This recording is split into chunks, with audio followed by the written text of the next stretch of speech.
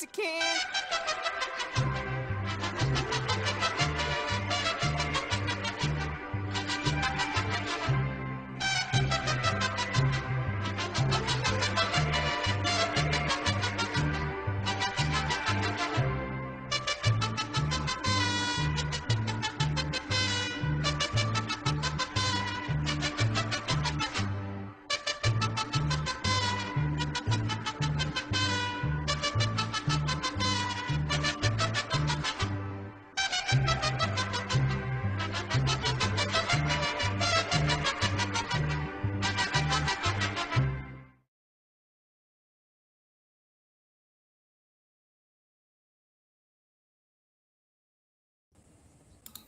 Welcome everyone to the Worst Damn Crypto Show. Period.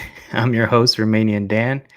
I got with me Hexter Morgan 369 and Tap for Life 1. What it do, baby? Oh, we're live on his phone. What are you doing, Tap? We're tweeting it out. We're live on the phone. Take a little video for IG. You got to share all over. Spread the love. Spread it around. Most def. What's happening, everyone? Nothing. Just excited for the announcement we had this week with RH and the Twitter space there. They're running out of stuff to do apparently with Pulse Chain, so it's getting exciting, man. Oh, look at that nice new banner. Wow, looks good. Shout out to you, Morgan, for being a co-host during the space. I ain't get to listen, but I saw that you was like helping out with the whole thing. Apparently, you was doing good. You did good work. I hope so, man. It happened so fast. I was actually at work when it happened. And then I saw him going live. I'm like, well, I'm not working now because RH is doing a live stream or the Twitter feed thing, Twitter stream thing. And so when he was trying to do it, it wasn't really working. I know there was like the first 4 or 5 minutes was complete silence. And then I just had this notification come up saying Richard's invited you to co-host. And I was like, well, I got it. I got to do that. I have to try it, right? Shut everything down. Well, Richard Hart's calling me. I'm done. Yeah. Go ahead, Dan. I was going to say, is it just me or is his mic not coming in good? Taps. Yeah, his mic's like ruffly. Yeah. All right, hang on. It's weird because that wasn't happening before, but... Testing. Yeah, it's still raffly, but... I mean, he's I'm got fine the with Rugrats it. sweater on, the one that Wendy's spotted. I was surprised he spotted that reflection. When he commented, Yeah, I said, what are you, some sort of friggin' sleuth? Like you're not even 5% of the picture was filled with part of Tap's sweater. It wasn't even the whole word. Like maybe the T and the S at the end, but he could tell from the text. Literally saw like 1.5 letters. You're like, yup, Rugrats. No. I'm like, what? So yeah, so the Twitter space when he started, and he's just like, so Hexter Morgan, are you in here? Can you start adding people in? And I ran over to my buddy because all my buddies from work are in Hex now, right? And they know who Richard is. Yeah. I'm like, dude, go get the fuck in here. I'm with Richard Hart on the Twitter space. Get the fuck in here. It's freaking out. It was really cool. It was what was weird about it was like every Hexican, or I guess Pulsicans now, who've been watching him for long enough, they know that like when he's repetitive with what he has to repeat, like his Bitcoin calls and he's giving Tree of Crypto, all this stuff. So it was weird, like being the one hearing it directly from him, like he was saying it to me. And I kind of just wanted to be like, yeah, man, I know. You don't have to but I know he's doing it for everybody else out there. But what's crazy is I saw some of the people that have been reposting stuff. The thing had like 40,000 playbacks over the last few days. So he's getting big, man. He's almost at 200,000 followers on Twitter now. Yep. That's amazing. So what were some key points that you took from the Twitter space with Richard? I mean, I saw most of it, but I missed the beginning, the first, I think, like 30 minutes or so. Well, it started with that guy, the Bitcoin guy, Eric. What's his name? Eric Schultz or Shitz or something. Can't remember his name.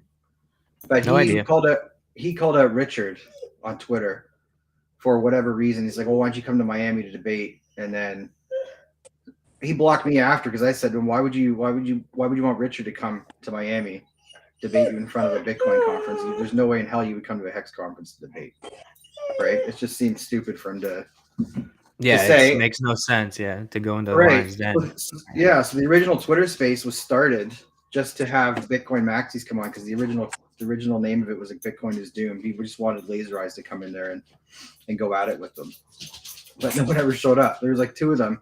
So it was weird. I didn't get to totally listen to everything Richard had to say because I was looking for people with their hands up and trying to get everybody in. And then some OGs started popping in, and it's like, well, shit, like these guys might be pissed. To put them up right away because I know they've been on there before. So I actually messaged them, a few of them afterwards, like, hey, man, like, I got you up there. If you keep requesting, I can't keep bringing you in. It's not fair to people that have never spoken to him before. So yeah, you did a good job with that. It was every time Richard like is on the Twitter Spaces, you could see like all the OGs. It's like the who's who of Hex. They're all in there. I'm always like wondering what the hell are they doing? Like they don't have a job. Like I guess most of them are retired, but yeah, a lot of the OGs, yeah. But no, it was cool, man. It was what got me really excited was him mentioning that a major exchange wants to list Pulse Chain, like a major. One of the world's largest exchanges wants to list Pulse Chain and already has the devs installing the nodes to do it. Oh, forgot to mention I got that. That was fire. That was fire. That was perfect. And that's awesome. I did not know that. See, it's been so much of it I missed out. Go ahead. Right. Well, Richard being Richard doesn't want to put anything set in stone until it's out. Right. So right. Makes sense. He did say he's like, I'll believe when I see it, but he has been contacted. And the lead dev has been working on it. So we'll see. And then there were some people are thinking on Twitter now, like, don't take any of this seriously, but some of them were thinking it could be crypto.com because they saw the CRO coin going around the PulseX right now. Yeah, so that's my guess after I saw that tweet. I was actually looking for it. Doesn't crypto.com have a DeFi wallet, and don't they have Hex on that DeFi wallet thing? I think I remember us being hype about it. It was a while ago, like back in the summer, I think. They have one. And don't forget, 4 months ago, Coinbase was showing people how to buy Hex with their DeFi wallet. So they're saying, hey, if you want to buy Hex, here's your custodial wallet you can have off chain, your own private wallet. Sorry, not off chain, but off exchange. Mm-hmm. So I remember talking to people about that, being like, what would incentivize them to do that? Because now you're saying, yeah, use our trading fees to go buy Hex, and then you're gone for however long. Mm-hmm. But what happens if any of these exchanges list Pulse? Does Hex get brought along for the ride? Eventually, it's going to have to be right behind it. It's going to be coming up right behind it. It's going to have to. Well, does it though? That's what I mean, because it's like, okay, Hex has been called the scam for the longest time, and we all know it's complete bullshit. And but you're 2 years into this now. So Pulse Chain testnet is out. People are using it, version 2B, whatever it's called. And now are they just going to go, okay, well, we'll list Pulse Chain and we'll list PulseX, but we're still not going to list Hex. Like, it feels like they kind of need to, right? They all go together. It's an ecosystem. They have to go together. The family. It's a family of cryptos. Well, like you think, like, okay, well, we're not going to list this one product by Richard Hart, but we'll list all this other stuff. It's like when you invite that one group of family to the cookout. You can't invite that one person without inviting the cousin, and then you gotta invite the other cousin. If you they all come together, they ain't gonna come. Right. So yeah, I think it'll bring more credibility to the Richard Hart ecosystem for sure if Pulse Chain gets listed on a major exchange. It has to. Yeah, it will. That's why it's like, okay, well, just list Hex then. Just do it already. What are you waiting for? Unless you're waiting to do it all in one shot. Fine by me. So talking about credibility, did y'all see that Bitcoin conference where they had the Scammer of the Year award? Yeah. Bro, I couldn't stop laughing at that one. I'm sorry. First of all, the venue looked trash. The venue looked trash. Oh, what's up? Look at that. Yo, what's up, guys? How are you guys, man? How's it going? How's it going, bro? How are you, Morgan? I tried to come in with the Snapchat filter, but it's not working. What's up, guys? How's everyone doing? He's coming live from. We're great. coming live from Richard's house, the famous. Yeah, yeah, man. The dungeon, baby, the dungeon. Yeah. You I know what tried the to come Furus with the call it? face. The Furus call it Dracula's basement. I Oh, remember yeah? watching when people were shitting on him when I was first finding Richard a year and a half ago or whatever it was, and they're like, "Yeah, look at watching him stream from Dracula's basement because of the candles and all that shit." Oh, with the gold stand, like it was right here.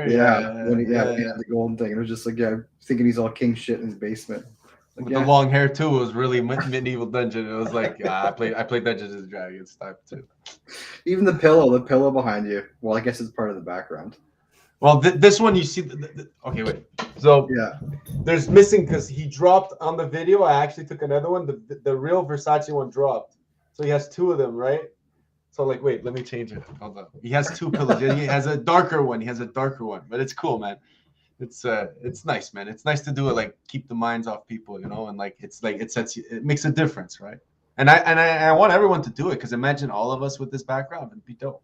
that'll be hilarious. You're our first guest, by the way, so thanks for coming on. Yeah, my pleasure. Thanks for having me on. I took a break from the Twitter Spaces. Hopefully. Oh, are you on one right now? Yeah, well, I'm basically running the 24/7 Twitter space. I took over what Orca was doing. So basically with Orca, I think we're at like 77 days straight, something like that. Wow. Yeah. That's crazy. How do you feel about RH's Twitter space from the other day? I loved it, man. I spoke to him. I was the guy who asked him the question about the Gnosis safe. I don't know if you're so yeah, man. I really loved it. I would have heard. I actually thank the Bitcoin fucking trollers for doing that because it was like awesome. It was it was like 2 hours and 45 minutes. It was a long one. Exactly. It's good to always get his time, man. It's always good, and especially obviously when we get his time, it's either alpha or answering questions. So it's very good to have that, honestly. Yeah. So is anybody on here? That space was definitely going on for a long time. I was out with my girlfriend. We went out to a restaurant earlier that day. I see y'all on the spaces. By the time we're done, we're getting back home. I see y'all still on it. And it was already hours later. I'm like, damn, must be good today. I'm missing it. You can play it back. Yo, Hexter, did you have to sleep on the couch because you were on there too long? Fuck no. Yes or no? No. She thought I was a boss. I was like, oh really? Look at me sleeping tonight. I got to moderate his Twitter space. It was awesome. Yeah. It sucks though, man. Like that's why I said some things I didn't quite hear because I was like I actually had a pad and paper. And like, okay, this guy was first. Orca's spoken already, but he's got his fucking hand up again. And then Jim wanted to get in again, and Joker wanted to come on again. And I want to give all those guys their time, but it's like, how would I feel if I'd never spoken to Richard before, right? You kind of want to give everybody a shot. And then it got more and more. More and more people came in towards the end. At one point, there was like 30 people with their hands raised. So it was tough. It's hard to mediate. It's hard to mediate, especially with all the fucking glitches. Excuse me, I don't know if I swear, but all the glitches. Okay, perfect. So all the glitches, man, it's hard, man, because it's like even Richard, like you try to like, yo, Richard, do this, do that, but then it's like, how fuck is he supposed to know about what's happening on Twitter Spaces? But I feel like the Twitter Spaces is really good, man. It's bringing a different level. It's bringing a different level that once it hits the algorithm, it's gonna go bonkers. And people like I suggest people all the time to do their own Twitter Space too, because it's like, you know, right now we're 12 speakers, but then when it becomes 24, 36, 48, and then, you know, it grows, that's when my job has succeeded for real. Like my goal is one person a day to change their aspect of crypto. And long background and why I help people, but for this exactly, like it's one person a day, my goal. So I've been doing that for 70 something days. So I've been doing more than one person a day, but my goal is one, and it's actually amazing. It's good for the soul, I could say.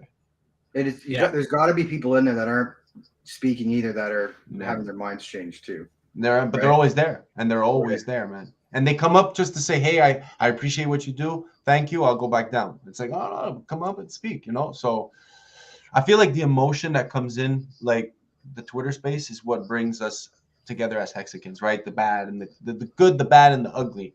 But the thing is that you got to let the ugly and you got to let the bad out sometimes, but properly contain it. You know, we can't just shut down people, or you can't just like, you know, assume, right? Because the biggest saying is when you assume, you make an ass out of you and You me. and me, yeah, for sure. Exactly. So what I do is I give people the right to express themselves until the point where it gets to a limit. Like now you're in my space, and it's like I don't give a shit. Like I'm just gonna take you out. Like it's done. Like I decide. I'm the host, right? And it helped so much when Richard was like, listen, I could give you the blockaroni. I don't give a shit. It's the way free it is. speech. Then yeah. So I was like, okay, perfect. But then it's like it's helping me for the free speech, because it's like, okay, you know that certain people in the community are saying like we're getting shut down, we're getting blocked, but it's like perfect, get blocked, because you could come here. This is where you need to ask questions about this, about X coin, but what's the difference? How do I onboard my friend who's in like Saitama or is he in the central exchanges? How do I explain them? You don't go to like the strategic chat where it's specific questions about this. It's like you know, you don't go to McDonald's to ask them, can I have Domino's number, please? Yeah. You know? So it's like you have to balance it. And what I found with Twitter Spaces, what helps with Hexicans is that we're so intelligent that it's like you don't have to really mediate it with intelligence. You just have to say like, listen, guys, like this is it, like, you know, and everyone realizes like, yeah, I'm here to learn. I'm not here to get shit on. Like what I tell people is like, listen, we're not on a downer. We're not on a down. We're on a discount.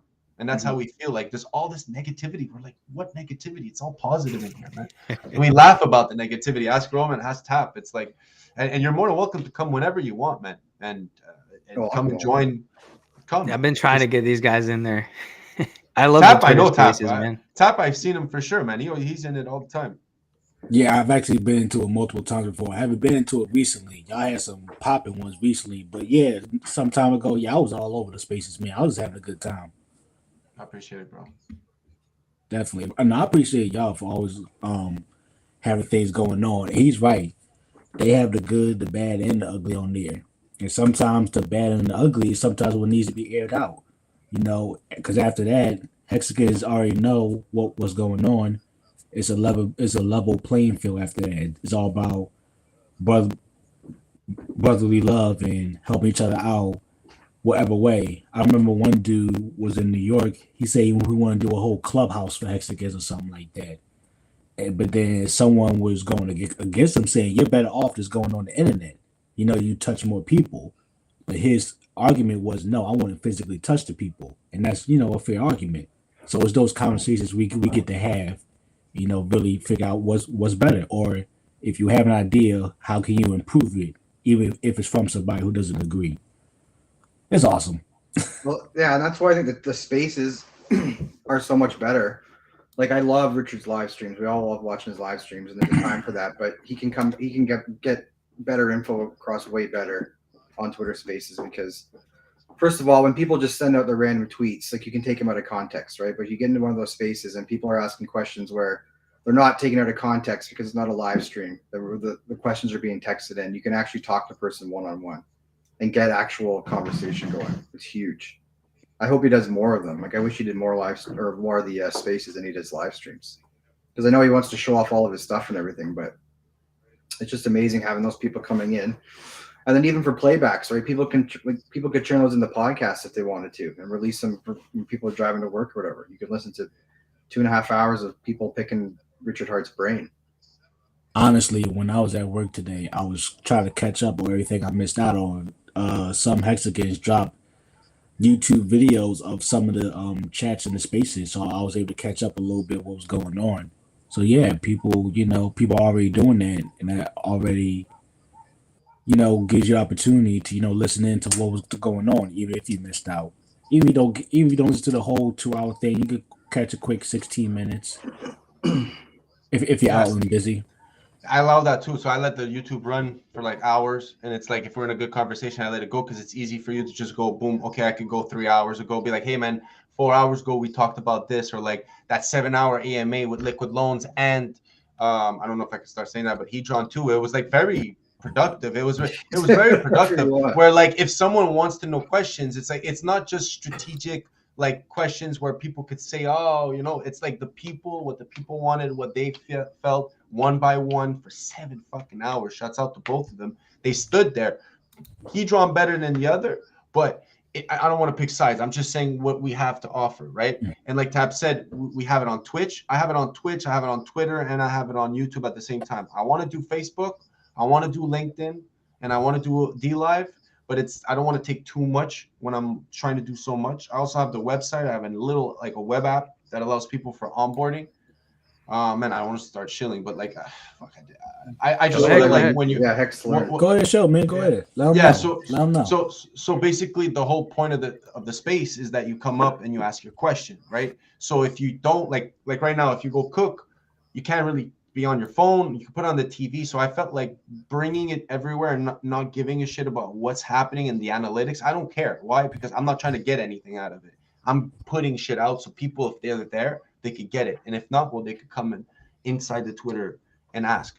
The right now, I feel like we should capitalize off the fact that me, you, everyone together, we could speak to each other before this becomes mainstream, and it's good to prepare us for mainstream because with my experience with other communities, when they weren't prepared for mainstream, and once we prepared for mainstream, that's when shit started kicking in gears, not just the money wise, but the people coming in and understanding the connections that you have within that, right? A business does not grow without connections. A business does not, yes, you need capital, but you need the connections to spend that capital. You need to go and know where to get your products and so on and so forth. So with Hex, like Jay Future says, is the biggest advantage of Hex is the connections, is the community. In my opinion, yes, you can make all kinds of money. That's if, but what it's guaranteed is when you come in here and you give your time and you're willing to learn and understand Hexicans and respect one another, then shit, you got like lawyers, you got doctors, you got people, mechanics in certain places, you got people offering, opening up their homes or contacts of saying, hey, if you're in this place of the world, you could help this, that. So that's another thing I'm creating, which is like a Hex directory. So if you're Joe Blow, you're not an influencer, you don't have that influence. Well, you just want to, go out there and say, I can help the community with like, developing or art, or I just cut hair, right? So you'll have a place as a Hexican to see other Hexicans. You can stay anonymous. You can say who you are. You can dox yourself. You can do whatever the fuck you want. But I feel like we need to take this a different step, because soon, very, very, very soon, we won't be able to say, hey, you're going to get a copy, right? And getting a copy is probably one of the best fucking marketing tools ever. You're getting a copy at 85% discount. But not even just that. You're getting a copy whether you like it or not. But it's even when the onboarding, it's like you want to give them a copy of Hex, but then in the new person's mind, it's like, why would I want that? But if you tell them you're getting a copy of what you have as an ERC20, whether you like it or not, so why not be prepared for it, right? You could do it. If not, you could go out one year out the other. I don't give a shit. But at least understand that we're giving you something for free, and soon that's gone. So what are you going to do then? What are people going to do? And I know I just came into this community not too long ago. I've been in the shadows for a bit, but then I popped up because I was like, I think everyone's like that. I was in the shadows too, and I'm starting to come out now. I actually almost did a video earlier, a day or two ago, but I gotta wait about it because I just said fuck it. People need a chance to just say fuck it, because a lot of people don't want to tell someone off. But I'm ready. I'm ready to throw up hands in Twitter. It's like, I don't care. You'll get my thing. You won't cancel me. Just block me. It's okay. I do the Twitter spaces. So you block me, you just won't come in the Twitter space. And unfortunately, it's not even me. I don't care. I'm not even co-host. The people in the Twitter space, you got Orca, you got Mad, or I don't want to start naming people, but everyone knows who they are. There's fuck me. I could go to the gym and like the thing will run itself, and like the alpha you'll get is so fucking good and it's so useful that people now are like, as long as we fix one person a day, at one point it'll just go parabolic, and it's like 3 people, 4 people, 5, 6, 10, 20. So is there anybody tracking? I guess you guys keep doing this. Are you guys tracking your numbers? Like, are you guys growing every single day, and more people coming in? Is it around the same? Have you guys looked at any metrics like that? Yeah, we're growing. Different hours of the day. I'm not checking the stats, because my goal is that 100% uptime that like Richard fiends, and I believe that 100% uptime is amazing. So I gotta have the spaces up at 100%, even if there's 2 people, even if I'm sleeping. the beauty about it, man, is like even if I'm sleeping and it's done, right? Because no one could come in because of the COVID situation, someone goes and takes over. Well, you know what And it's going to that's- be like? What I just thought of that those live Twitter spaces, especially when mainnet goes live, think like this: if you have those spaces open, you could be like a 24/7 call center, nonstop for people Exactly. being onboarded. Exactly. Right? Exactly, We and that's should- what we I should- did. Right. And like just imagine that when you have like even if it's on an exchange or on the hex.com website, everybody can tweet it out. It's like, look, if you're new to Pulse, you're worried about swapping, you're worried about bridging shit over, swapping before the bridge is open, go to this space. And you might have a ton of people in there. What do you guys think Yep. about the community Hold on, man. in general? Hold on. We got to get our sponsorships in. Oh yeah, Here we go. This segment may or may not be brought to you by hex2learn.com. You gonna learn today. Thank you, guys. Everything's free, by the way. Everything's free. Everything is free. I don't give a shit. I don't even have a donation link. I don't give a shit. Me giving back is my bag. So For sure, man. I think man. a lot of people feel like that, right? This and guy by the puts way, in everyone work, in the man. chat, I didn't get rich off Hex. So Yet. yeah, exactly. I literally just do this because I'm addicted to joy. I'm addicted to having people tell me thank you. I'm addicted. It's addicting. It's literally like I don't understand what's better. Like counting money is good, but having someone actually like sincerely telling you thank you, whether it's in public or on the side, it's so fucking addicting. And Well, yeah, you're right. It's What's crazy is when I know people get tired of onboarding, but the more people I brought into Hex or Richard Hart's sacrifices, if you want to call it, his Richard Hart's ecosystem. I had a phone call the other day for 2.5 hours with two guys I never even met before. It was just a guy I work with. He wanted me to talk to his brother and two of his friends. And it was a great conversation, right? But you love giving back like that. You love teaching new people, showing what Richard's trying to build, what the community's trying to build, what are important things to know in crypto, like your own keys, right? Immutable smart contracts. Tappy or Dan, you guys want to jump in here? I'm just gonna say, as far as networking and meeting up with people, when I was in Vegas, I hung out with lawyers. I hung out with a veterinarian. I've hung out with ex-Marines for America and not for America. I met freaking military from different parts of the country.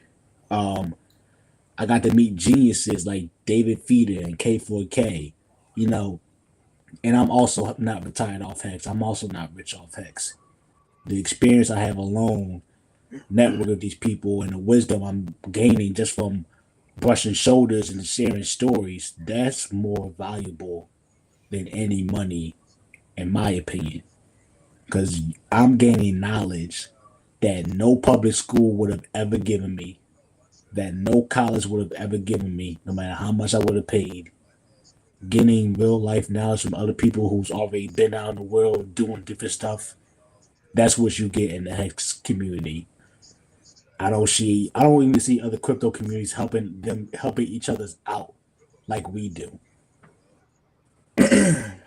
Somebody gets hacked, somebody gets jacked up. What's the gym dude? Jim Rat. Yeah, when he got hacked, freaking Wells Only and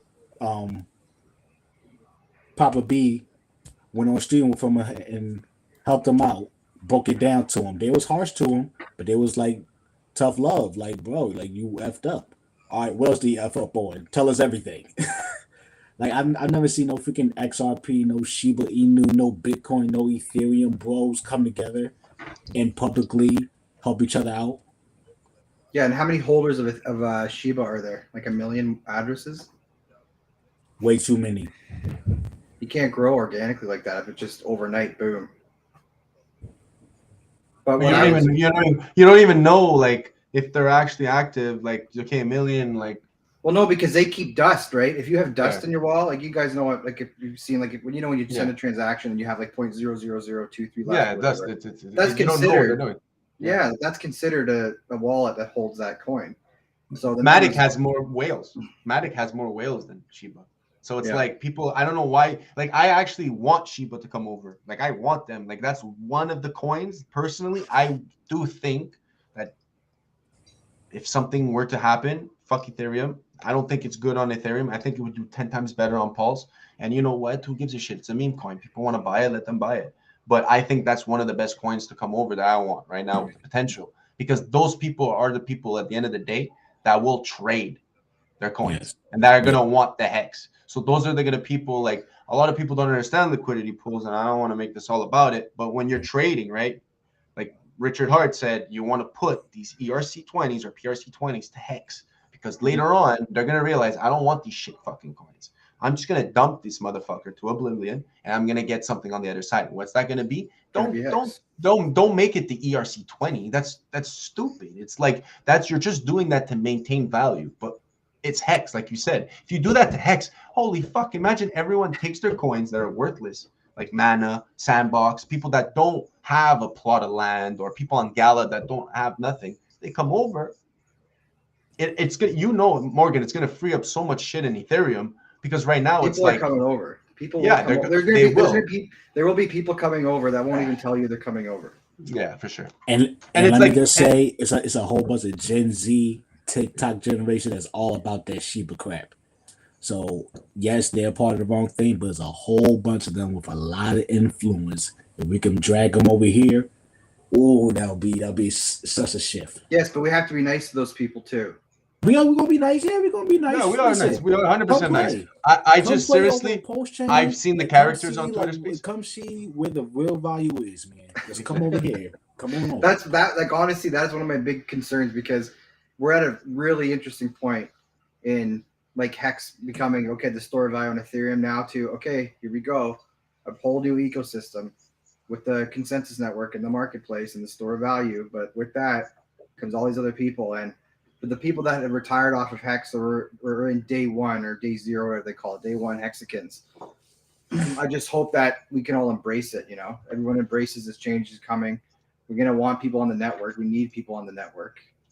We have all these projects coming up that were built by Hexicans. Like, you might feel bad about Liquid Loans, but those guys have been all over the place streaming with people, trying to educate people. 100%. But if you want my opinion, even with Hedron, when it wasn't out, now that Hedron's out, it's different. Any other thing, I'd rather buy Hex, man. Why? Because if you understand the value of building the ecosystem, not the value of just Hex, right? Because that's a different story. But the ecosystem, you can't just put something that at the end of the day will be a competitor. Now, it's good to have competition, right? Coca-Cola needs Pepsi, or else no one's going to want Coca-Cola. If you don't have diversity, you can't have, no one's going to only want Coca-Cola. They're going to want the Sprite. They're going to want all that stuff. So, but it's good to have it all in your ecosystem. No, I agree. Like Hex, for me, Hex is still the be all end all. It'll never be anything different. But if you watched one of the last streams, one of the guys, Jesse, I think from Jesse the Pitboss did, when they're talking about their sack phase and how it was going, they have a lot of people that have sacrificed for that aren't even in Hex.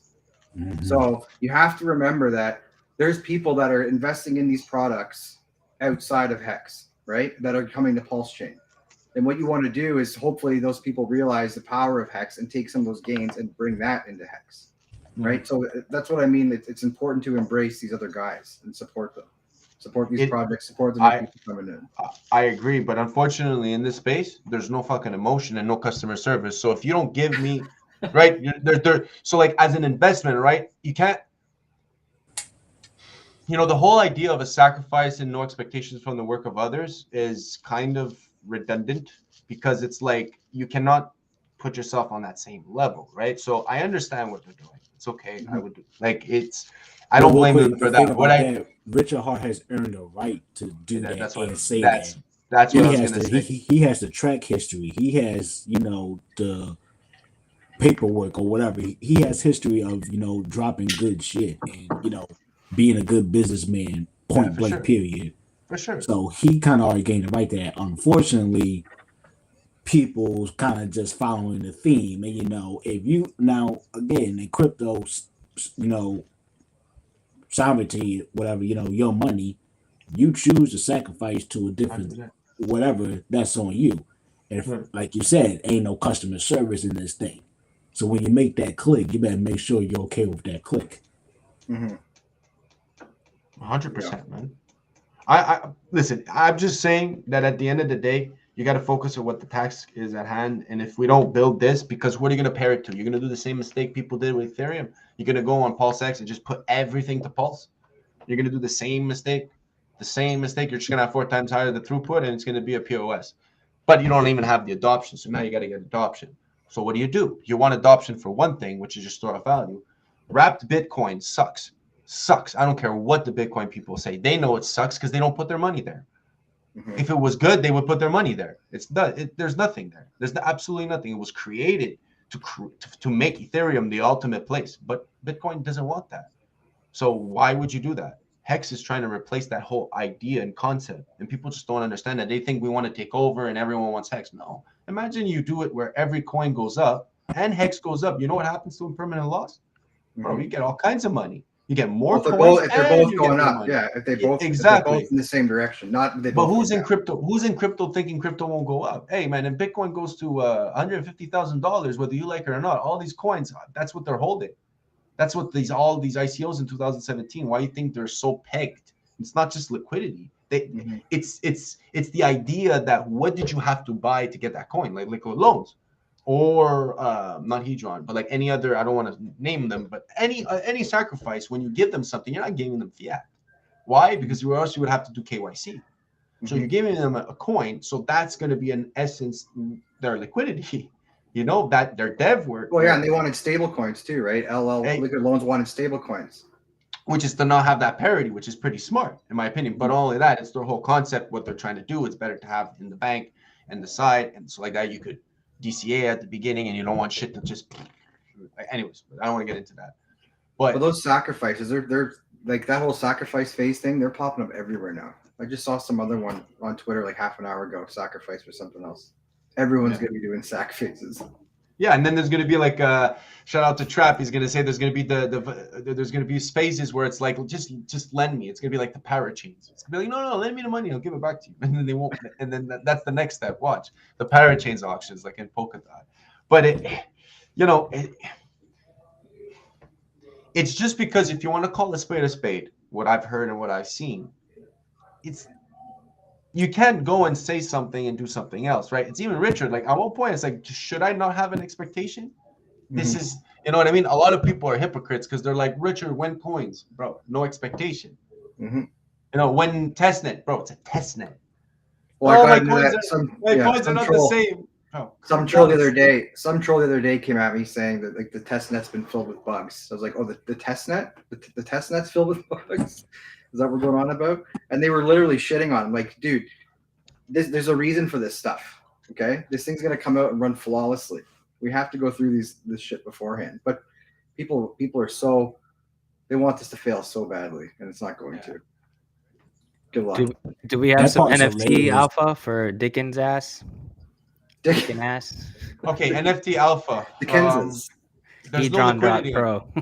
Listen, man, your NFTs are fucking useless. They've been dumping. It's not even just that. Bro, it's useless. You know why? Because you have no liquidity. Nothing's backing it. Why? Because you need to sell it. You can't just leave it there and have it accrued value. No, you need to make it accrued value. You need to sell it. It's in the eye of the beholder, right? It's art. Perfect. Go try and sell the Mona Lisa. Impossible. No one. You're not even gonna know who to sell it. I love that point, Richard. Richard makes sometimes. Like, if you can sell it. We do not advise buying it. But if you can sell it, please sell it. We do not advise buying them.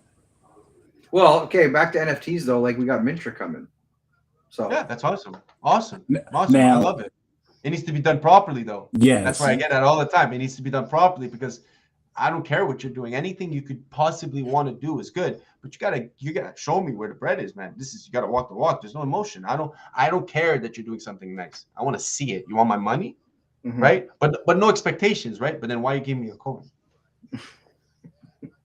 It's just for me. It's like we should have called it a spade, but for legal purposes, we found the loophole, so that's okay. Yeah. That's okay. Technically, I don't know. Anyways, I don't know because it's that's the price you pay sometimes for decentralization, right? Like if you don't want to be known as a VC, go ahead. And there's also nothing wrong with just sitting on the sideline, just waiting for stuff to drop, waiting to see how things happen. Whenever you feel comfortable, you can hop into it. That's how I'm feeling with a couple things. Ain't nothing wrong with that. I'm watching everybody. I'm still liking, retweet y'all. I wish the best for everybody. But I'm comfortable with Richard Hart products and Hedron. I've been playing around with Hedron, but for the most part, just stand to the sideline. The best move is no move. Yeah, I agree. Especially at the beginning, just chilling. Like, do you guys have any plans for when it comes out? I know Dan maybe wanted to swap for more pulse, right, Dan? Or did you decide yet? Yeah, I'm gonna definitely get in if the ratio's right, but we'll see what happens. I mean, if it's like 1 or 2, I'm not doing that. If it's like, I don't know, 1 point, I don't want to lose more than 30%. So if it's like over 1.3, I don't think I'll do anything. But you guys have a safe net. You guys have like, a little cap for yourself. 30% only, bro? On which one? Which way to which way? If I'm swapping PLSX, because I got a bigger bag, PLSX, way bigger. What would you do? What's your advice there? I would take my original thing was just do the multiplier. His PLS bag is bigger than his pulse bag, way bigger. Yeah, I would take your copy of your hex and just provide liquidity, man, regardless of what it is, and just take the profits from that faucet, DCA. Don't take your PLSX because Genesis. It's Genesis. You know how hard it is to get that. It's a chance you have to take. It might go down, it might go up. I don't think PLSX is going to go down because I don't think it's going to go down. I don't think it'll go. It's gotta move a bit, don't you think? Like, if just look at the SAC addresses, 45,000 to the 120,000. If there's all these people that thought they missed out on pulse, it's like 130,000 actually. Is it 130,000? Okay, so 130,000 wallets.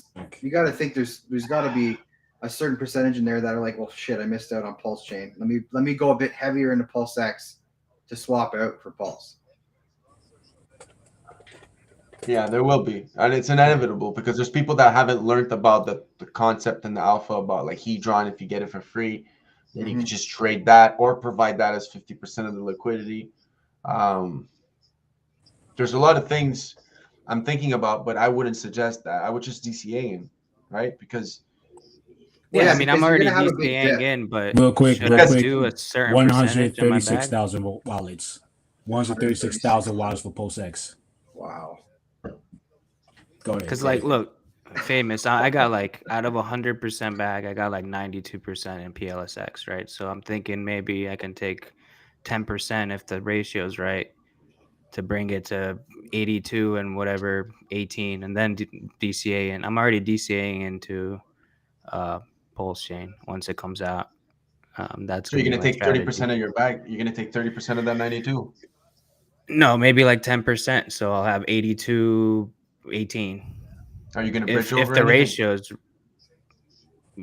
I will. Yeah, I'll probably bridge over my hex, my liquid. Well, I don't have any liquid right now, but once in a few months I will. And I'm probably going to bridge that over and use some of that to DCA into Pulse Chain. I just think Pulse Chain is gonna, in the first 2 years, it's gonna outperform all of them. But I mean, who knows? Nobody really knows. That's just what I think. So, and I already got a lot of more so than Pulse Chain. And more than Pulse X. So I really like Pulse Chain a lot. So we'll see what happens. I would dump your bridge over tokens first, man. Before I make any moves, before the bridge? Yeah. Okay. If you're not going to provide liquidity, I would just stake my hex. But it's not even that. Just use the ERCs because if you're not going to provide liquidity, people are going to dump their ERCs inevitably because they're going to say, I don't want this no more.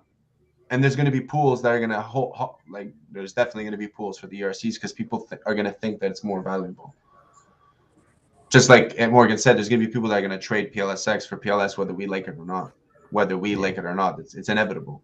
We can't reach 130,000 people and explain to them the game theory and say, no, don't do it, just buy or just bridge over or use your Hedron or, just take your, DCA in because that's worth it. It's like take away 5 and a 5x. Because you're going to lose out on the PLSX, right? Number one thing I would do for low people, not big whales, is stick in your PLSX in the ratio thing where that party thing is right now, PRT.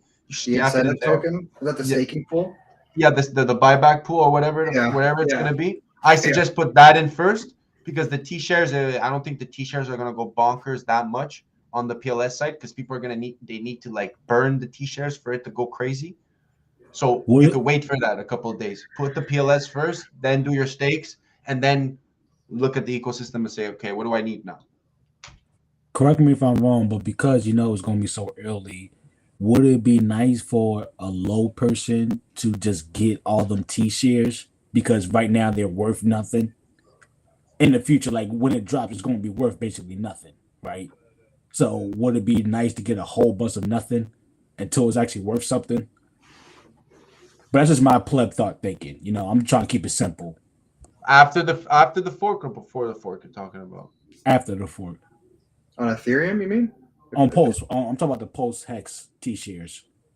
Is that what we're talking about, or did I not understand? Okay. Yeah, I would take that because they're gonna burn like nothing. They're gonna Right. burn like nothing the T-shares. Why? Because I'm gonna do a stake every day. See, you're gonna be able to. Everybody's gonna be able to do whatever the hell they want. So, well, yeah, it'll and take now time, with but it's going, especially with Hedron on come it, up. there's going to be people making brand like all sorts of type of ladders with Hedron running that contract on top of it.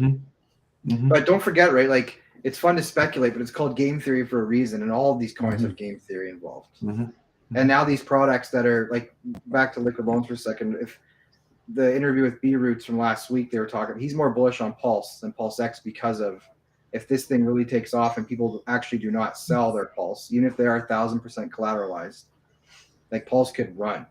Pulse could be huge. But Pulse X has so many mechanics built in too with the buy and burn.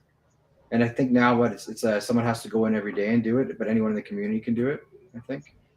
And we also have a ton of people waiting on the sideline who could not do the sacrifice because of corporate tax reasons whatsoever, who's just waiting for all this to drop. And they're going to go crazy day one doing whatever they're going to do. That's the people I keep thinking about. Also, liquid loans, are they doing an in-house swap? No, I don't think so. No, because it's not really like you mean like an exchange, like having a little exchange. Yeah, just have a swap because it would make sense, right? To hold their token, provide people a piece of the fees, like every. But the thing, like, you know what I mean? They use the PLSX thing, and then they just put on top and say, well, just an extra little 0.02 fee that they could be doing. I'm not saying they will. I'm not saying they are they? Because if they are, that maybe is a reason why they're not talking about PLSX, because I wouldn't do it either. It's like competition. No, that's what I mean. Like I think those guys respect Richard and the Hexicans too much to be like, well, let's get some fees by putting our own exchange in here, because as far as we know, they may change it in the future. The only asset that you can lock up is Pulse, right? So how many people have like the governance token is going to be the only one put in there. So I think people. What's that? PulseX is the governance token, right? No, I mean, sorry for Pulse Chain. You mean like on the delegating side? Yes. So yeah. So for Pulse is just going to be the only asset that you can lock up. So I don't think they foresee, we need to have a swap in here, unless you want the swap for their liquid loan token or the loans token, because the only way it works is you just lock up the asset and you mint USDL. That's basically it. But it would be, listen. Like RG3 once said, like, listen, like if you don't do it, someone will come and do it. So might as well be the first ones to do it and monopolize it. So if they do that, it would be okay. But I'm saying that might be a reason why they don't. I'm not trying to create fun or nothing. But I'm just saying it would make sense at that point. But if not, I'm just sad, man, because I like all three of them, and people just don't understand this triangular coherence that it's going to start with, because every other deck started as a Roman, can I blaze? Yeah, of course. Go ahead. Okay, perfect. No. Do you know who's on the show? He said no. No, I'm just asking. It's not my channel. Dude, the first live show we did, I didn't know we were going to go live, and I had my edibles in me, and then they just went live, and they kicked in hard. I was like, that's awesome. No, because it depends. Because like I know there's certain guidelines that say like in the state or in a certain place you can't smoke. Me, I live in Quebec, so I could legally smoke on any stream, and like I can have you. Yeah, Quebec, man. I'm in Toronto, man. I didn't know you were in Quebec. That's fucking awesome, man. So you feel my pain. You feel my pain. Yeah, well, we're getting the power to get the fuck out of here. So I'm pretty happy. I know. I'm with you. I'm going to Dan's couch in a couple weeks after mainnet. He says I can crouch there. I'm down to do a Canadian Hexican thing, though. I'm not gonna lie, man. There's a lot of Canadians, a lot, and I hear the A and the CRA, and when you hear CRA, you're like, oh yeah, you're a Canadian, man.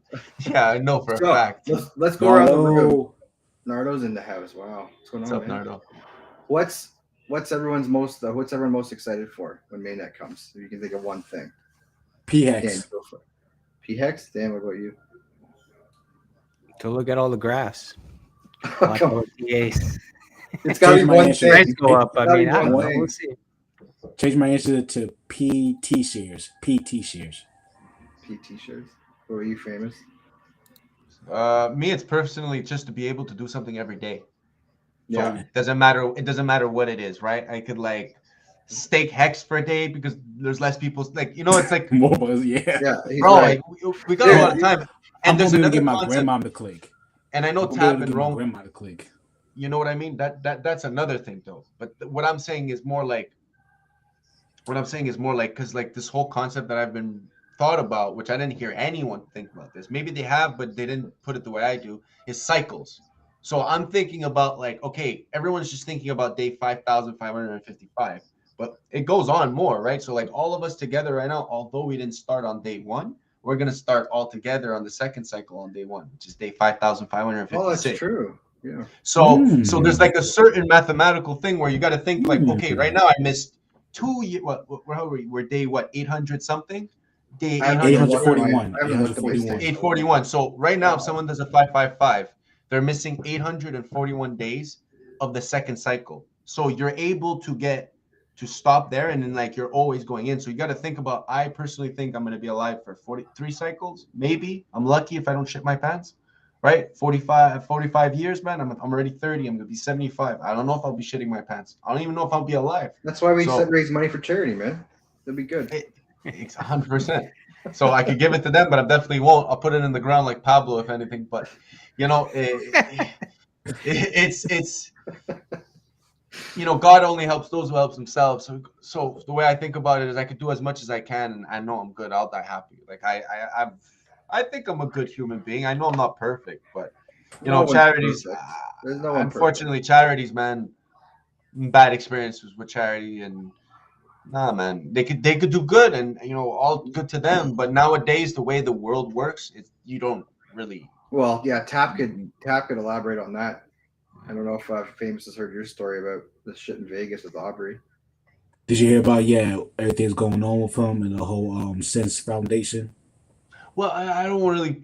That's not really my focus. My focus is onboarding you and making sure you know what to do for the next steps. But you know, it's whatever, man. Because people are like, oh, I don't want to get into this, but like, if ever you ask me, I'm just a very neutral person, and I call a spade a spade. So it's like, yeah, Sense Foundations was wonderful, but look at all the fucking problems you have now. There are a let's lot of focus on other problems. There are problems, unfortunately, but It's amazing what they're doing. It's amazing what they're doing. You know what I mean? Right. But thanks to the conference, we have a link where we could talk to the head corporate people to at least, you know, hey, this was our money. We put our money up to it. Don't be doing this sideball, slimy stuff. No, put the money where we want it. Get this man back in position. Get the facilities they need so they can keep on doing the research that we pay for. And that was basically what he was sort of marching us to do, which is good, you know, because we it doesn't cost you no hex. And it doesn't cost you no hex to do that. So basically, what's the most effective in the email is what that doesn't cost you anything. Yes, you could put money into it to get a different audience or a wider view, but everything that's free because of this Hexican community, and that's what people need to understand, is that, bro, the connections you got, look at that. We're all going to come in, right? Anyone who's done it, we know that if we put it out there as Hexicans, we're not just going to go like, no, it's like, yeah, I'll like and retweet your shit, even if I don't go watch it, because I want to beat the algorithm, right? Mm-hmm. I'm gonna literally create a fucking Telegram where it's channel only. I'm gonna post everyone. Like I already did it, Roman. I put your thing in it. So I want people in that chat to literally just go like and retweet, even if they don't watch you. I just want to beat the algorithm, because if we all do it together, the numbers game, yeah, all gonna fucking, let's forget. They're trying to block us. They're trying to censor us. Everyone's just yapping. Oh, they're censoring us. They're censoring us. It's like a bunch of little kids saying the bully going into their mommy and saying the bully's bully. Well, why don't you stand the fuck up and punch the bully and see what happens? Get it. You know, go home and play video games for 3 days. I like what you're saying there. It's like, yeah, you're gate kept. Okay, now what? So Right, essentially. dude, Right. so anti-gay cap to go Right. out there, fucking scream, go on TMZ and say, "Yo, shout out to X," you know, like I don't know, like do something, man, like you know what I mean? Show the fighters. I, do we have the I fighter personally girls from think yesterday? Go to a city council meeting with a hex hat, smoke a joint Yeah. in the middle of a city council meeting. bro, that when my friend saw That that, was on Wales. Twitter That was without Wales. you sure that was Wales? It wasn't. No, I heard the voice. I was like, nah. I turned around like this. I was like, is that Wales? I'm like, nah, that's not Wales. Yeah, that's I'm like, that's not Wales. They didn't Let's end it with a not period. They didn't end it with a period. End of story. Yeah, it wasn't Wales. Oh, good. But no, I was like hoping it wasn't though. I was hoping it wasn't, to be honest with you. I was like, nah, I hope it's not, man. That's gonna ruin everything, bro. I don't want him to be I don't want him to be doxxed like that. No, why? And then I'm like, nah, it's not him. Perfect. I'm like, Did y'all forget the Ninja interview on his eyebrows? Did nobody not see his skin complexion at the very least? When people say, "Yo, that's Will," I'm like, did nobody watch the interview? Did nobody? why see you his actually see eyebrows? Wales? I've never seen Wales at all. yeah, I've it never was, seen there him. was on New Year's Eve. They had a video and he showed half his face, I think, but you could still see his complexion. Freedom.tv. I Yeah. think he did it on. Oh, Yeah. dope. He did half the face. That's dope. Well, we have it in the intro. Yeah, I don't know if you saw it. Dan, are you able to? Yeah, pull what's up the picture? ninja in The on the ninja? couch? Send me the link send me into my DMs. I want to watch that. I thought Wales never ever showed nothing, and like no one never saw it or nothing. That's All dope. right, so here's the free alpha for the show. There's one stream. I don't know if it's still up on Matty Allen's channel. A few months back. I won't say which one, but you saw like the back of Wales's head in like a side view. One of these I never streams? saw that one. I never saw One of that Maddie's one. streams.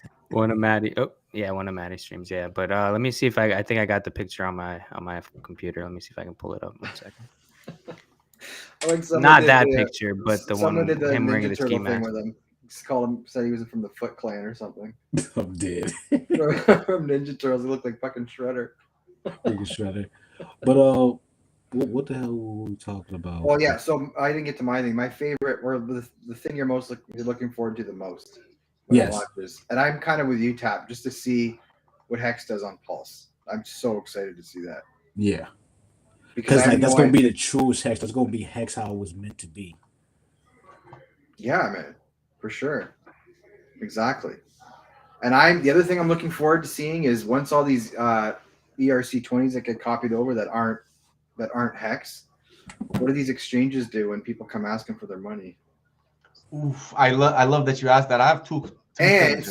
sorry, yeah, let me just Yeah, finish. go. And did Richard decide to do a free airdrop of all ERC20s, knowing that these exchanges would be holding this money back and being like, well, this is why you shouldn't have coins on exchanges. Come on over to Pulse Chain. So basically, Richard, in my opinion, cornered them. They cornered it and said, you know what? This is chess. I got you in a chess move right now, where every move you make, I eat you. Now now it's your choice to decide what I eat. It's literally like that. Like I know how chess. I love chess, right? Because it's like Art of Wars. And so Yeah, me whatever. too. Me too. It's fucking amazing. And you could be at a position where at one point, whatever you move, I could eat you. Now, what do you give up? Your queen, your rook, your pawn? It's gonna hurt something. You know, it's going to hurt something, right? So right now, this is their situation. It's you either keep the money, right? And you come back in with that money and you're able to control a bit to a certain level because there's only going to be so much that is available. So you could come in and be a player, or you could do something that's better for you, which would take away money from your pocket. But what you could do is give your people the money. And if you do that, that creates loyalty. And that would help me and you. Now, if you keep it, you only help me and you, but you don't help the people. And if you make the people disloyal to you, then you're making me win. And then you're going to prove that these actual dexes are better because I gave the money to these people. And they're going to leave you like I have. Because of the past, I liked centralized exchanges. Why? Because it was easy to put my money anywhere I wanted. From Binance, because I'm not you understand, Morgan, because we're not American, I could just take my money and put it anywhere in any chain. I can't, not in Ontario, I can't use Binance anymore. Oh, it's still fucked? But you could just VPN it and just say you're living somewhere else, honestly. Yeah. Proof of address. Tap was gonna jump in there. Now, You should get a PO box though. Honestly, man, get a PO box in like Calgary or something, and just have your address to there, and then put a VPN. Sweet. Now, unfortunately, I get what you're saying. How he's playing chess with these centralized exchanges. They're cornered. Whatever way they move, they're going to get eaten. But I'm guessing they're going to keep the money. I got my money on they're going to keep all the money, and the customers are going to get pissed off, and then eventually they're just going to hop over to our decks, our post X, our post, and all that stuff, and start playing with us. I'll give it about a year, maybe. I'm going to give it a year max. There we go. Yeah, that was an interview. He had his face like that. You should say Hexaco is ours or something. I love that picture, man. Yeah, I wanted to change it to crypto's ours, but haven't gotten around to it. Dope, man. What do you think? Oh, sorry, Tap. You're done there. Go ahead. No, I'm sorry. What was I getting to? Shit. About the exchanges and not giving them the money. The exchanges are not gonna give people the money. They're not gonna give it to them, and the regular everyday folks is gonna jump over to our side within a year from whatever date post chain launch. That's my guess. That's what if you can pull up that address, on the exchange and put it up on Etherscan and then pull it up on PulseScan, and you can show, hey, this is my wallet. You can see my ERC20s here. They are mine. And you can also see I was airdropped these PRC20s, which have value that I don't have access to. How do you not get sued? Well, that's going to lead to a whole different rabbit hole then. Because if it's going to be fun to see. If an exchange approached Richard, like he said on the spaces that they've been in contacts with the large exchange and the lead devs working on it, are they contacting because they want to list it, or are they contacting him because they're worried about repercussions when all these PRC20s go through price discovery? Both, depending on which exchange is hitting them up. I think most exchanges make you sign a waiver. Probably they have some language like that, and also I think their wallets are like pooled together. So maybe like, for example, Coinbase has like 5 wallets or something, and everyone's funds are in there. I think that's how it works. I don't think. Yeah, is it because they? No, I don't think it makes a difference. It should be because when you, I've used Coinbase before. When you want to receive something, it auto generates a new address, doesn't it? Mm-hmm. Every time. Mm-hmm. No, it depends which Coinbase is your Coinbase wallet, not in the Coinbase normal app. Coinbase sorry. No, I meant the exchange wallet, not the. But the thing is that you don't really own the wallet. That's what's It's like your money. It's like, especially as a Canadian, you don't understand this, right? On your paper bill, it says Bank of Property of Bank of Canada, right? So it doesn't even belong to us. It belongs to the Bank of Canada, our money. So the seed phrase doesn't belong to us. The seed phrase belongs to the blockchain. Mm-hmm. It belongs to the EVM, I think, if I'm not mistaken, by saying that.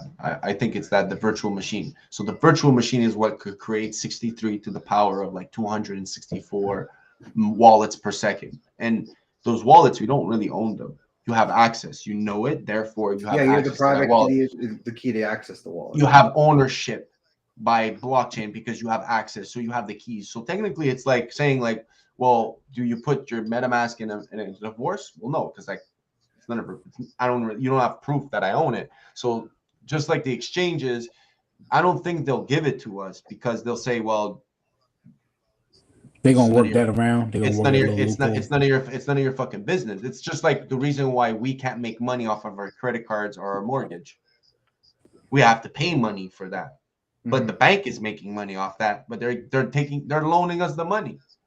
So it's like they're allowed to give us a rake on the on the prime. I'm gonna speak Canadian. Yeah. So you're the banks, because I worked for RBC. So the thing is that it's just you have to understand the whole concept of things. So it's like, well, the bank works like this, and then you want to come in crypto. Well, I don't believe that owning that MetaMask actually we have the right to sue them. We could sue them to say like, hey, you gatekept something that we're all part of. So you're restricting, you're lying, you're basically manipulating. You're manipulating something that you have created that's legal, which is your market, right? This is a manipulation. This is like literally strictly financial manipulation. But for us, they can't I don't think a judge will ever rule and say, well, yeah, you own this. Where's the proof that you famous with a security number, social insurance number as a Canadian, where do you own this? We don't own the blockchain. So we can't provide you any ownership, because it's like, well, why can't an American own it? Why do you have to own it? Where's your IDs? Oh, you're Canadian, but someone in Europe can own something on blockchain. So it's like your IDs are worthless. So then who you are is worthless. So how could you sue? When suing is necessarily, you have to be a plaintiff.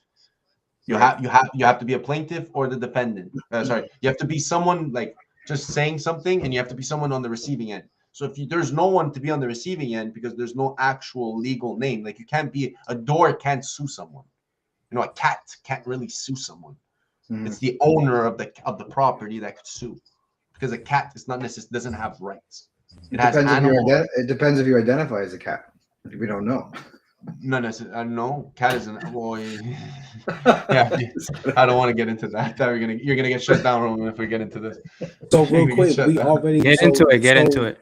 There's already a lawsuit going on, for CoinMarketCap about them about them keeping information from people. Do you think if that incident were to happen, do you think we could add that onto the lawsuit we already got going on, or do you think that had to be a whole separate thing? Because as soon as you said marketing and gatekeeping information, I immediately thought about the Johnny Chaos lawsuit. It's not his lawsuit, y'all. He just started the ball rolling. It's in the lawyers he has now. But so I approached a couple of lawyers about that and showed them the stuff. They need more information to understand it. But what I've tried to understand, and I'm not no lawyer, but I've read a lot of jurisprudence. How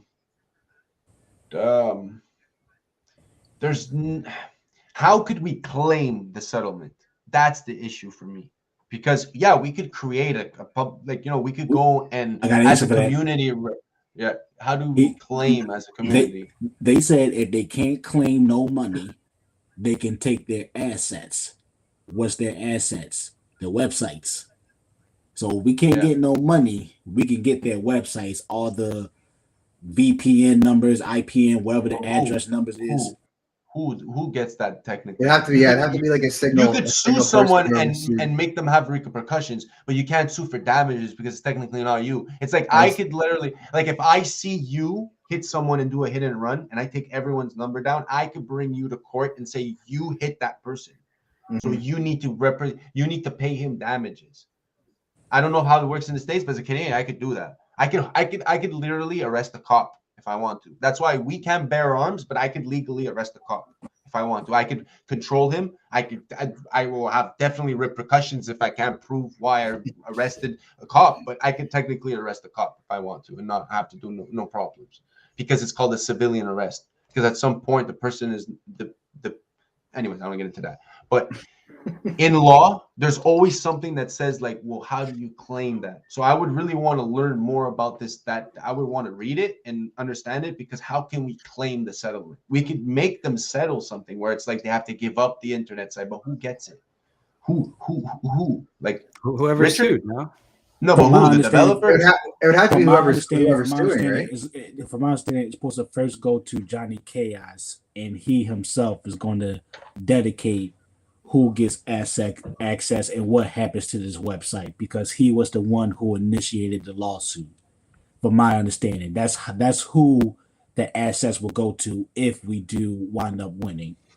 And he said he's planning on giving the winnings to Hex T-shares holders. That's if we get the money. But as far as the websites, I'm pretty sure he'll take control of it. He'll give it to a couple OGs and maybe Richard. Maybe they'll all get together and talk about it.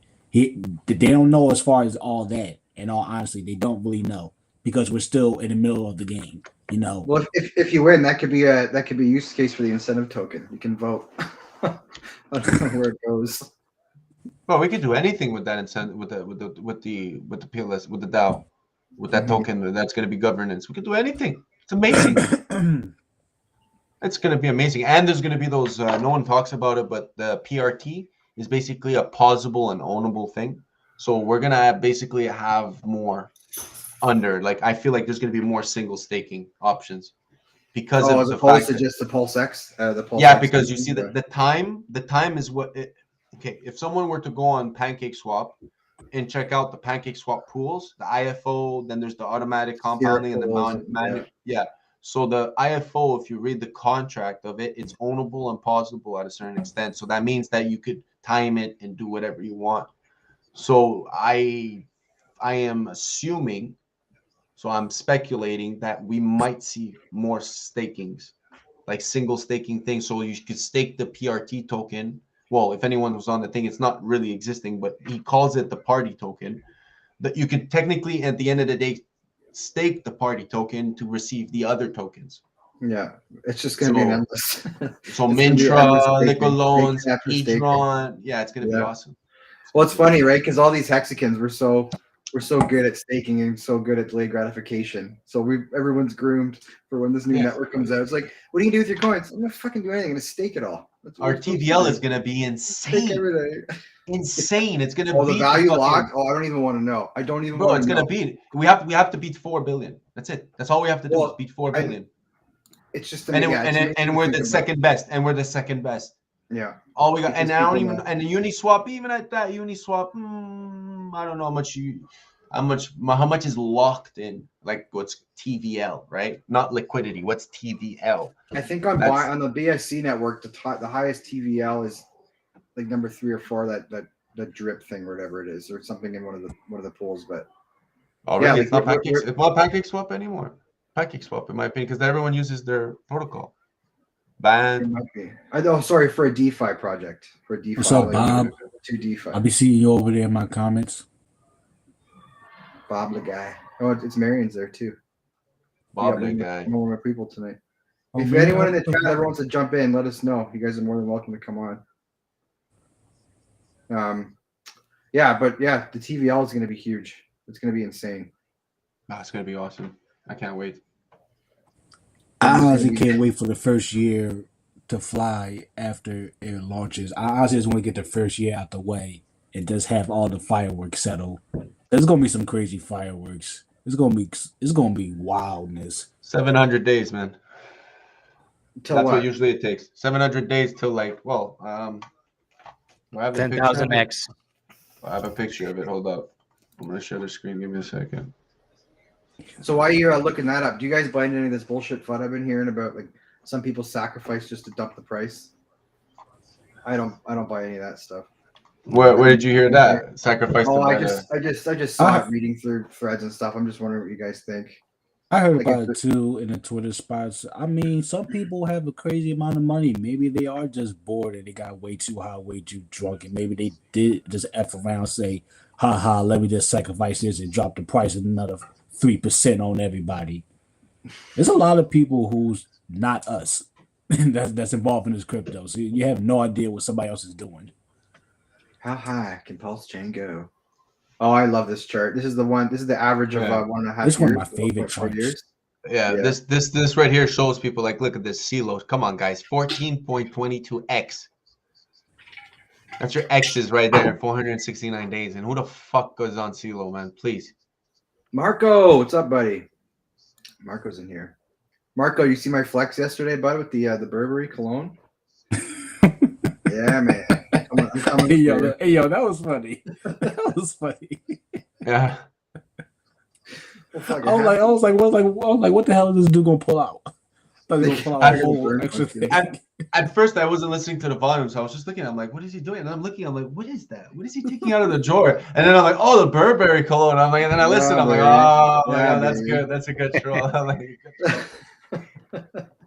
well, we need shit like this in the community. There's too much whining when people sell. People are gonna sell. Can you stop them? No. Yo, I'm gonna start a Saturday Night Live, bro. Let them sell. I'm gonna start a Saturday Night Live because of the Snapchat filter thing. Because of the now that I got Richard's blessing, I don't need anyone else's blessing because everyone can suck it.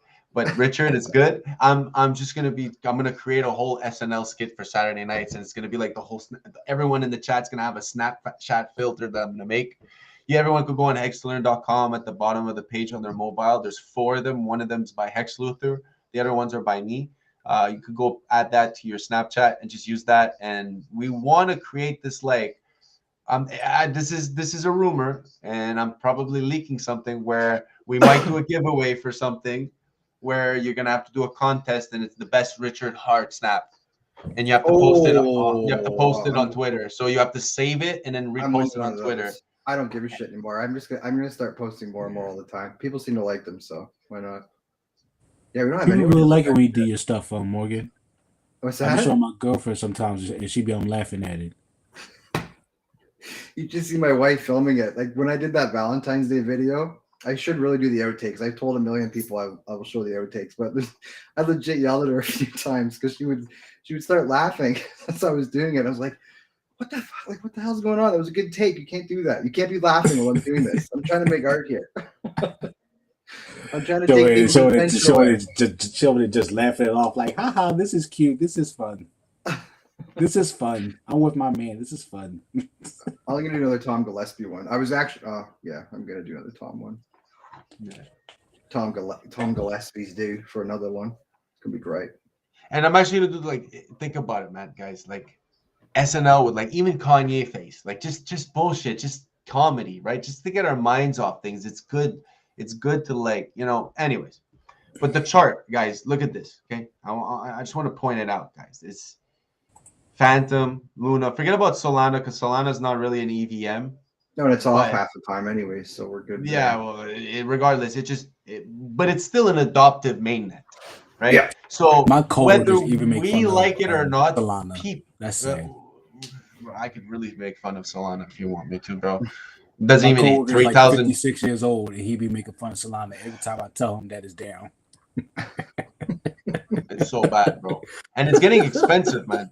It's getting really expensive. Yeah, it's getting expensive. I've never used that network before. Yeah, so it's like almost 5% of a Solana, man, to do a transaction. It's like, what did Phantom do there? What did Phantom do? A 2,000x? Oh, yeah, Phantom did a lot.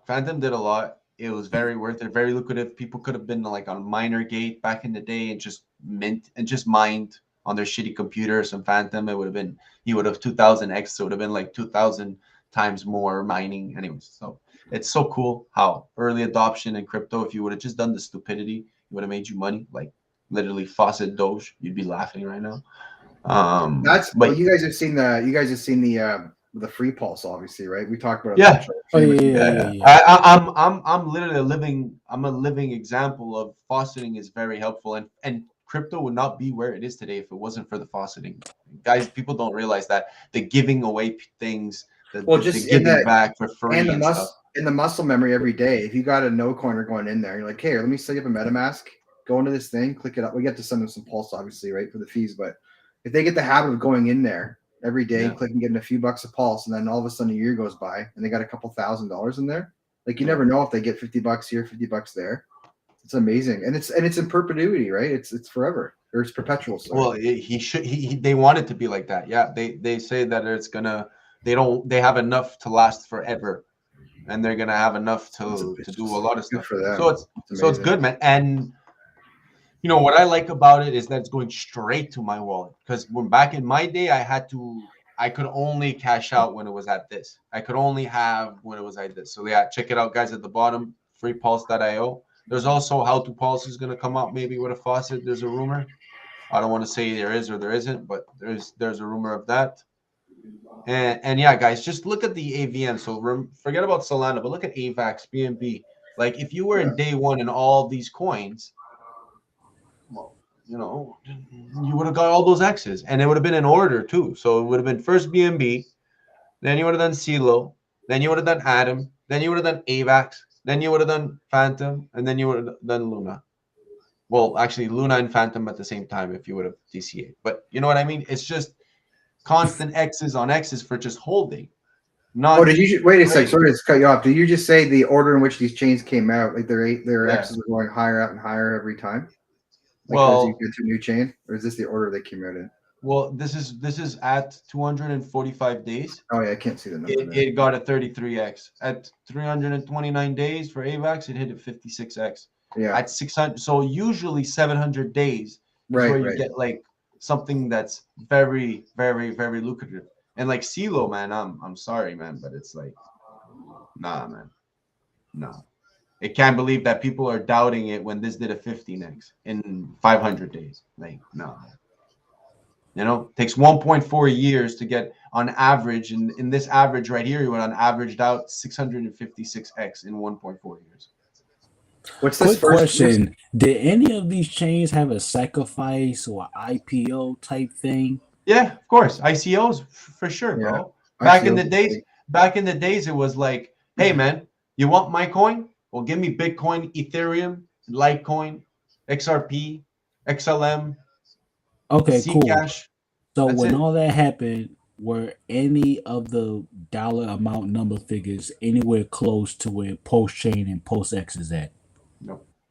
We're talking about maybe million. You mean $1+ billion sacrifice that no one talks about? Is that what you meant? Yeah. Pat? Like it's not a lot. 1.5. It's not a lot of money, man. Like it's just money. Well, coming from people put in the like- OA, bro. Just 50 something billion dollars. You know, like Yeah. on both. You know, just 50 right now. There's like 43% of it, and they just gave 100 billion to some random address just to say, hey man, look at the clean 100 billion I have in here.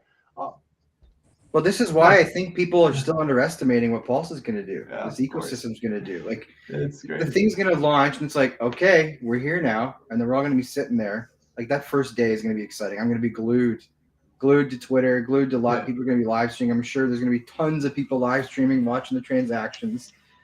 And there's gonna like, be so many scams. Bro, So many. it's going to people be get so many. banned. Like, think about this like this, and it's going to take a long time too for it to happen. Mana, you know how long it took Mana to actually boom? But I remember the great John McAfee, okay, telling us one day at 10 in the morning. I remember 10 a.m. He was like, "Hey guys, the new coin for today is Mana Decentraland. This will Mhm. revolutionize." I still want to find the tweet. He was like, "This is going to revolutionize the metaverse." And he called it out for Not what the it was. metaverse. And no one gave a fuck about it. So it took forever for the fruits for its fruition. And now look at it. It was at a cent or something like that.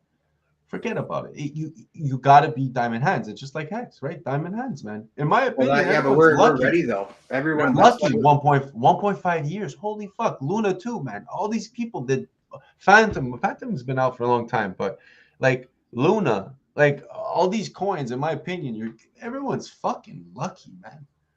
Wow. It's gonna be lit as fuck.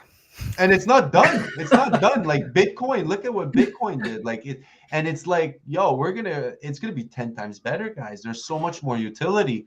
There's less fuck ups, in my opinion, because it's only the small coins. It's Solana that fucked up, you know, on the bridge hack, right? It wasn't in the Ethereum side. It was the Solana side. So that proves that whatever is going for longevity is gonna work. But yo, we're gonna make that faster, right? Richard's smart enough to know if it ain't broke, don't fix it, right?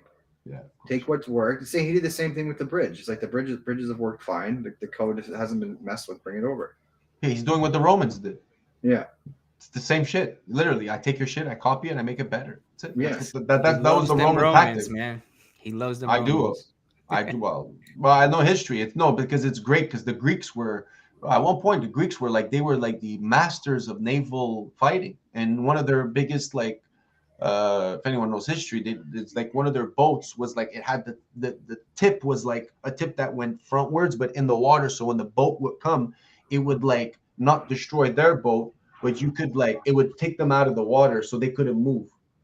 So then you could jump on their boat and do whatever the fuck you wanted, but not destroy the boat and not destroy yours. Or it would go. So Pulse Chain is knocking all these boats out of the water. I feel like that's it. We're just taking. It's not even knocking the boats out. It's just better. taking over the boats. Exactly. We're making it better. We're fucking poking holes in them and watching them sink. We're going like this. It's like, oh yeah, let me take some of this and this. It's Captain Richard. Captain Richard. Captain Hart here. Here we go. King Richard. King Richard, man. Block change. We already got the pirate. Oh yeah, we got RG the pirate. Once I retire, I'm gonna get a. Cool dude. I was gonna say once I retire, I'm gonna get a painting of Richard Hart on a white horse in a general. Dude, get what's his name to do it? Hex Noob. Yeah, he's really good. We got to get a statue. We got to put our money together for a statue, y'all. No, Hex Noob is really good at. We can't do a statue. I actually love his paintings. You go like this, man. Yeah. It's like abstract. It's so nice. You have to take the time to appreciate it. It's like anyways, it's art. I appreciate it, man. It's good shit, man. Hex Noob. But yeah, Tap. I know someone was talking about a statue. I don't think they should do that yet, man. Why not? Well, on the island, yeah, maybe. Why not? I would do it. Okay, I just mean like, okay, no, it's just no. I love Rich. Just why not? Because it's just like, okay, you get nothing's been proven yet, right? Hex is only 2 years old still. Pulse isn't even out yet. You can't. And I hope people don't take this the wrong way, right? Okay. Sure, yeah, maybe in 5 or 10 years to build a guy's statue, but not right now because. Well, my tattoos for like I'm gonna get tattoos, right? So one of my tattoos, and believe it or not, is gonna be Dogecoin. Like I have no choice, guys. Like it's the way it is. I'm getting the Dogecoin tatted on me. Yeah, but I'm fine. waiting. It's your body. But I'm waiting. I'm waiting though because I want to get my the family first. But then after that, I'm getting Dogecoin. I don't care, and people could call me a wreck pleb. I laugh at them. I never put $1 in Doge. I put the electricity. That's it. And computers, I still have. It's you mind it? No, I clicked links. I did the dumbest thing anyone could ever do, and it was the most profitable, which was go on random websites that had bunch of random ads, random links. Make sure I clicked the right link, and when I did, clicked it a couple of times, then it would open up, and then that link would give me 500 Doge. So I said, oh, 500 Doge. I'm getting 0.00000000001 Bitcoin or 100 Satoshis at the time. I was like, why would I get this when I could get all this Doge? What happens if Doge goes to it? And I was thinking a cent, never $1. I was like, a cent. Like, fuck. Like getting $5 a click. I'm like, for sure. Let's go. Fuck, man. I wish I was there with you. That's Bro, for you. I had 8 computers. I remember I was living in my cousin's basement. Because my cousin had a house and I was living with my cousin. I was in his basement, bro. 8 computers, just time. I had a timer on my iPhone and just nonstop, 8 hours a day, 9 hours a day. People coming through, all the guys chilling. They were chilling, the garage chilling with the foosball table. But I'd be there just nonstop, and they look at me and be like, "Bro, you're crazy. You're actually wacko." And I was like, one day, one of my friends actually did that with me for like a month and a half, 2 months. He lost like 200,000 Doge. What was this thing, like a faucet or something? It was faucet pay. Yeah, you were able to faucet Litecoin, Bitcoin, Zcash, Ethereum, ETH Classic, Doge, Peercoin. There was so many other coins. Well, there was another one. Not Zcash, Dash. You had Dash. You had this other one, Bytecoin. You had a lot of them. Yeah, but Bitcoin Cash. But you could do that whatever you want, and it was with Faucet Pay, and they closed in 2019. But now it's like not really. I don't know. This fauceting is hard now. Now the cool thing is like, the DeFi, man. Because like the whole BitConnect scam was like, oh fuck, we got really scammed. Like I remember, I was like, I lost 0.25 of Bitcoin in BitConnect. Like at the time, it was nothing, but I was just like, whoa. Now you look at it. My friend lost 2 Bitcoins to BitConnect. It's like, whoa. You're like, whoa. At the time, it was nothing. It was like 4,000. Like, well, back to our earlier points. Some shit like that. Well, back to our earlier points about having what Nardo said about having more shit to click on. That's going to be us every day. Oh yeah, and you could I'll be bringing out a video showing how to maybe claim more than once a day.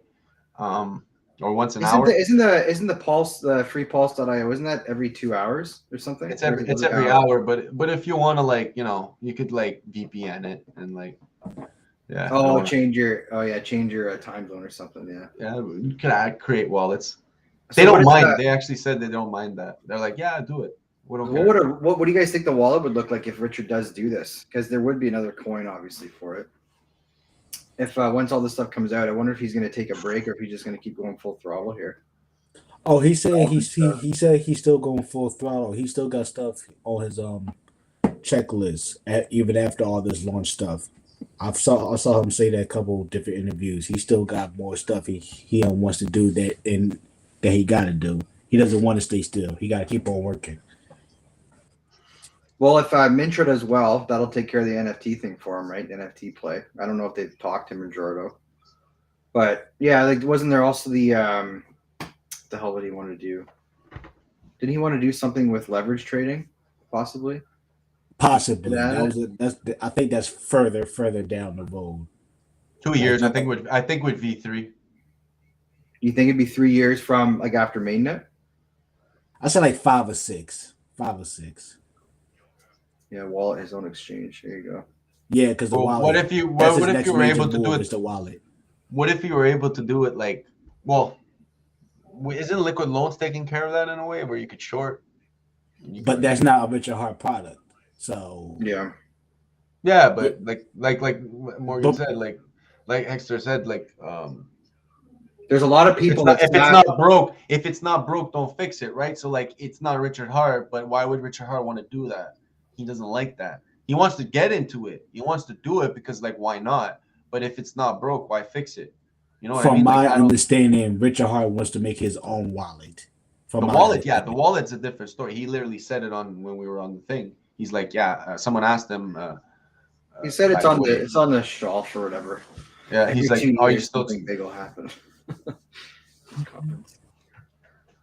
Yeah, maybe sooner, man. Yeah, maybe sooner, man. Years. Richard actually walks the walk, man. I believe it, man. I believe. Well, it. I just love like how pumped he is for this year. How he's just like, I'm ready to spend money. I'm ready to go out. I'm ready. There it is, leaving bodies everywhere. I love that. That was Hexagate, right? Yeah, there he is down there. That's awesome. I can't believe that. But it seems like, okay, we got going after CoinMarketCap. He's collecting receipts in that Telegram group of every slanderous thing people are saying against him. I keep forgetting he got that whole thing going on. Yeah, he's not playing. He's like, okay, you guys keep chirping. And the other day, like you guys said, he got the Scammer of the Year thing from the big. Oh yeah, he wanted to finish up his sci-fi book. Oh, shout out to SJ.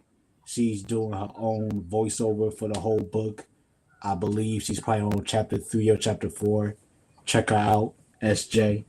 I'm gonna try to send her link over. Give me a second. Go ahead. She's doing the whole audiobook for it? Yeah, she is. Oh, I could never do that. Yeah, she put a lot of time into it, honestly. What just happened there? Oh, you moved the thing. But I'm down to see the wallet, man. I want the wallet to be like MetaMask. I'm really down for it. I'm down to have it mobile too. Do you think you would do a mobile one? 100%. Do that? 100%. I don't know why it wouldn't. I don't know why people just don't like it. Like you shouldn't be doing it constantly, but why? Like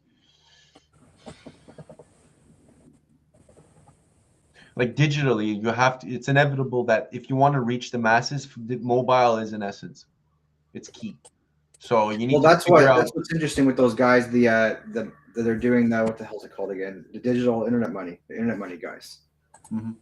They're building a wallet for Pulse Chain, which will allow you to just directly buy from your app and then send. Like you can actually do the transactions on the actual app.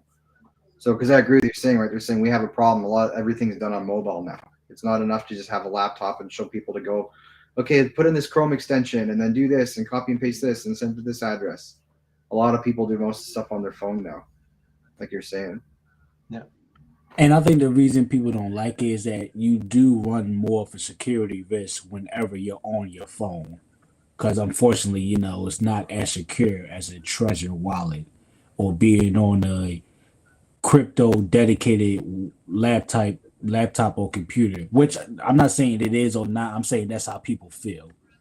Yeah, they do, but it's also what they do, right? Because if you click a link and you approve with your Trezor, you're ass fucked. You're fucked either way. You're ass fucked, right? So it doesn't matter whether you have the Trezor or not. The Trezor honestly saves you because your ex-girlfriend or your bad friend is in your house and your computer is unlocked. That's why it saves you, because he doesn't have access to that, or someone steals your computer and doesn't. And like personally for me, if you give me your computer, it's mine. It's mine. I'm done. It's done. Your hard drive's mine. It's copied. It's done. It's done. So It's over. give me your phone. You give me your phone, it's over That's too. real So, shit. That's real so shit. it's like I can do whatever I want with it. I could extract information. More of the story here is be safe. But people need to understand is that like when that's real. a lock is meant to be open, right? So they need to understand that like when you're clicking stuff, you need to. Why are you clicking? Why are you clicking on something when you have a 15-year stake in your wallet?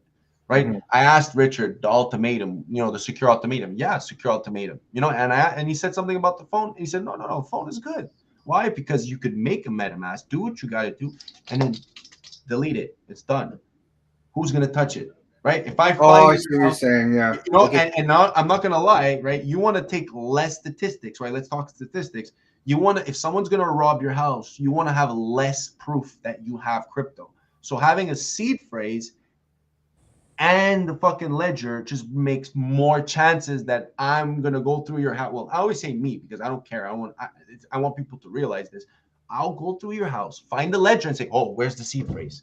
Right? I find the seed phrase. I don't need the ledger, but if I find the ledger, I'm like, "Oh, there's a seed phrase somewhere. There is a seed phrase somewhere." Because why would he put the ledger here?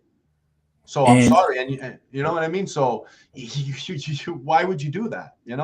So Unfortunately, the modern day criminals, they love crypto. If they learn that their victim got some crypto, is a part of crypto, they love it. It's untraceable, blockchain, whatever. They can do whatever with it. Yeah, criminals are leaning more into the crypto world. Unfortunately, maybe fortunately, I don't know, but that's the world we live in. So, like at the end of the day, be mindful of what you're doing. Be responsible for your actions. Be responsible for your clicks. Be responsible on how you carry yourself. If you made a 10,000x, but you want to walk around on a pulse chain, a hex, diamond, gold necklace in the middle of freaking Compton, LA, for whatever reason, you run that risk.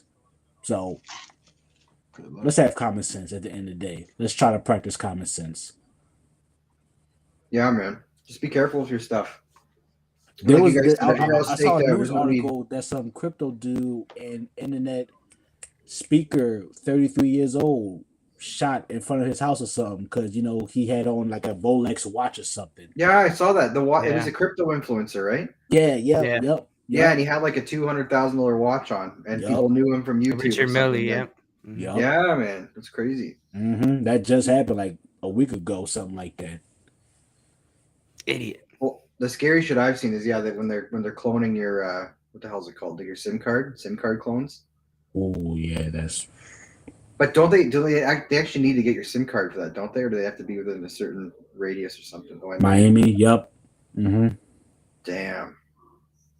That's crazy, man. It's real out here. I saw that. Ozzy got a little scared. I'm like, I'm not even telling nobody I'm doing crypto no more. I don't tell a lot of people, like aside from the people that I work with, but like people on Facebook with my name and all that stuff, none of them know I'm in Hex. I don't advertise that stuff. But they'll see this, maybe. Who knows? But yeah, I just got to be careful. Like I like that Richard pointed out when people are asking, well, what's better to do? Is it better to have it on a laptop? Is it better to have a cold storage wallet? And he's like, a lot of people don't get hacked. Like you have to be, if you're not really making big mistakes by handing out your seed phrase for people or hitting on links that you don't trust or you don't verify before going in. If you're going in there, doing your transacting, getting out, leaving it until you come back the next time, you're going to be fine. Right. You're going to be okay. If you do what you're supposed to do, you don't be fucking around. Like, yeah, that's really what it be at the end of the day. People just fucking around trying to do some extra stuff, and that's how they get messed up. How many hexagons are going to go crazy with all this stuff to do on Pulse Chain when it launches, with all these new options to play with? All of them. They're like little kids in a candy store. I can't wait. That's going to be the whole crypto space. We're finally going to have no crazy gas fees to do crypto stuff. Everybody's going to jump over and just have fun. Everybody's going to be having fun. Well, having fun, but they want to make money too, right? With all these people coming over. Yeah. I'm thinking about like the little teenagers and young 20 years old who never been a part of crypto, and they see this thing where, a transaction costs me fractions of a penny. let me play around with this. I don't think they care about the fractions of the penny, man. Cost you $1.25 at your bank transaction with your debit if you go over your transaction. If you go on vacation, it costs you $5 and something cents to do a transaction. You have a 2.5 markup rate on your Visa card. We're used to paying this. It's just a bunch of it's just a bunch of crybabies. Okay, you know what I mean? Not Like, so much about fractions of pennies, about how fast Yeah. and easy they'll be able to do stuff. I think it's just that's where it is, man. You have to understand, like, if you follow the developers, man. The developers have always gone to where it's better, and if you bring something better, you also allow people on ETH to build more. Why? Because you're lowering pressure, the pressure. Exactly. Yeah. It's why I think Polkadot is going to do so well. So people don't see it. It's a sleeping gem. You know, DCA into Polkadot. I really feel like Polkadot or Cosmos, but I really feel like Polkadot, because it hasn't done anything yet, it's going to properly come in and take over. So Polkadot, the layer 0, and integrating the layer 1s and doing a parachain. I suggest everyone reading on it. It's going to come in soon, and it's going to give companies no choice but to be in coherence with this cryptocurrency world and not have to come into PLS and have to disrupt our whole bullshit with their bullshit. Like actual companies, not just like crypto companies or technological companies, like actual companies like Winners or normal McDonald's. I don't know if they have Winners in the U.S. Do you guys have Winners in the U.S.? It's Marshalls. It's Marshalls and Marshalls and like J.C. Penney and stuff like that. That's Marshalls, Ross, TJ Maxx. Yeah. Well, no, what I think what Tap was saying though is like people, they don't mind $1 gas fee, but they certainly mind like $25 gas fees. Oh yeah, for sure, 600 right? For sure. I've been trying to get my goddamn cousin in Hex for so long, but every time she wants to do something, the gas fees be halting her, and I can't blame her. She coming in, it's telling her she got to spend $25 to transfer ETH to freaking Hex, and she only wants to do $100 worth of Hex because she got to spend $25 to do it. Come on, man. Mm-hmm. Well, it's like, man, you want real estate property overseas? You want to do a wire like this is how it costs money. It costs money, but listen, it costs you $50. And I try to break that down the best I can. But if you're a no corner and you never invested in any money, you never care about finances, and you're looking at something that says, "Oh, I need $25 just to make some moves," get out of here. I ain't doing that. Yeah. When it was 300, I completely that's no brainer. Like, what the fuck, $300? I'm not a millionaire. $25 even millionaires were like, what the fuck, $300? That's insane. That's like that's insane. A new guy at work I onboarded a few months ago. He was just testing the system out, and this poor bastard, he bought so little Hex and staked it for like 15 days, and his gas fees were way more than what he could ever make in yield on a short-term stake like that. I'm like, bro, what are you doing, man? He's like, well, I just wanted to test it out. I'm like, I've been in it for a year and a half, over a year. I think you can trust me. And he was doing this a bunch of times. Like, well, I wanted to test it. Like, okay, sorry. Could have at least did a month. Damn. Hey, you can't fix stupid, man. People are going to do what they want to do. Trust me. That's why we always say, right? There can only be so many people that can be early, because the ones that aren't, Yo, man, 3-day steak. 3-day steak, man. Come on, get that sweet yield. I love it. He's like, this isn't right. This is $40 then, this steak. Like, what? Your steak's over already? Well, yeah, I was testing it out. I'm like, dude, you're gonna lose money. You're losing money now. It was figured 2 weeks later he was telling you that the steak is costing me $40. I'm like, wait, what? Yeah. So right? It's the crypto thing, right? It's a revolution, financial revolution going on. Not everybody's going to jump in right away. It's a learning curve, man. It's a learning curve, man. You're lucky. A lot of people don't trust it. A lot of people don't trust it because they don't even know how to, like, okay. If only it were trustless, right? It's not even that. It's like you actually invest by yourself or you call your banker. Like, I got called no banker. My freaking, older member asked me, I ain't got to call no banker. You ain't got to call no freaking stockbroker. I'm like, I am the bank, bitch. People to the mix. Like, that's what people don't get it, is that it's not just the crypto they don't trust. They just don't know how to do it. I get people calling me when I used to work at the bank, they used to call me. Just be like, hey, how are you? A fucking doctor or some someone making money and you see they're making money. Yeah, I need to get in my online account. I don't know how. Okay. Where do I go? RBC.com. Okay. And what do I do? Click login. Okay. And what do I do? Put your username. Your email. Okay. What do I do? Password. Put your password. Okay. What do I do? Click next or sign in. Okay. Now what do I do? I'm telling you, it would. No, I believe you. I believe you. But I it's believe because you. they don't know what they're doing. So the first time, it's like when we were kids and we were going on a bike. I guarantee you, a 30-year-old, the first time he goes on a bike, or you throw him in the water and he's never swam, he's gonna be fucking flailing. buzzing his life. Yeah, He's gonna be flailing for sure. So it's like people, right? So you got to show them, you got to teach them, you got to guide them. So these test nets are not utilized. People are like, "Oh, I'm not gonna use test net." Well, why don't you practice? Why don't you learn how to do it? It was so nice. It was so nice looking at the test net and seeing your pulse balance. I almost fell out of my chair. It's like tangible, but it's like, listen, wait, practice, understand. It's like giving people the chance to onboard. It's like for me to understand the game. It's like understand it, right? And that's what I tell people too. Like when I try and onboard them, it's like, oh, excuse me, famous, could you dumb it down for me, please? Like, like I don't really understand. It's like, no. Why? Oh, you can't do that though. Why not? Like, why not? There's no financial advisor. There's no one that you could just say like, hey, I want to do this. Oh yeah, we could do this. No, you need to know. One mistake, it's done. It's one mistake, it's done. There's no customer service, no emotion. You make a mistake, one letter. You were too hard-headed to press the copy button and you click copy paste because of you're old, and you didn't. You went right click. No, because you didn't know you could click the button. So the way you do it is you went with your mouse and you went. And you went right click, copy, right? And you could have missed one fucking letter. There should be a skit like that. Like, okay, honey, I'm ready to send this Bitcoin to my friend. Here we go. And you can hear her like rustling off every single letter, repeating it. Yeah. 0, 0. It's okay. like, no, X, you can't do that. X, and then it's like all these liquidity. Why was my money like this? Why don't I have this? Where's this? Why can't I do this? Why is it costing me this? It's like people need to learn first, even the vocabulary of things. That's why on the app, yeah, but that just takes time, right? Like we say that. Yeah. People don't know. They truly don't. They got all the time in the world. It's just they want to be greedy. They're like, I want to make money now. Well, shit, you got to make money now. Go to I want to make money down. I want to make money now too. Shit, I'm on the same boat as you.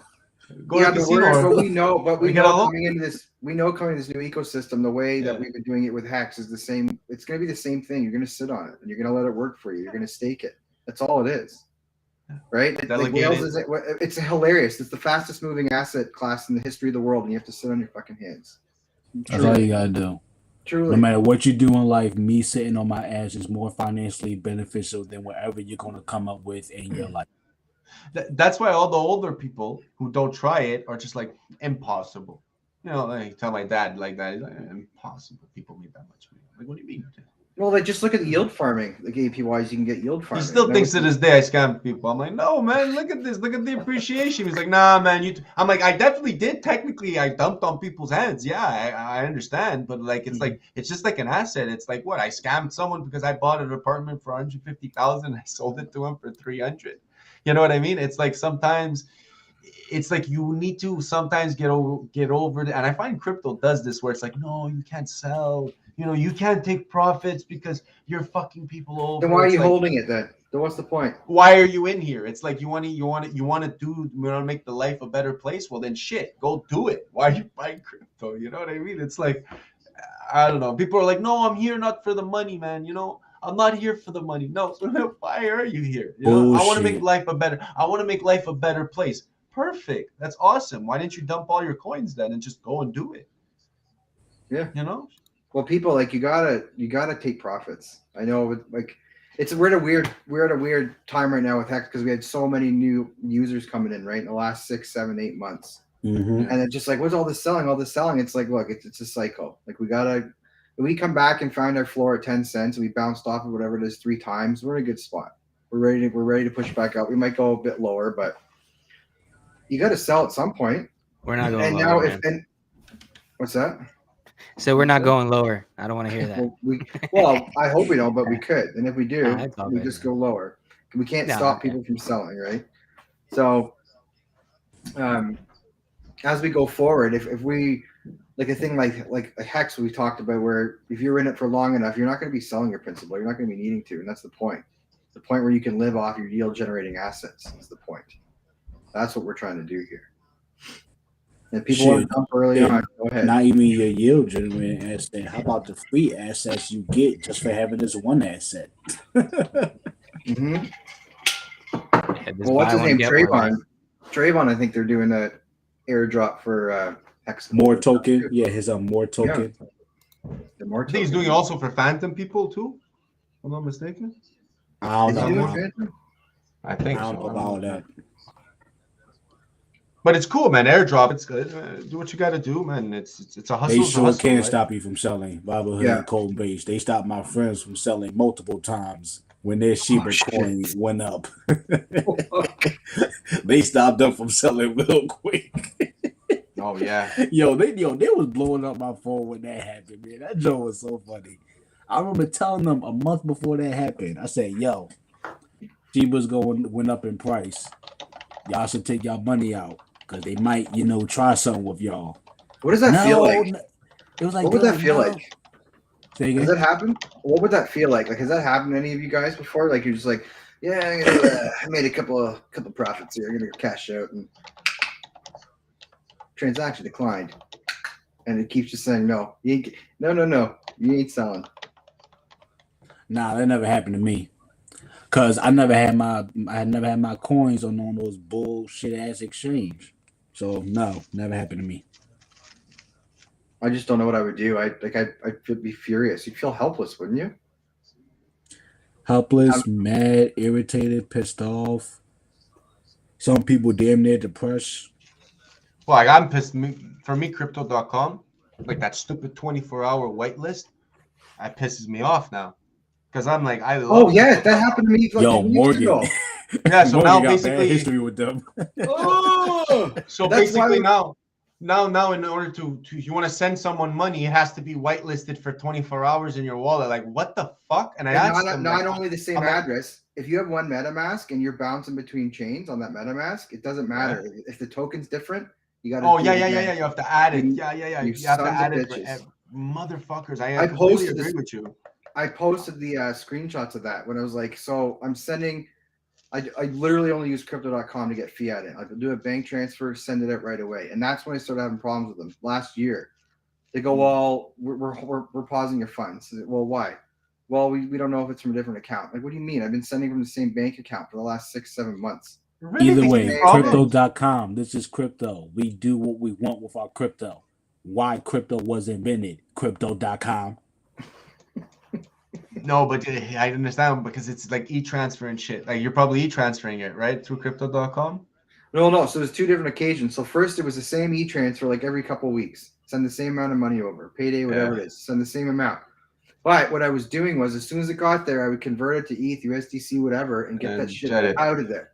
Right away, within 5 minutes. Oh, your funds have been received? Good. Let's swap this and get the hell out. And then I got an email. We're just wondering why you're moving your funds. I go, why do you care? Like, well, we just want to make sure you're doing like you're being safe. It's like I am being safe. I'm getting my funds off your exchange. Exchanges get hacked. This is like you're a crypto service, so you're not. You're an exchange. Like I'm paying you to send my funds to where I want them to go. That should be the end of the story. $15, I think it is, whatever it is, just to transfer it out. And now they pull this bullshit with this whitelisting stuff, where I have 4 or 5 different chains on my MetaMask, and every time I want to send to a different blockchain. Oh, sorry, sir. Like, you can't do that. You got to wait 24 hours to get it over. It makes no sense to me. It's the same address. It's the same address. It's so hilarious. Terrible. That's terrible. So that's why today when I saw some of those PulseX screenshots of the CRO token in there, I was just like, oh, great. I got to send more poor bastards to Crypto.com. Like, now when you get it in there, you got to wait 24 hours. Like, what do you mean? Isn't this crypto? Well, yeah, this is crypto via an exchange. So have fun. And people really need to not click anything but the PulseX and what Richard posts as links on the testnet. By the way, don't click on anything else. Like verify everything. Mm-hmm.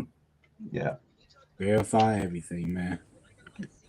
Remember, make sure you get it from Richard Hart, Twitter. If you don't see nothing on there, don't trust him, man. What Nardo say there? It's a gross feeling, and it usually lasts 48 hours. That's how long they can hold your funds for. That's terrible. Yeah. Probably, especially if you're trying to do a large transaction. Coinbase 8 days. Some people are 8 days on Coinbase. Yo, Excuse me. yeah, 8 days. Mm-hmm. 8 days. You buy it. It's not even like when you put it on. It's you buy it. Oh, you can't withdraw it now, and you can't do nothing with it for Like 8 days. whole You're days, you're like, why did I fucking buy it? Guys, they're just protecting it for you. You guys are looking at this the wrong way. Okay? Listen, They're doing what's best for you. Who are you to handle your own My money? balls. Private property is overrated. Get over it. I was trying to get a coworker into Hex like back in September. This is when it was down to like 31 cents, 32 cents. I freaking told him don't use Coinbase, but he said his friend told him it was okay. So he got his Ethereum, and I told him, all right, bro, all right, try to send it to this MetaMask thing. That way you'll be able to do what you want to do. He downloads the MetaMask. We try to transfer it over. The whole thing pops up. We're holding your funds for 8 days. His eyes popped open. You're like, what the fuck? I told you, dude. And now when the 8 days passed, the price went up to like 40 cents or something like that. This is when it started to run up. Yeah, you can't move your shit. High. You can't move your stuff. That's the other thing people forget about. I didn't know about this thing, and whatever I bought, and when it was held for 24 hours, the price dumped like 18%. I go, well, thank you for that. Thanks. Because it's just sitting there. Yeah. It's not right, man, at all. Yeah. It's not. And I think that this is a new whitelist. This whitelist bullshit. This was just implemented a few weeks ago because of the hack or whatever it was. It had to be. Yeah. So now, if you're buying on your phone, picture this. Picture me on my phone like an idiot, going, okay, I'm ready to send it. So now I got to wait for my SMS code to come in. Oh, okay, get it, import it. Okay, now you got to go to your two-factor authorization. Okay, go out again, get it again. And every time I swap back to the app, I got to log in again. It's got to scan my face and all this shit. It's like, so you're holding the address for 24 hours, and I got to do all this jumping through hoops. I feel like I'm a gymnast when I buy from crypto.com. You're just jumping around. It's horrible. Yeah, on my Coinbase. Said, real quick, Nardo said in 2017, I had Bitcoin transactions go over 48 hours, let alone going to cash out through exchange. Wow. Can you imagine funds holding for 48 hours? That's a whole weekend. That's a whole weekend gone. He was probably on Gemini. That was probably on Gemini or fucking what else? BitTrue or what? Bittrex or whatever. No, Bittrex. No, Bittrex was pretty good. I was using Bittrex at the time, but I'm pretty sure Nardo it was on that one. Because there was even Speaking of Gemini, did y'all hear the letter they sent out to all the Hexagon wallets? No, that has to be fake, bro. I thought it was verified. Bro, that has to be fake. How the fuck do people have Hex? How do they know who have Hex? It's not even on Gemini. Oh, they know. No, it's fake, man. It's fake, man. I hope so. It's the same reason. Like, how does MetaMask have your address? Oh shit! What's up, Marco? Whoa! Hey, can you guys hear me clearly at all? Or Yeah, we got you, man. Yeah, my bad, bro. I was having issues. For some reason, Google Chrome is just giving me issues with my camera for this particular streaming service. But a StreamYard, OBS, and everything was working, but I couldn't figure it out. So I just used a different browser. What's up, fellas? What's going on? It happens to me every time. Chilling, Actually, we started. What's happening? Not much, man. Chilling. Just so you guys doing a little stream. I like, let me show my blessing. Say hello to everyone. What's up, man? Appreciate Good it. to see you, bud. Say it again. I said it's good to talk to you. We've been going back on Twitter for so long. I know, always, man. It's good to actually do this in somewhat person, But in the metaverse. That's right, man. Yeah, we are here. Richard would say we are here now. This is the metaverse. That's right. It's not changing. We're already here. Yeah, you guys are spitting some good knowledge, man. I like the conversations you guys are saying. I like what you're saying. The little tips and tricks, and in and out of crypto, hacks out of crypto. All that stuff. So, good job. Thanks, man. And you guys are only a few, I think was it 5-6 episodes only? And it's our 5th episode. Yeah, so it's gonna grow. Give it time, Give it time, and everybody's like, some more drama happening in crypto than anything right now, especially in Twitter. So all that shit calms down, the channel will grow and time will grow. So we're here to it's fun, man. It's fun on Twitter, man. You gotta laugh, man. Come You gotta on, laugh, course, bro. of course. It's fun, man. It's entertainment at the end of the day, man. Especially on this Exactly. channel is what we're going for. There's not going to be any drama, and when if anything, we'll have fun with it. No, it's fun, man. Like Famous said, right? Sometimes you need that drama. You know, you get amped up, and then you're not gonna see my wife after that. You know, it's pretty fun. You know, so you know, You it's just gotta keep it respectful at some level. You know what I Exactly. mean? Just in the back, like, you know, I'm sorry. This is- Okay, Taylor. This It's is what I chill to do that. feel. This is what I feel is so important for people to remember. It's like you have guys that have been in Hex for so much longer than some of us, but everyone's coming back to Hex no matter what, right? Yeah. The Hex is literally the thing that's holding everybody together, and that's the one thing, regardless of what you believe, or you might get into it with other people. Just try and respect the fact that you guys are into Hex. Hex is here to change people's lives. absolutely. I agree. It's always going to be that. It's like the Big Bang almost, right? Like Hex was the Big Bang, and now this whole ecosystem's coming. But we all know where we came from. We just gotta respect each other. You don't have to like each other, but try to respect each other, please. Yeah, absolutely, man. It takes time, you know. And they like we have the OGs, we have, I guess you say, the average hexagon, right? And then you have the new wave of folks, right? And it's all meshing together while a lot of things is happening into Hex, right? Like last year, that was fine because not much was happening, right? It's like we have the community, we have Richard Hart, and a couple of little updates here and there, right? Now you have the conferences, you have that NASCAR thing, you have the documentary, you have Pulse Chain, PulseX, you have other things that other hexagons are doing. You have all that mashed in one pot, wild drama, and then the world is happening at the same time. Just a lot of friction, you know. It's going to happen, right? Like things are going to pop off, people are going to fight that they don't mean to fight. Drama is going to happen. It's going to happen, man. And that's the beauty of it, right? Because it's showing that it's working, right? This community is working. You know, it is alive. You know, it's not emotionless. You know, We care. It's progress. People care. exactly. Like, It's right? progress. A lot of the times, right, when these things came out and people learn at different speeds, like that's the stuff Yeah. with Hedron when it first came out. So many Yeah. people were on the fence, right? And now it's like, a lot It's of people here. like It's just Hedron. here. Yeah, man. It's like evolution, right? You don't see Yeah. it, and then you wake up and like, oh yeah, Hedron's a thing. Yeah. But we had to go through some serious growing pains from that because that was the first thing built on top of Hex. Yeah, Nardo, that's a man right there, bro. That's the real I hexagon can't believe right he's there. in here. It's crazy. That's like the standard of what a hexagon is. It's definitely Nardo, man. You know, shout Real out to him. talk. Yeah. Always shout out to Nardo, man. Once again, if it wasn't for him, I would not have been in Vegas. I had a bomb ass time. I'm glad you were there, man. We saw each other in person, man, and you know, we all had a blast, man. It was great, you know. We had a stupid blast, That's man. like I It said, that's like another experience we had, right? Like, you know, we spoke to each other. How many times we spoke to each other on Twitter? So many times. You shared a lot of my content. I appreciate that, right?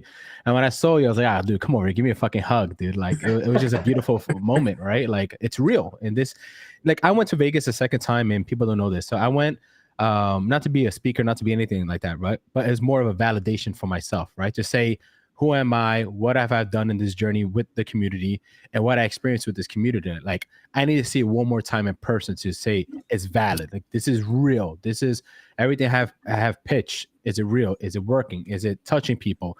What they have done, what they have said, is it touching me? And validation. And when you see these people, bro, man, like let me tell you, man, when I was in this conference, it blew my mind, right? Like, not to fluff my head, but a lot of us felt like celebrities, right? You had people, 30, 20 people lined up just waiting to shake your hand, speak your, you know, everything. Like, I had dinner with my friend, and people like hexagons would like literally pass by, interrupt me in my dinner, and be like, sorry, are you Marco? I'm like, yeah. Like, I have like a chicken in my mouth or a steak. Eating, bitch. Yeah, right? No, but it's cool, right? Like, it's cool, right? Yeah, because that man. never happened before, right? And That was I'm real like, shit. That's what yeah, all and was I'm like, over there. you know, I'm like doing T-check real quick, like, yeah, it's me, bro. Like, it's cool, you know, like, it's cool, and you can't take things like that for granted, right? It's a beautiful thing, and It's it just, very awkward. yeah.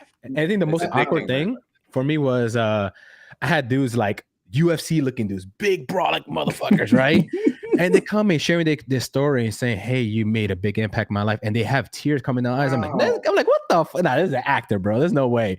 And these are real people, man. Like, these That's are legit amazing. real people, man. And I loved it, man. It was like no drama. People just celebrating, sharing stories, sharing journeys.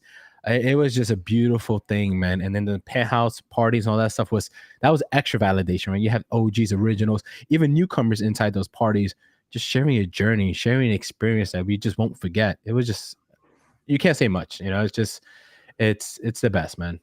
Yeah, Marco, if you can, Yeah. We talked about this last week a couple times with Tap. Just try to explain to people that haven't had any meetups with Hexicans yet, even if it's not at a conference, just in their local areas, how important it is. Yeah, it's extremely important, right? So my first meetup, of course, was the Vegas one, the first original Vegas, right? And a lot of us didn't know what to expect, who to bump into, who to meet, right? And a lot of people don't know, like Patrick and 8-Bit, and we met them there, right? And we were all at the bar drinking all that stuff, and they just randomly came up with the idea of maybe doing a tour or something like that, right? And what if they didn't show up there? What if they didn't have enough Hexicans around them, encourage them to do that, right? This Hexican tour that they had would never maybe happen at all, right? You had a whole bunch of guys never met each other, just talk to each other on Twitter, meeting two guys from across the world, encouraging them to do it. Like, it sounds cool, let's do it. Half of us is drunk, most of us is drunk. We're like, yeah, let's do it. Like, go for it. And 9 months later, like, look where they at, right? Like, these guys changed the game. So it's extremely important to meet people, and especially in person, because like I said, it's validation. There's nothing more validating than seeing another human in flesh and saying, hey, I'm this person, not the avatar, right?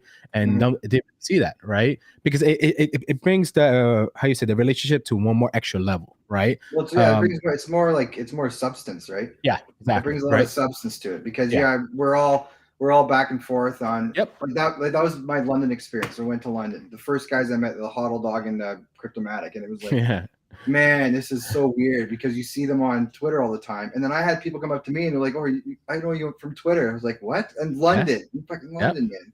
Right? It's crazy, dude. Yeah. And then on my birthday was it's the same birthday as Hex, right? December 2nd, and they did the NYC party, right?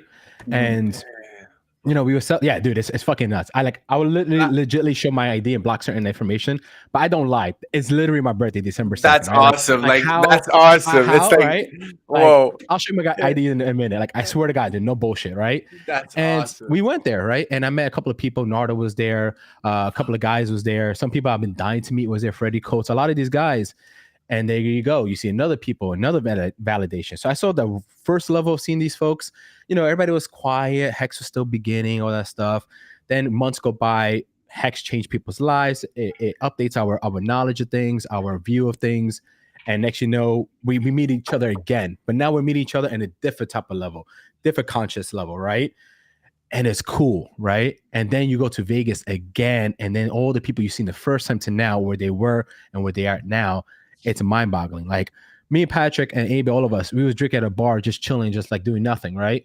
And then next we're in NASCAR in the pit stop where the guys, fixing the car and all that stuff. We're literally there celebrating. Like, in a 9-month span, we would never think that would happen, right? It's crazy. So when you go and you say, Morgan, like when you go and say, like, it's important for these meetups, it is. Even if it's just 10 people, man, it's important, because those 10 people encourage the next 100, and the next 100 encourage the next 1,000, and you don't know where this goes, right? So if you could do meetups, do it, man. Like, I know I'm not sure if I could speak on it much or not, but Crypto Sparbuck and the crew, they're looking for OG Hexicans to be able to take on what they did, but in their area. So I'm in talks with Kayla and a couple of these guys on maybe doing. I'll take over the tri-state area, right? New York, Connecticut, Pennsylvania, New Jersey, and maybe do gatherings of that, do their version of what they did, but in the local area, right? And then maybe Motley and his crew will do their states, and everybody else will do their states. So we keep this up for Pulse Chain this time, right? And just take it to the next level. So that's something I'm in talks with them to do. I'm retired, God bless. So I have more time in my hands ever to be able to go all out for the community. And that's what I'm planning to do, man. Just give it my all, give it my heart. Whatever people need me at, they need me in different streams just to give shout out, to help out, give ideas, or me in different places. So be it. I'll be there, but it matters, man. Like, even if you could just, even if you can't make it to these meetups, but if you could share the information to other folks that maybe can, it makes a difference. And people don't realize that. Like, I suggest, and of course, optics, if you're not scared, be protected, protect yourself. But if you could just make it to one of these meetups, right?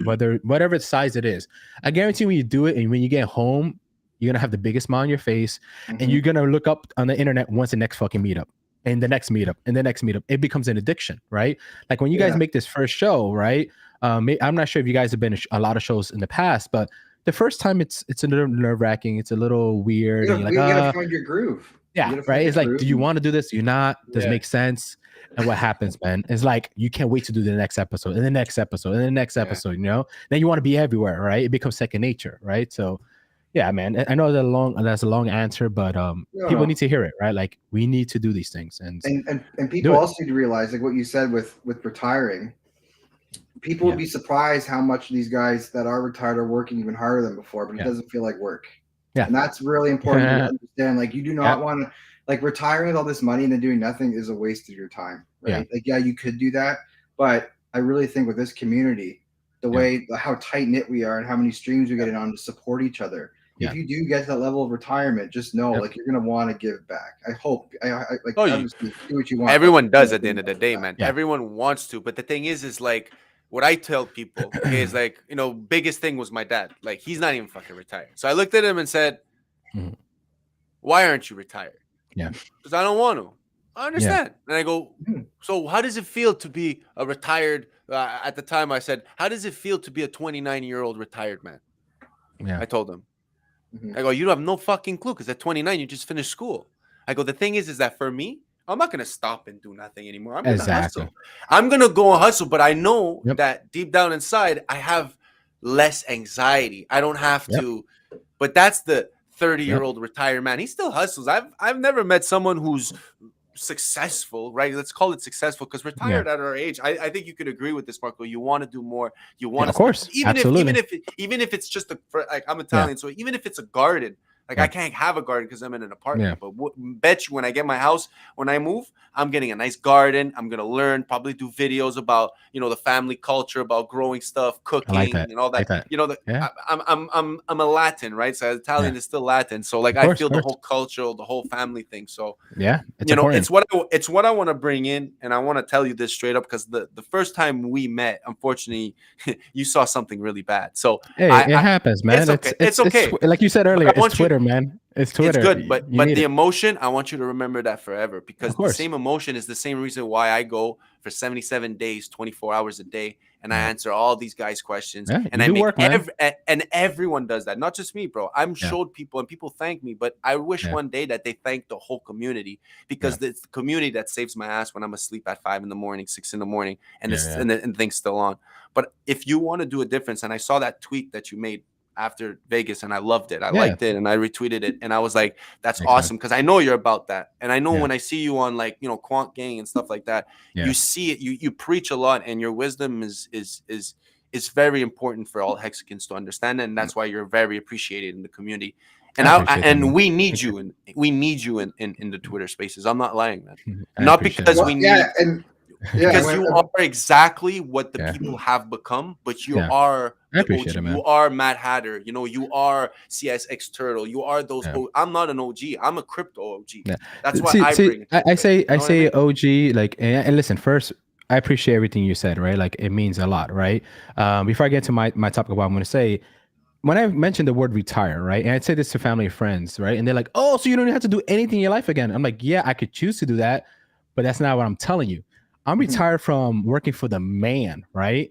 Like I made a promise to myself, and I mentioned it in one of my tweets. Like when I was younger, I was homeless for 7 weeks, right? Like I went through that shit, and I almost took my life. And I told myself when I snapped out of it, thank God I did. I'm gonna get to a point in my life where I would never let the next man decide the next 3 seconds of my life, right? I got to do that now, right? Like I don't wake up. There's no boss calling me. There's no schedule. I get to wake up and do actually what I want now, right?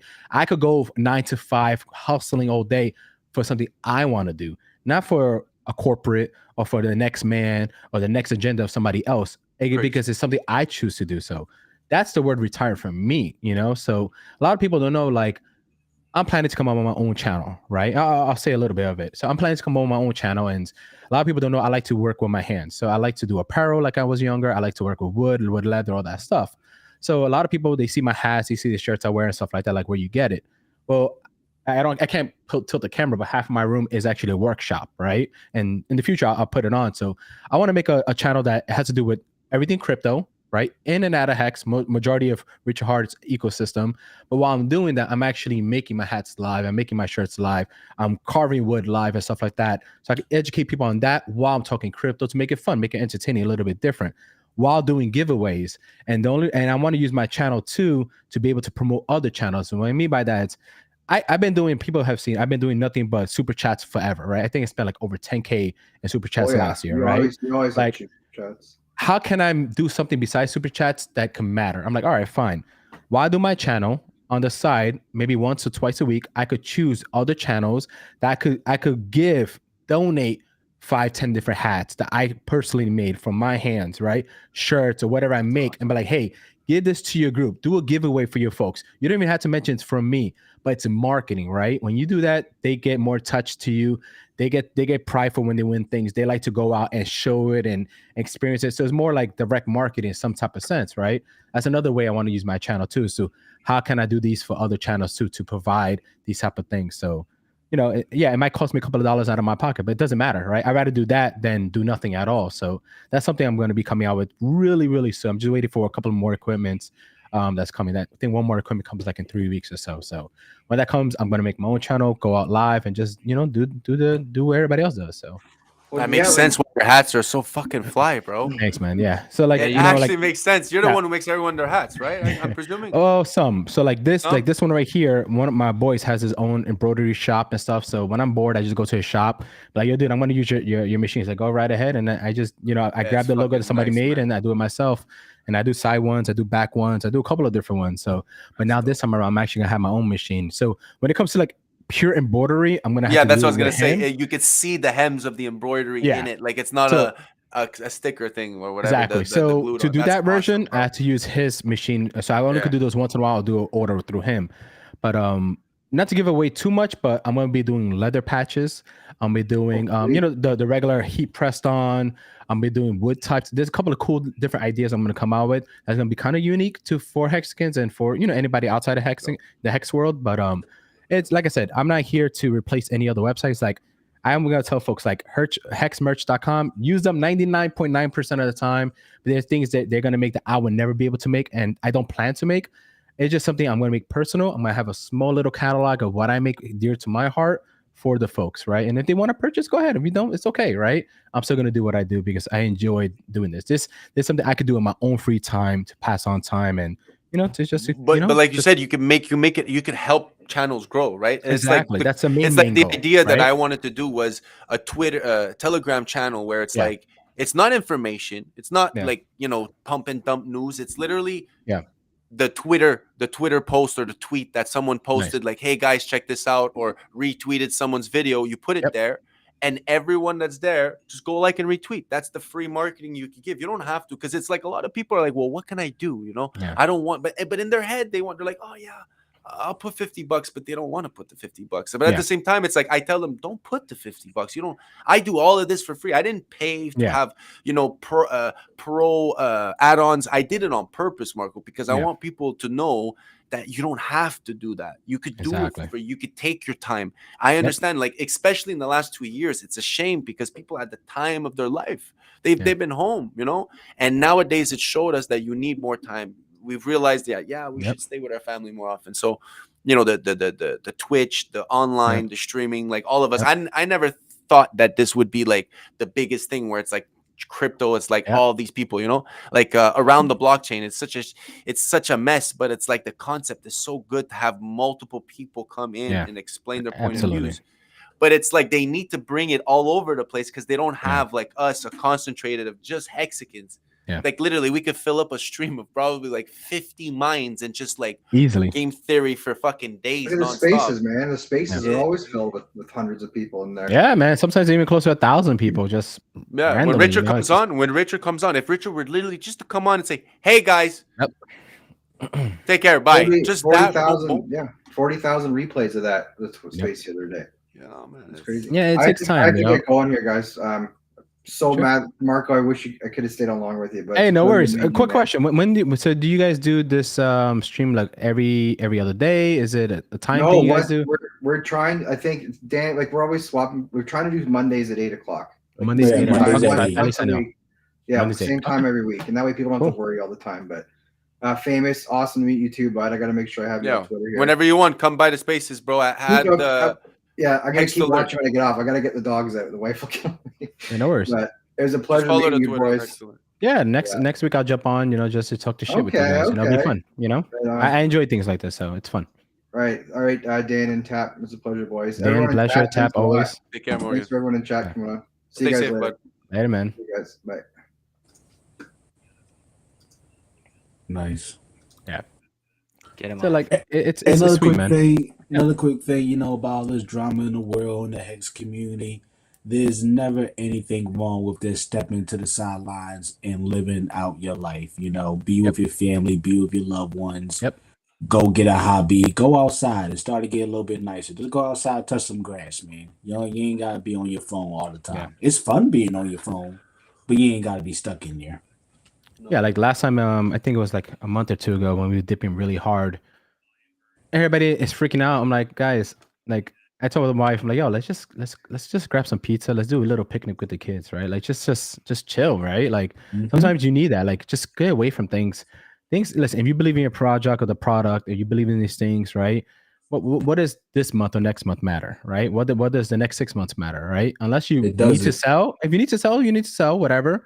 If you don't need to, then why cause that pain feeling in your chest or in your head, all the stuff that just doesn't matter right now, right? Especially like a lot of my friends, there's some folks I know that they stay anywhere from three plus years, right? And when they see this dip and they start going crazy, I'm like, can you sell tomorrow? No. Can you sell the next day? No. So why does this first year even matter for you, right? The first 3 years should be nothing but knowledge checking and understanding and focusing and protecting your bag and getting educated on that stuff. Because when the money comes and when it does hit, you're ready for it. You're not freaking out trying to learn the last second.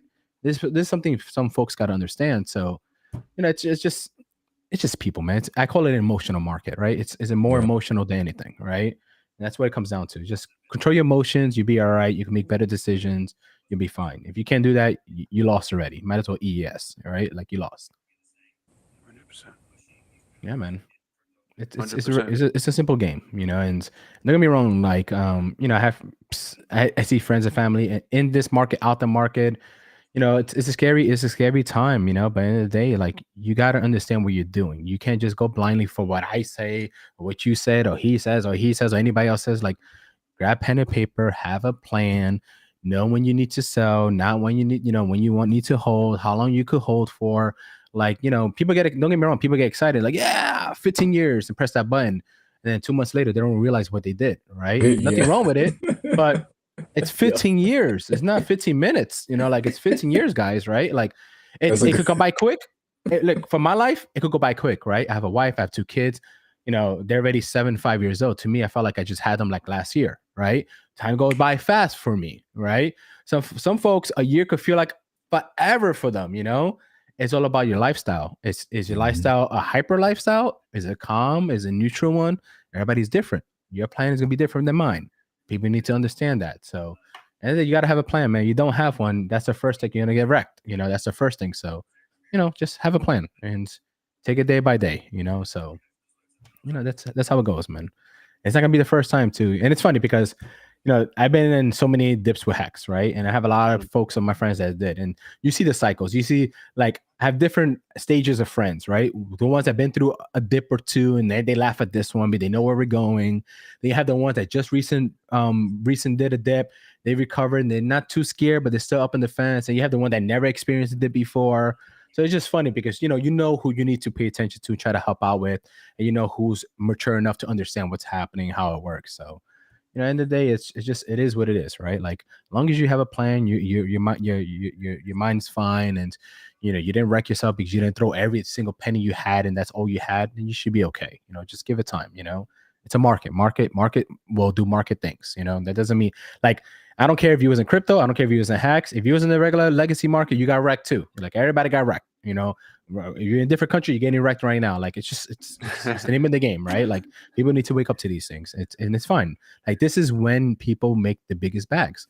This is when people make, like, I know this is gonna say harsh. It sounds harsh to say. I love fucking dips like this, man. Right? And I know it sounds crazy because if I'm planning to double my bag or triple my bag and stuff like that, this is when you do it. Yeah. And this is when the fun happens, right? If you understand what's happening, you're excited because, like, here we go. This is when I could actually do this flip or this switch or this and that. This is the time, right? And some folks don't want to hear that, but this is where the people who want to keep on building their bags and building a foundation and diversifying all that stuff, this is the time to do it, right? Just like, I know this is gonna be harsh to say, when the vid happened, right? A lot of people, it destroyed their lives. A lot of people lost family, friends, and all that stuff. I lost some family, friends, and stuff. But for me personally, my life, it was the greatest change in my life, right? It forced me to come out of my shell and go in crypto once again, because I was in crypto since 2015, roller coaster effect, right? And this time around, I was like, I told my wife was a nurse, right? My wife was a nurse during COVID at NYU, and she was one of the first, one of the first teams to deal with COVID when it was really bad. Nobody knew how bad it was, you know? And people don't know, like, there was a point where almost 2-3 months, me and my wife, we didn't even see each other physically. You know, I have a house, and the third floor, or one of the floors, I had to lock her in there. So when she comes to the home, she don't come to the front door. She comes from the side door, you know? And, you know, I bought her $1,000, you know, steamer and one of those boxes that's like a UV light and all that stuff. So when she gets home, she instantly throws her clothes in. And, you know, to speak to her, either I do FaceTime or my back is on the door while her back is on the other door. And that's how we spoke, you know? It's my best friend. I've been with her for almost 20 years, right? Like, and I don't know one day will she die, right? But nobody knew that shit was happening, right? But, you know, we decided to go all in and go beyond whatever was comfortable doing. And that was our choice. That was the biggest risk we ever took. It was the best decision I ever made in my life, right? It's sad to say, but that moment is where the world was going in chaos, but I found the shining light in that chaos and I pulled the trigger, you know, and a lot of people did. And it was the best thing that ever happened to me, you know? So, like I said, I don't regret my decisions. I made a plan. I stuck to that plan, and here I am, right? Like, that's what I always tell people: plan. Like, you have to go through it, you know? Forget about emotions, forget all the stuff. Like, plan it out, and you'll be fine. Well, that'd be the best chance to be fine, but you know, you get what I'm saying. 100%, man. It is, man. And there's always positivity like every consequence has a positive effect or a negative. It just depends on how you do it. It's what makes people prosper. It's what makes people get back up and you know, like Rocky, right? You know, it's like the positivity was just so much. That's why he kept on getting up. So I agree, man. And it's positive, man. It's I can't believe I'm right next to Marco the Mexican, honestly. He's funny, man. No, I'm being serious, bro, because I didn't plan to come on stream and shit. I just wanted to be an effect and a cause, because I did this in other communities back in the day. I'm not going to say who I was, but the thing that I've done for certain communities is I know what happens when people buckle down at the beginning. Because at the end, like when you're in a certain point, it's like you can't really go back to when the times were. And this is the times. And what's happening just on experience, and like you want to look at, like, I don't want to get into it, but certain people in history always repeat itself. So if you want to think about crypto, it always fucking repeats itself. You know that, especially 2015. I personally thought too in 2017 when shit dropped, I was like, oh fuck, all of this work, man. It was like, man, it's like, But then in my head, I was like, 2018, I was like, maybe, and then you know what? You said, the vid for me was I did have, if you look at it, it was my bags. It was the biggest blessing in life. Maybe not, man. I've been depressed. I've been at home locked in as a Canadian. And it's like, you know, you got to look at the positive. I got to do what I wanted to do, which was to stream more. I went from Twitch, you know, COD streaming, and then I went into podcast, and then I slowly went into the production of audio. And then I said, you know what, I could do vlogging. And then now I'm like, Twitter Spaces, and then the Twitter Spaces, I was like, I took all this knowledge, and I'm like, hey, people don't want to be on their phone right now on Twitter Space because they're cooking. They want to charge their phone. Perfect. But they want to listen to something on YouTube on the TV. So that's what I do. I put it on YouTube. I put it on Twitch. I put it on Twitter. And it's, you know what? People tell me, yeah, but you know, it's not good to do that. I'm like, well, if I don't do it, then there's nothing, right? So it's a no anyways, right? Exactly. And I'm not asking you for anything nothing but to your lose. attention. Yeah, exactly. And people realize that now. And I know Tap and Rome knows, like, the Twitter Space, it's like, even if I scream and I tell people to go F themselves, like, bro, like, I'm there for every single one of them if they want to give me their time. Because it's like, no, man, you're not going to come in here and do what's you know, you're not going to bring this in my space, right? I'm Richard right now. In this space, I'm Richard. Exactly. And I decide what happens. Yep. And it's when I was Richard, like, I was like, when I asked the question the other day, I was like waiting to get the question. Yeah, I heard you speak. I heard you speaking to him. I was laughing. I was like, It's but cool. at the beginning, It's I cool, was right? like, I was trying to remember the question. Like Yeah, every man. time someone would ask a question, I would want to listen to him, and I'm like, what was the question I wanted to ask him? Okay, Yeah, yeah. yeah. And it's like I get starstruck too, and and I get the feeling like you're saying, like kind of famous, right? And my name is strategic because when I do become famous, it's the best name to have. It's the famous, but I had it since a kid, But it's nothing to like grab on. And the famous Hexakin, the community gave me that. I didn't claim it. I was like, Hey, you guys it is want what it that? is, man. Exactly. And I It is felt what it is. honored. And ever since, it's like, I think you could say this, but I don't know if you say it like this. I'm addicted to the joy that I bring people. I think you could say that the If you can't- starstruckness, it's like addiction, man. Yeah. Because you're like, If you can't enjoy people looking at you dead in your eye or speaking in the other microphone saying thank you and what you did mattered, then what the fuck are you doing then, right? Like what's more greater than that feeling, right? That somebody else could say, yo, dude, by you speaking that night or that message, it literally made something click. That's a goal, right? Like that's what we should be doing. That's what that's a human thing, right? It's not even a crypto or a community thing. That's a human thing, right? Like you said something that affected somebody else and they triggered a different path of action that they're gonna take. What is there else that matters? That matters, right? And then everything else that follows through is just extra bonuses, right? So that's how I look at it, at the end of the day. But like even when I first spoke to Richard, right? Like I speak to Richard here and there through Telegram, Twitter, DMs, private DMs, stuff like that. I don't know if people know I got a lot of interviews for him in the past. I'm planning to do some more in the past for him, but I used to harass a guy all the time. Like, dude, I got this, I got this, I got this person. You want to do this? And he's like, all right, dude, like you're on the roll. Let's do it. And like, all right. And I'm like, cool, And then when I finally got to speak to him like this through the online conference, it's shocking, right? Like this is a guy that you cheered for. This is a guy that you looked up to, gave great financial and regular advice to you. And then you finally meet him in person and, a lot of things you want to ask him just go out the window and you just enjoy just that moment itself, right? It's all worth it, right? You think like Richard planned to be where he's at right now? You think he planned to be famous and all that stuff? No, man. Like nobody could predict that shit, right? But for him to get on the stream and you have hundreds of thousands of people waiting to for you to speak, and you have people pouring out their soul, telling you how much you changed in life, like that changes people, man. That changes things. And like you said, it does become an addiction, right? Like because you want to see, you not only enjoy it, but you want to see how many more people can you affect, right? And can you, the next effect can it be 10 times better than the previous effect, right? And that's when it becomes more addicting. So that's how I do things. And that's why I say once again, like when I went to Vegas the second time, it was more validation, right? For myself and for what I do. Like, does it work? And when I hit that stage and the yelling and the screaming and the cheering, yeah, it's validation. It's like, okay, this is it. Like that's why in my Twitter banner I put like a little quote next to my head, like it begins, right? Because now that moment, now this begins. The journey begins for me. That's the pure validation. Not everything that happened before them. Everything before them was to me was like a theory, right? It's like, is it working? Is this what I'm doing working? Does it matter? Does it really matter? Right? Because I've seen people come and go on Twitter. I've seen people come and go on streams and stuff like that. Right? You have the people that they want to look for something to just be happy about, and then next week they don't care. Well, when I went to Vegas and you see all those hundreds of people lining up to speak to, yeah, it matters. Like it's validation. So after that, I was like, all right.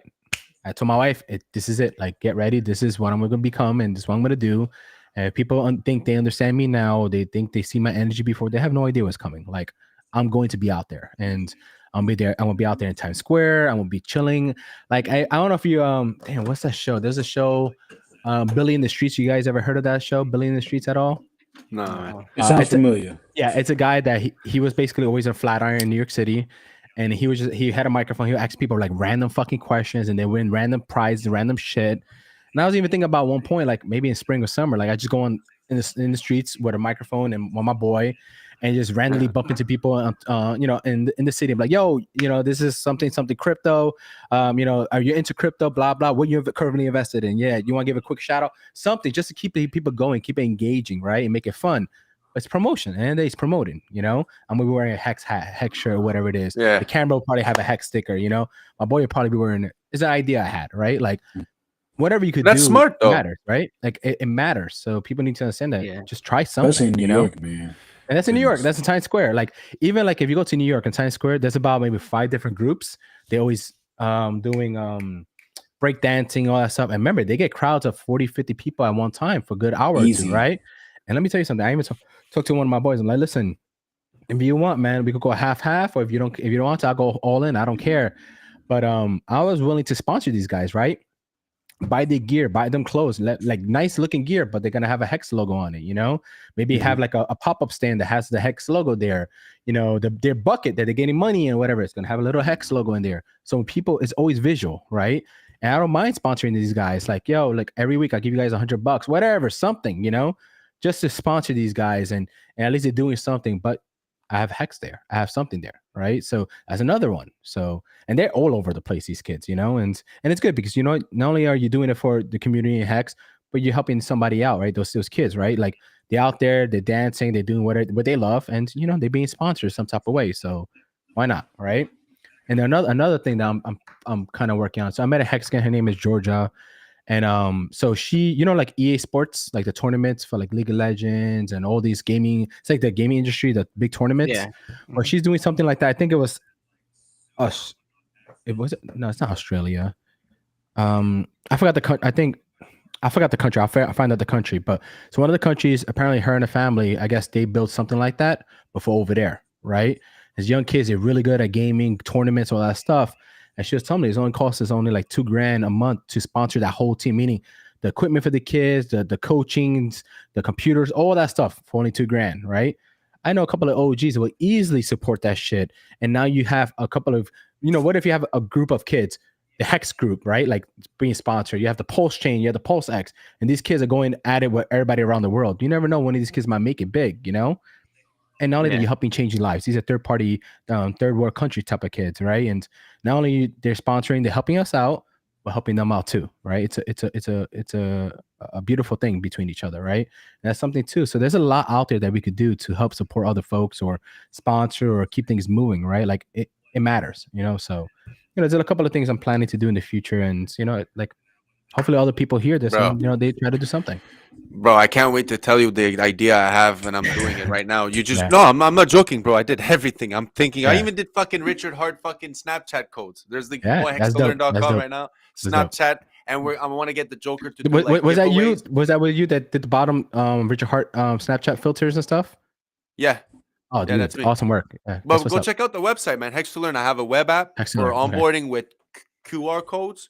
So like, go check it out. I could, if you want me, I could DM you all the information. And then there's also hexdirect.com that I'm building. It's almost done. That's a directory that I'm gonna make for Hexicans. So like you said, you know, you do embroidery. You know, there's mechanics, there's lawyers, there's you know, you said you got the artists, you got artists, we got tax people, but like you don't know who they are because they're like, I'm okay to dox myself. You know, people are like, no, don't dox yourself. No, I'm okay. It's okay. But a place for Hexicans to help Hexicans, and even anonymously, you can go to a Hexicans tire shop and say, hey man, I want my tires changed, but never tell them you're a Hexican. And at least you know deep down in your heart you're helping a Hexican, but it can give value. Right, because the value you just by me hearing your connections, I was like, "Yo, this is valuable. Like, someone should take this and like under you and say, okay, I'll do this." Right, because they have time. There are people there. But what if you, with your ideas, you could? Oh, there's someone that wants to do that in New York. Boom, that guy's a dancer, or he's this, or he's a musician. Here, and you could literally do anything, man. I could put picture links. You can even sell your car. Like I'll make listings that like, hey, I'm a Hexican. I want to sell my car. I'll sell it for this much. We can make a deal. You know, this much for Hex. I give $20. You know what I mean? So there's it's something. It's something. It's better than nothing, right? Like it helps, you know. And like, always. And it's funny because when I was in Vegas too, like you'd be surprised how many Hexes are planning to do things, right? I'm not talking about making projects, but outside the word that could help benefit Hexes some type of way. So I had a lady approach me and she was like, you know, she was thinking me about, you know, what we did for her, you know, just, you know, videos and streams and all that stuff. And she was like, you know, you helped me come out of my show. And what I want to do is I want to make a Hex show where I interview couples, right? And that's into Hex. And because, you know, if you have a husband and wife, you know, it's not easy making these type of decisions. You know, sometimes you clash. It's emotional, it's financial, you know, it's a family, right? So the ups and downs, the behind the scenes, what it took for them to finally come to close to make the decision to go all in. She wants to do that, but she was too scared. And it's funny because since I spoke to so many people on the conference, I met a lot of couples. So what I did was like, all right, well, this is what you want to do. How serious are you willing to, how serious are you planning to do this? She's like, I'm really serious. I'm like, okay. I grabbed her. I found another person that's great with marketing, great with radio stations and all this stuff. She's used to doing podcasts. I grabbed another person, like a bunch of, and I brought them all together. I'm like, there you go. There's your first clientele. There's your first customers you can interview. Like, there you go. This is the little group that you get your thing working, It's about networking, right? It might not benefit you, but it could benefit others. And then by doing that, you never know if it could benefit you in the future, right? Like, so, and then I met so many people that had different ideas. And I was like, oh, his idea matches this person in some sense. I grabbed that person. Yo, come over here. Hey, I'm Marco. Yeah, this is what he's thinking about. Guys, I think you guys should speak. And next, I had like, no lie, dude, I swear everything I love. I had like about 2 or 3 different groups of these folks talking that they would never talk to each other, right? They were sitting across from the aisle, not knowing that they had these ideas in their head, and not knowing the person 2 rows down could probably potentially help them kick them, going, And this is why, like, when Morgan asked that question, it's important to go to these meetups because you never know who you're going to connect to or who you're going to help connect, to make the next thing big. You just never know. So it was pretty cool to see that, Bro, you got to come on Spaces. You got to come on Spaces, man. Yeah. I'm telling you, bro. Spaces connects people, man. It really I does. personally, I'm not bothering people because I want them to find it by themselves. But now that I have the chance, and I know you've had a bad experience the first time. No, don't worry about it, man. But I want you to come because there's people that would love for you to be there, not just me. And I don't care, man. And it could be all your segment. I don't give a shit, man. It's like what you bring to the table is like when I'm listening right now. Yeah. It's like, bro, it's exactly why I'm doing it. Awesome, dude. That's what matters, dude. That's what matters, man. And you can make more of an impact, bro. And I'm telling you, I'm willing to give you that platform, man, that I've created. I'm down. 100%. We all make an impact, right? Like we all put something to this because, like I said, man, like I don't talk the way I do because I just do it, right? I don't move the way I do. It took time, right? Like I went through hell. I went through the journey of, growing up a teenager in Brooklyn and all that stuff. We all have journeys. We all have stories, I've been to different communities. I sat back, I watched different streamers, the way they talk, the way they do things, their mindsets. And I like what I heard. I'm like, okay, maybe these people want to hear what I got to say. Let me just open my mouth. And people do. And I'm like, okay, cool. I enjoy speaking the way I do. This is real. And it's one thing, like I said, once again, validation. Like every single person, and Tap, you could vouch for this, right? Like I'm not fake. Like the way I am in stream, the way I am, this is how I am in person. Like, way in person, like man. I don't change. Like this is how I am. Like I'm a real regular dude. I'm from New York. We don't fake anything. Like if this is who I am, this is who I am. You're not gonna get anybody different. You're not gonna get a superstar looking guy. You're not gonna get a mean dude. No, if you see me like this, you're gonna see me like this when you shake my hand.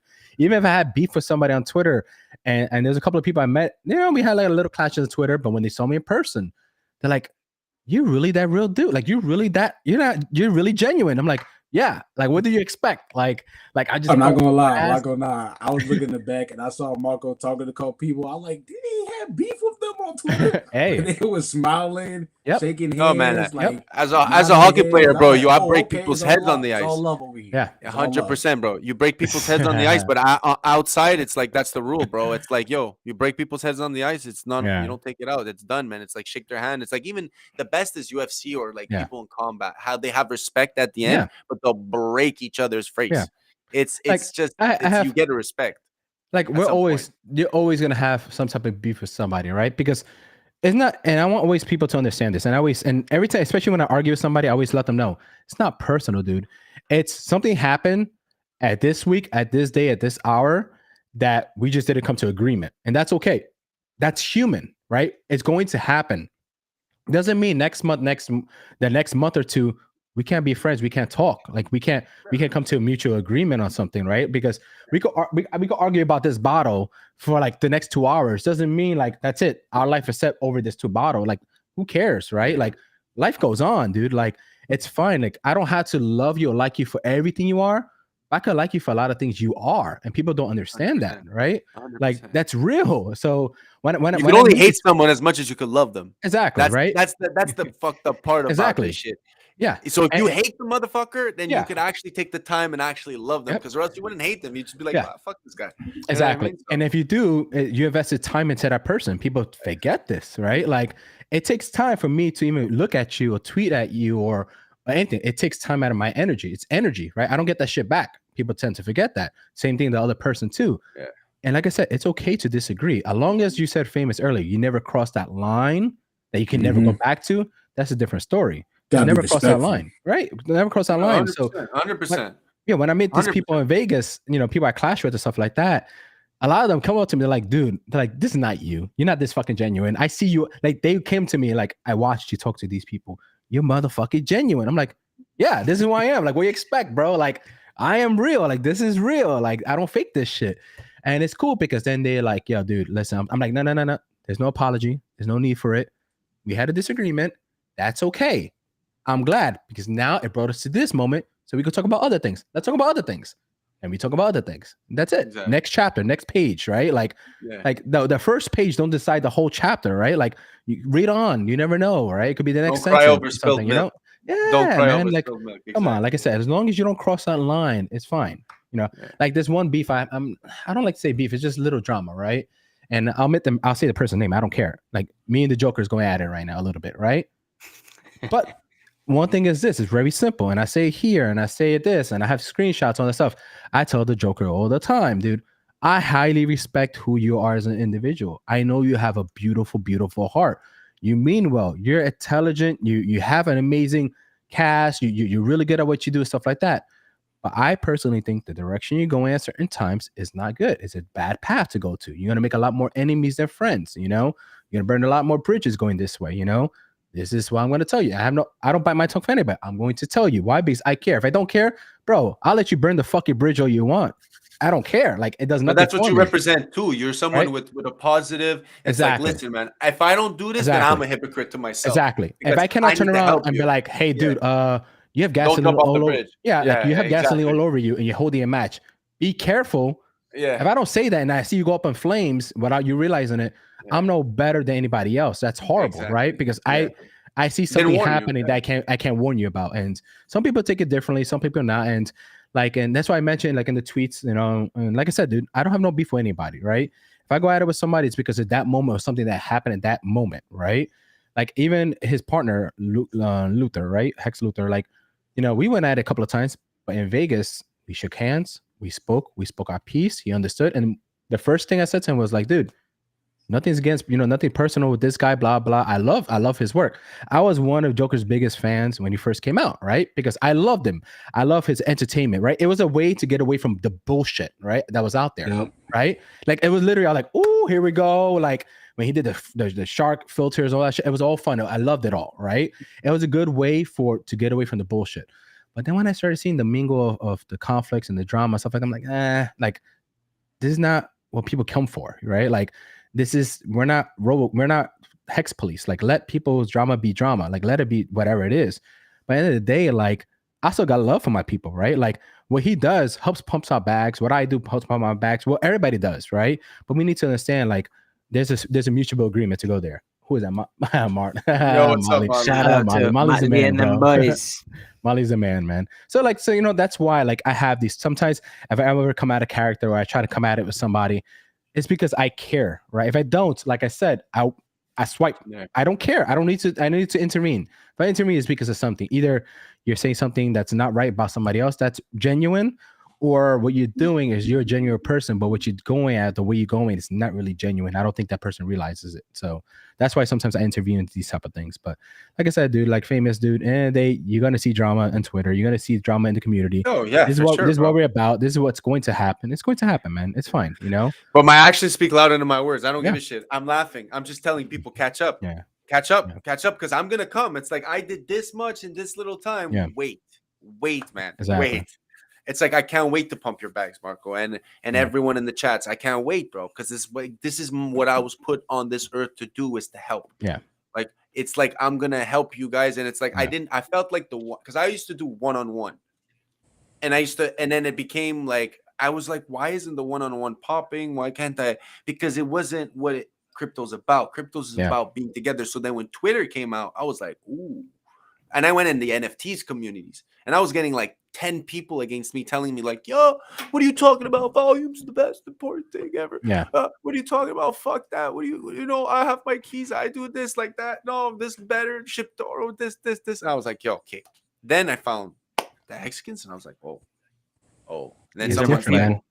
It's different, man. and it's funny because bro, it took me 2 hours. I was like, and then I felt like the biggest pleb, not because of losing money, was because I researched so much, and I'm the guy that people go to for the research. And it's like, how didn't I find this? Yep. How like it just went like what? I've been in fucking 3 months going in researching, going this, when I could have just done this. Yeah, and it's funny because I've been in crypto since 2015, right? So I seen the Cardano community right at the beginning. I seen the XRPs, I seen the Dodge, I seen the Doge, I seen all that stuff, right? And I've been in and out of all these guys, and I thought I was pretty knowledgeable in crypto, right? I thought I was pretty well, like you said. A lot of my family friends, they come straight to me all these years.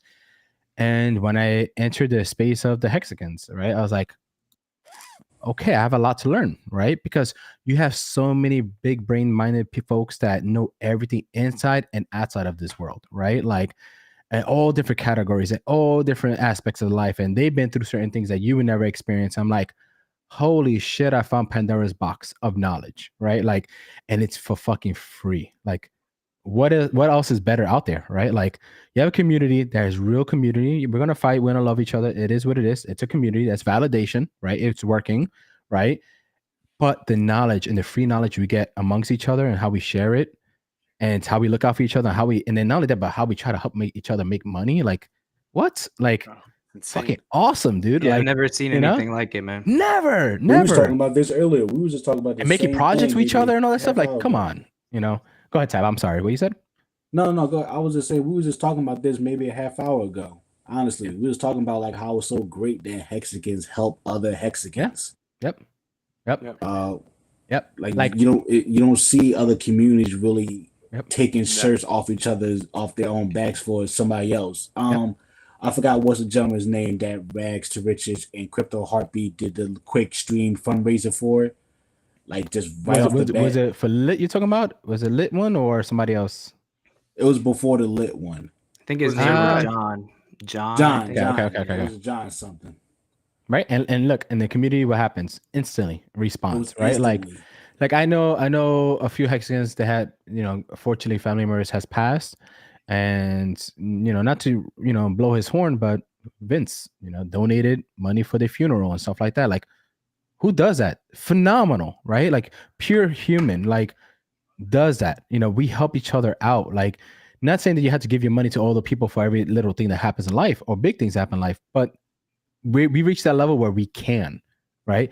And we do it for no benefit out of it. We just do it, right? And that's beautiful, man. Like, there's so many people in this community that does so many things behind the scenes that people don't know about. They just want to keep it hush hush because they don't care for the glory. They just do it for the impact. And it's fucking awesome, right? Like, we talk about Richard Hart's documentary. No, there should be a documentary of Hexicans, right? Like real people doing real things for each other that 2 years ago would never probably even shake hands with each other in the street. If they bumped each other, they wouldn't even say not one word. And now they're doing amazing things across the world with them. Like, it's unreal. Like, it's unreal, man. And we're early. We're still early, man. It's crazy, man. It's so crazy. It is, man. You guys want to hear something crazy? Yeah, absolutely. So I found out about Hex because I watched one of Marco's videos on Twitter. Yeah. I remember that tweet you sent me. Thank you. Yeah. I appreciate it. I owe you. That's for crazy, life, my man, for real. And look, and you're here now, right? And we're streaming, right? Like, how cool is that, right? Yeah. Like, crazy. What if I chose not to be inspired by another Hexican to put my face in video and just be like, because back then I was just tweeting. That's it. Not doing much. And then I seen people do other videos. I'm like, and one day coming from work, I was like, let me do one of these walk around, videos. I remember when you started doing that. Like, fuck it. Like, let me just do it, right? Because I think people need to hear certain things. And I did it. I got a crazy response. I was getting crazy likes and all that.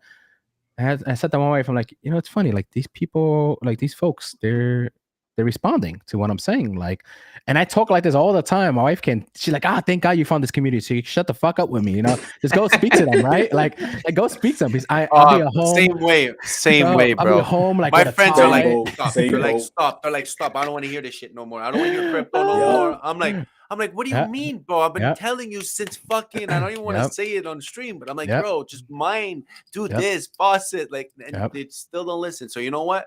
I personally never talk to my friends about crypto ever again. They ask me, "Oh, bro, how do I get a MetaMask wallet?" I'm like, I look at them, I go, I don't know. Yeah, and it's Twitter, crazy, bro. Dude. Like, I go, come on Twitter. It's come to that point where it's like I like the Twitter people more, and it's like, how I was gonna explain this for you. What I did was I was like, okay, I'm gonna make it. And my first was like when I saw Orca, I was like, before Orca, I was like, you know what? Orca's a legend, man.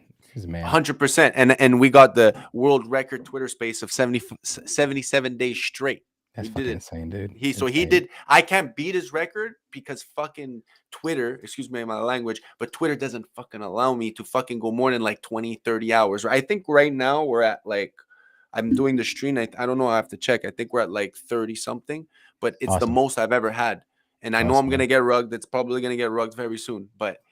Especially when if hexagons are in there, you know, they're like, "Hey, pull the plug," you know. But the reason why I loved Orca so much was because no matter when during the day you could pop in, and it's like metaverse bullshit. Like you said, I really love being or going to these meetups. But what if you didn't have to go to meetups? It's like, oh, I'll pop in the chat, and it's like slowly but surely we're getting more people at like times that we are not awake. So like at 2 a.m, 3 a.m, it's popping. 8 a.m, 7 a.m. Sometimes I'm like, because I leave it on my bed on my thing and it's charging. Yeah. I leave it on, man. And sometimes I wake up at like 7 a.m. and at 8 a.m, and I'm like, if I go to bed, now I'm going to bed at 8. But sometimes I was going to 8, 9, and it's like people were in the chat like, hey, hello, and I'm like, oh. And I would wake up and I'd be like, oh shit, it's going, you know. Yeah, so I wish I could go to sleep at 8 or 9, man. I can't, man. I don't sleep. I don't. I'm buzzing. I'm buzzing though. Like I have to literally go back to 11 because I'm only home. I'm literally Canadian. I can't do shit. I'm not gonna go spend my money in places where it's like I have two. I'm with all my friends and we have a glass here and a glass here. It's like, hey, bro, what are you doing? What are you eating? Yeah, it sucks. Okay, shit. Because you're like this and you're like, what the fuck? It's crazy, bro. I never thought this would happen, you know. But I don't want to get into that. But it's mostly like whenever you want, you're like, hey man, I got 10 minutes. Let me go in and see what's up. Say hi. Hey guys, what's up? Listen to some alpha. Help onboard people because I know you love that. And it's like, you know, you don't even have to like come in. I tell people all the time, like, you don't even have to come in. Just retweet the space because there's someone out there that wants the question. Oh, needs to hear it. Because you guys can't stream for 10 hours a day. Yeah. You know, you have a life. So it sucks because it's like, when can you have that time? So I'm just like, you know what? Fuck it. I got the time. I think this is needed. I'm going to show that it's so worth it. And slowly but surely, like someone said, you know, Richard's coming onto the spaces, man. He hated it. You know, he didn't like that, but slowly but surely he did it, you know? I think it was I don't know if Richard knows, if you could tell him, but he needs to unblock all the Bitcoin people in order for them to come in his stream.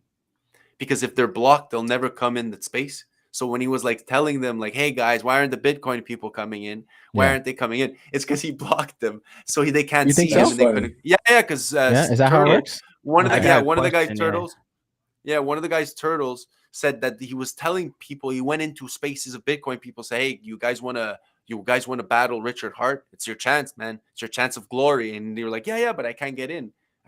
He blocked me. So you have to follow someone in order to see the space, right? Okay. Yeah. So if someone's a speaker or a host, if you block them, they can't get in. Interesting. Okay. Yeah. Well, so it makes sense. I see why, but yeah. Okay. Now it clicks. So I kind of I didn't know the mechanism was working like that. I actually thank the Bitcoin fucking trolls because that would have never happened. We never would have got that 3 hours of, hey guys, you broke the fucking test net. Like, I didn't do this. Like, no one put up the test net thing. Like, it's not out yet officially. Like, don't go on the block net. Oh, no, that wasn't there. It was, don't go on the blockchain because I didn't put it out. And Keith, one of the guys, Crypto Keith, was like, so we don't do nothing. He's like, well, I didn't put nothing out. So there's a reason, right, guys? Like, you're not supposed to fuck with it. I didn't put it out. So I don't think you should touch it. And that was like reassurance. So it's like very important to hear Richard. because people always ask us, well, Richard said this and Richard said that. And it's like, no. We tend to say, like, listen, Richard is Richard. You listen to him, but why should you listen to him? Yeah. Go do the DYOR, because Yeah. he could tell you something and it can be wrong. Yep. But he could do it on purpose to make you fool you, like in certain ways. Like, he's been changing things, right? He's always. That's not me. Yeah. Anyway, I want to say, oh shit, he's spitting. Yeah, I was like, what? Famous, I saw your face. You I got so thought confused. I got He's like- screens and I was like, what the fuck's he's like, on, what's- bro? he's I like, got what's so happening? much shit on. He's like, oh I was shit, like, the what did I do? porn's playing. What is happening? No, but that's on my I saw his iPad. face, he was That's so on iPad. I confused. never do it on the PC, All right, bro. bro. I You do it could on rap right iPad. there, man. That was your Retina moment. display. Retina display. You know what I mean? The chorus showed up. That's so funny. Oh man. But yeah, guys. It's not loud It's- enough. it's You true, can't man. hear it. You know, it's true what you're saying, right? Like that. And I think Spaces it has its how you say it? It's meant to be here, right? Like it's important. We need it. It's another way to reach people. It's another way to get that moment engaging. You know, some people prefer voice and Telegram. Some people prefer, space. But it's some free. people, yeah, It's free. exactly. It's not NASCAR. It's not like, Exactly. shout out to Motley, but like, I'm not comparing that it's going to be the next big thing. It's going to make Hex go to $5. No, but it's going to guarantee Yep. one thing. And this is my plan, that one person per day, but the Yep. quality of that Yep. person is going to be Yep. so exceptional that at one point it's going to go like this, and it's going to Yep. go up like that, Yeah. because it's like everyone's intelligent. I don't know if Everyone you, I don't know knows if the you game remember theory. when Orca was doing his streaming thing. At one Yeah. point, the founder of Cardano, Charles, he showed up, and people didn't realize he was there, right, hearing just in the background. And you never know if other people, other Cardano folks, was in there and probably like, oh look, the founder of Cardano's here, hearing what these guys got to say. Maybe these people are good. You never know if they bought Hex because it's just that little thing, right? That it could be stupid. But you never know, right? You never know who comes to your spaces and who else is following them behind them. And because of that, they might validate you as this checks my book. Let me invest in these people. You never know, man. Like that's why it's important. Like do something, right? Doing something is better than nothing. Like you gotta do something, Well, especially if you could do it, because later, Bobby. Oh, Bob. That's one thing too that I'm trying to prove, and it's like I stress it all the time. It's free, man. You could do it for free. The app I made, everyone's like, "Yo, dude, you made an app?" I'm like, "Yeah, bro, it's free." Glidesapps.io. It's free. You just need a Gmail account. You know what I mean? I'm not trying to come in here and say like, "Oh, I'm the next dev," or no. I'm just showing the normal person like you could do this, right? And my website, if you go check it out, hextolearn.com, it's copy paste. I don't care. Tell me I plagiarized. I plagiarized. I plagiarized everything off hex.com, pulsechain.com, pulsex.com, richardhart.com. I did everything plagiarized. Why? Because I don't want to take the fame. It's them. Links all to how to pulse, Hex Noob, everything. There's the Richard Spotify. If you do hextolearn.com/backup, it's all his Odyssey videos. Like I'm thinking about everything because of the community, not because of me. I started first with the website. And then people are like, yo, man, maybe if we had an app to scan the QR codes, or like, I want to watch this stream all the time. Where do I go? And we were like, you got to go on YouTube. You got to go on Twitch, or you can click this. And I was like, yo, just get the app. You'll have like Sean's What's Not on the News on it. You'll have the glossary. That's one thing that people are like, they're like, why would you put a glossary? I'm like, yeah, watch. People are going to use it. And then people are like, oh, what does this word mean? I'm like, go check the glossary. Oh, you don't have the glossary? Now, is your app it's only iOS or is it Android too? Android too. Basically, Okay, good. right now you can access it. So go on hextolearn.com. If you scroll down, I'm looking at that right now. button. Click the download button from your PC. It's going to show like an emulator of the iPhone, and you could technically practice it. So you scan it. So you scan the code, or you open it on your iOS. Then on iOS, it's Safari. You click the share button, you click add to home screen. It turns into an app. That's dope. And Android, it's Chrome. You put it on Chrome, you click add to home screen, it becomes an app. So it's like, why not? And all you need to do to update the app, I don't need to do these massive updates. All you need to do is close it and reopen it, and it updates itself when I do things to it. Dude. Awesome, man. And anyone could do it. You could do it for like your embroideries. You could do a shop.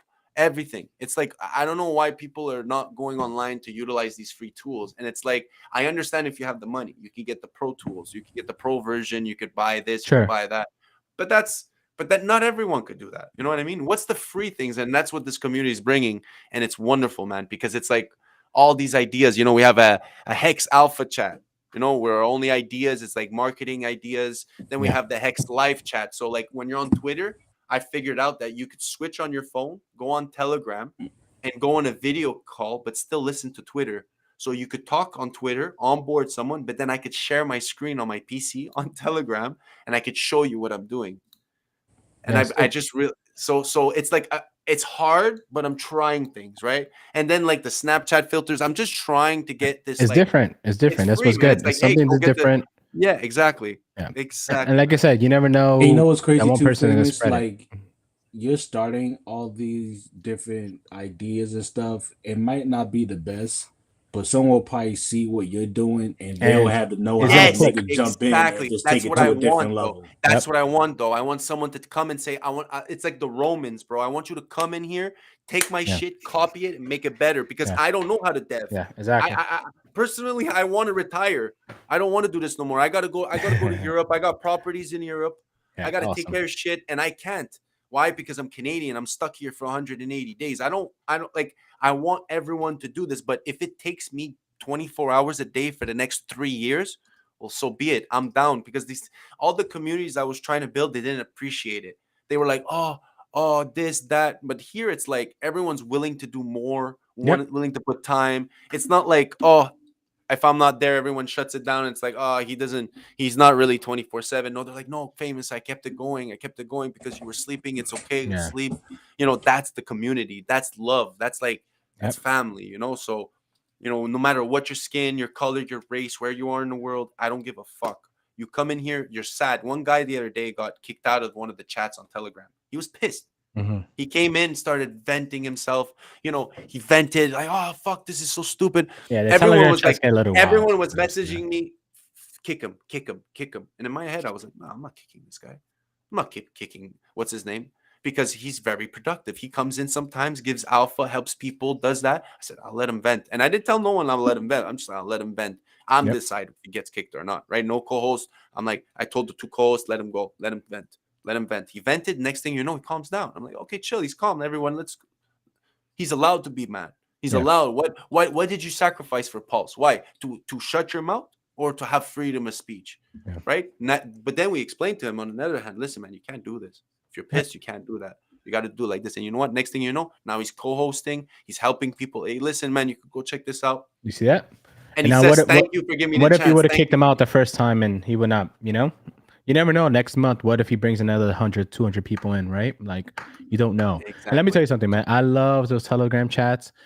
Sometimes some of those admins, they're a little wild, man. they be blocking people left and right for like this. You sneezed, block. I'm like, what? Like, what he did? He Power just trip, asked the bro. Like he just Power asked the trip. question. Yeah, it happens. Not a man, lot you of know? people. Not a lot of people could take that. Like for me, I Exactly. give it away. I give Yeah. it away because And don't get me wrong. sometimes, bro, I know they deal with a lot of shit. I know they deal with a Yeah, lot of of course. trolls, a lot of stupid questions, a lot of stuff. So hey, power to them. They're doing it. I'm not doing it. So I can't say much. But there's certain times I see certain questions. I'm like, really? He got banned for that? Like, my guy just asked a simple question, dude. Like, it is what it is. But you know, but it's good that you didn't do that, right? You didn't block him right away because, like I said, now he saw the value in you guys, and now he's being productive to help you guys out, right? And you and never other know. people saw it too. People Yeah. started coming up. People that like, it's literally like we got this woman because we've been also going on like shouts out to Sandstorm. We were going on Sandstorm's thing, and he's like he helps like all the, excuse my language, but the shitcoin communities. Yeah. Right. So we were there. And I heard we were his like, channel's pretty good. Mhm. it is, but whatever. Yeah, he's a wonderful guy, but just, you know, obviously what other people say on it, I'm just Yeah. like, I wish Yeah. I was there to just comment something. But you know what? At the end of the day, everyone has free speech. Yeah. But what he did and what he brought another side. He brought this lady, Tracy, amazing. And I'm sorry, Tracy, if I use it as an example again, but you know, hey guys, I'm from Saitama. You know, if someone would have went like, hey guys, I'm a Hex guy in the Bitcoin community. Oh, fucking big Hex. Yeah. Us, we were like, oh, Saitama, but why are you there? You know, and like she's like, I don't know, I don't like it. It's so toxic. Nah. And the next thing you know, hey guys, I staked. I finally did it. Thank you so much for your help. We spent 2 hours with her. So Cool. That was the one person per day. You know what I mean? When Rome came in, it was the one person per day. When everyone comes in, and then now it's like it started 10 people, 20 people. Now we're 30, next 100. And the next step I really want is for Richard to understand that, like, hey, Richard, you don't got to do a space. Just come in mine. I give you co-host. I kick all the co-hosts out. It's you. You're boss. You tell me what to do. You tell me jump, I jump. And then you can come for half an hour. Say jump real quick. All right. Yeah, literally. If he says, "Yo, kick him," I don't like his face. I'll kick it. I'm all worried. It's because like I want him because he'll bring that 1,000, and then once he leaves, hey guys, I gotta go. Yeah. Then it's like, oh, one by one, what questions do you got? And then it's like we got 10 minds, not 10 randoms. 10 minds. And we could switch sides and then bring up people to talk and then help them and onboard them. But I feel like if Richard's like, oh, well, I can't just shut it off and give you guys the host. Yeah. So that's what happened. I think, was it 2 days ago when he was doing it, when you actually was asking him a question, he wasn't sure. He didn't want to end it, but he ended it. Right. And, he's still learning it. And now think about all those people who would have stood to stay around and would have talked and all that stuff. Right. But since it ended, some people they search to see if anybody else making new one. No, they just walk away. Right. And that's what it becomes, dissembled. Right. So yeah, it'd be cool if, hey, Richard does something like that, all right? He decides to, hey, let me jump on somebody that's actually building these spaces, that's an expert in it.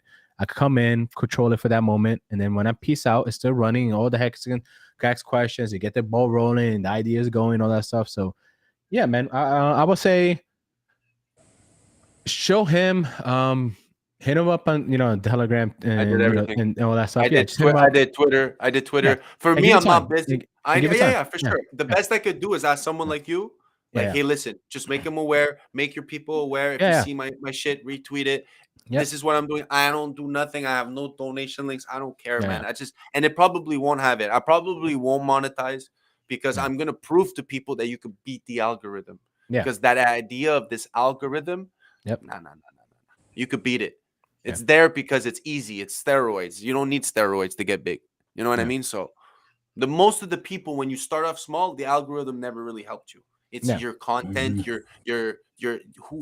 what your content is, right? Yeah. So yeah, man. But thank you. Honestly, man.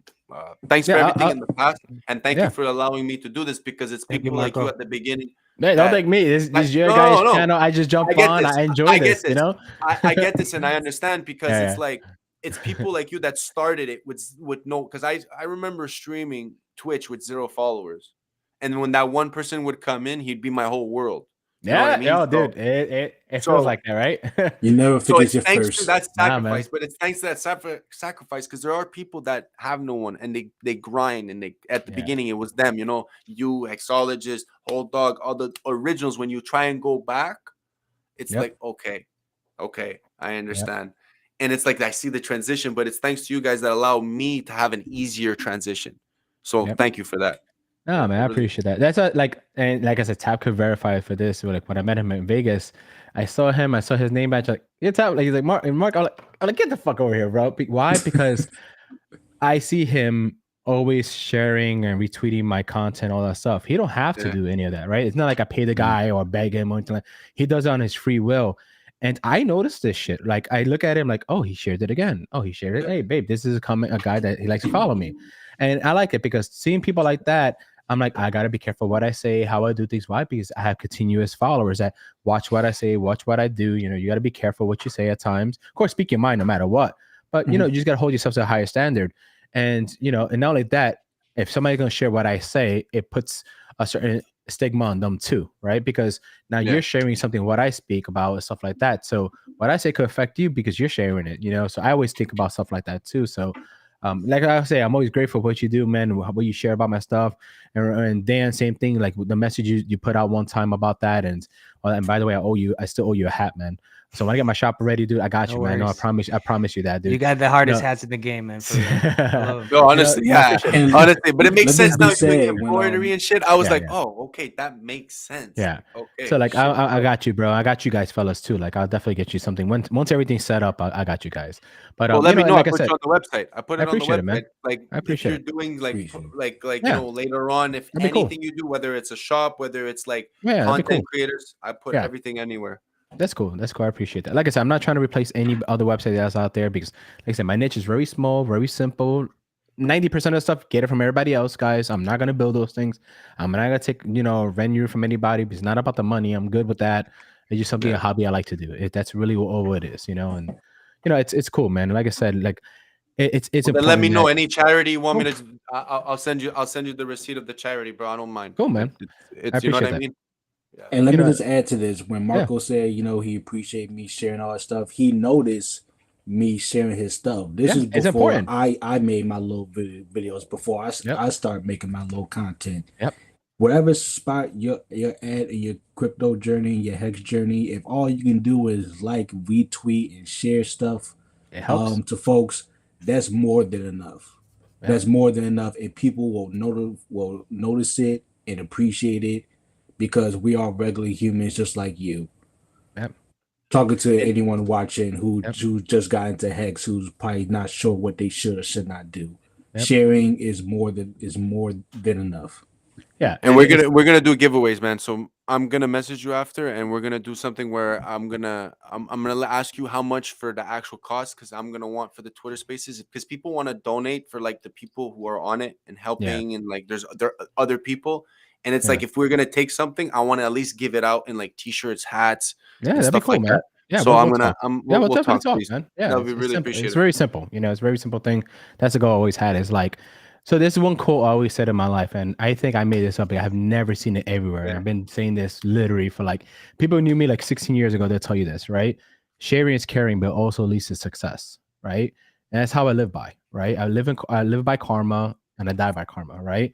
If I could be successful, I could teach somebody else to be successful. Like, that's what it's about, right? If I could share whatever made me successful some way, somehow, and it could affect somebody else and they could do it, you never know, it comes around full circle, right? Like sharing is caring, but also leads to success, right? That's what matters. And for example, like Dan, you said you saw one of my videos or whatever it was, right? Like, and it got you into this community, and look, you're already doing your channel. You have these fellows on, you guys are doing good things, and you never know where this channel could end up being in a month, 2-3 months, a year from now, right? You never know. Then you could have 10 people down the road like, hey, dude, I seen your video. You changed my life. I got into hex. You never know what those 10 people could do for the community, right? Like, you just don't know. It could just take that one person, and sometimes you just got to do it. Because I'm telling you, man, like Godwill came into hex. What if Godwill saw somebody's video, didn't know anything about Richard Hart or anybody, right?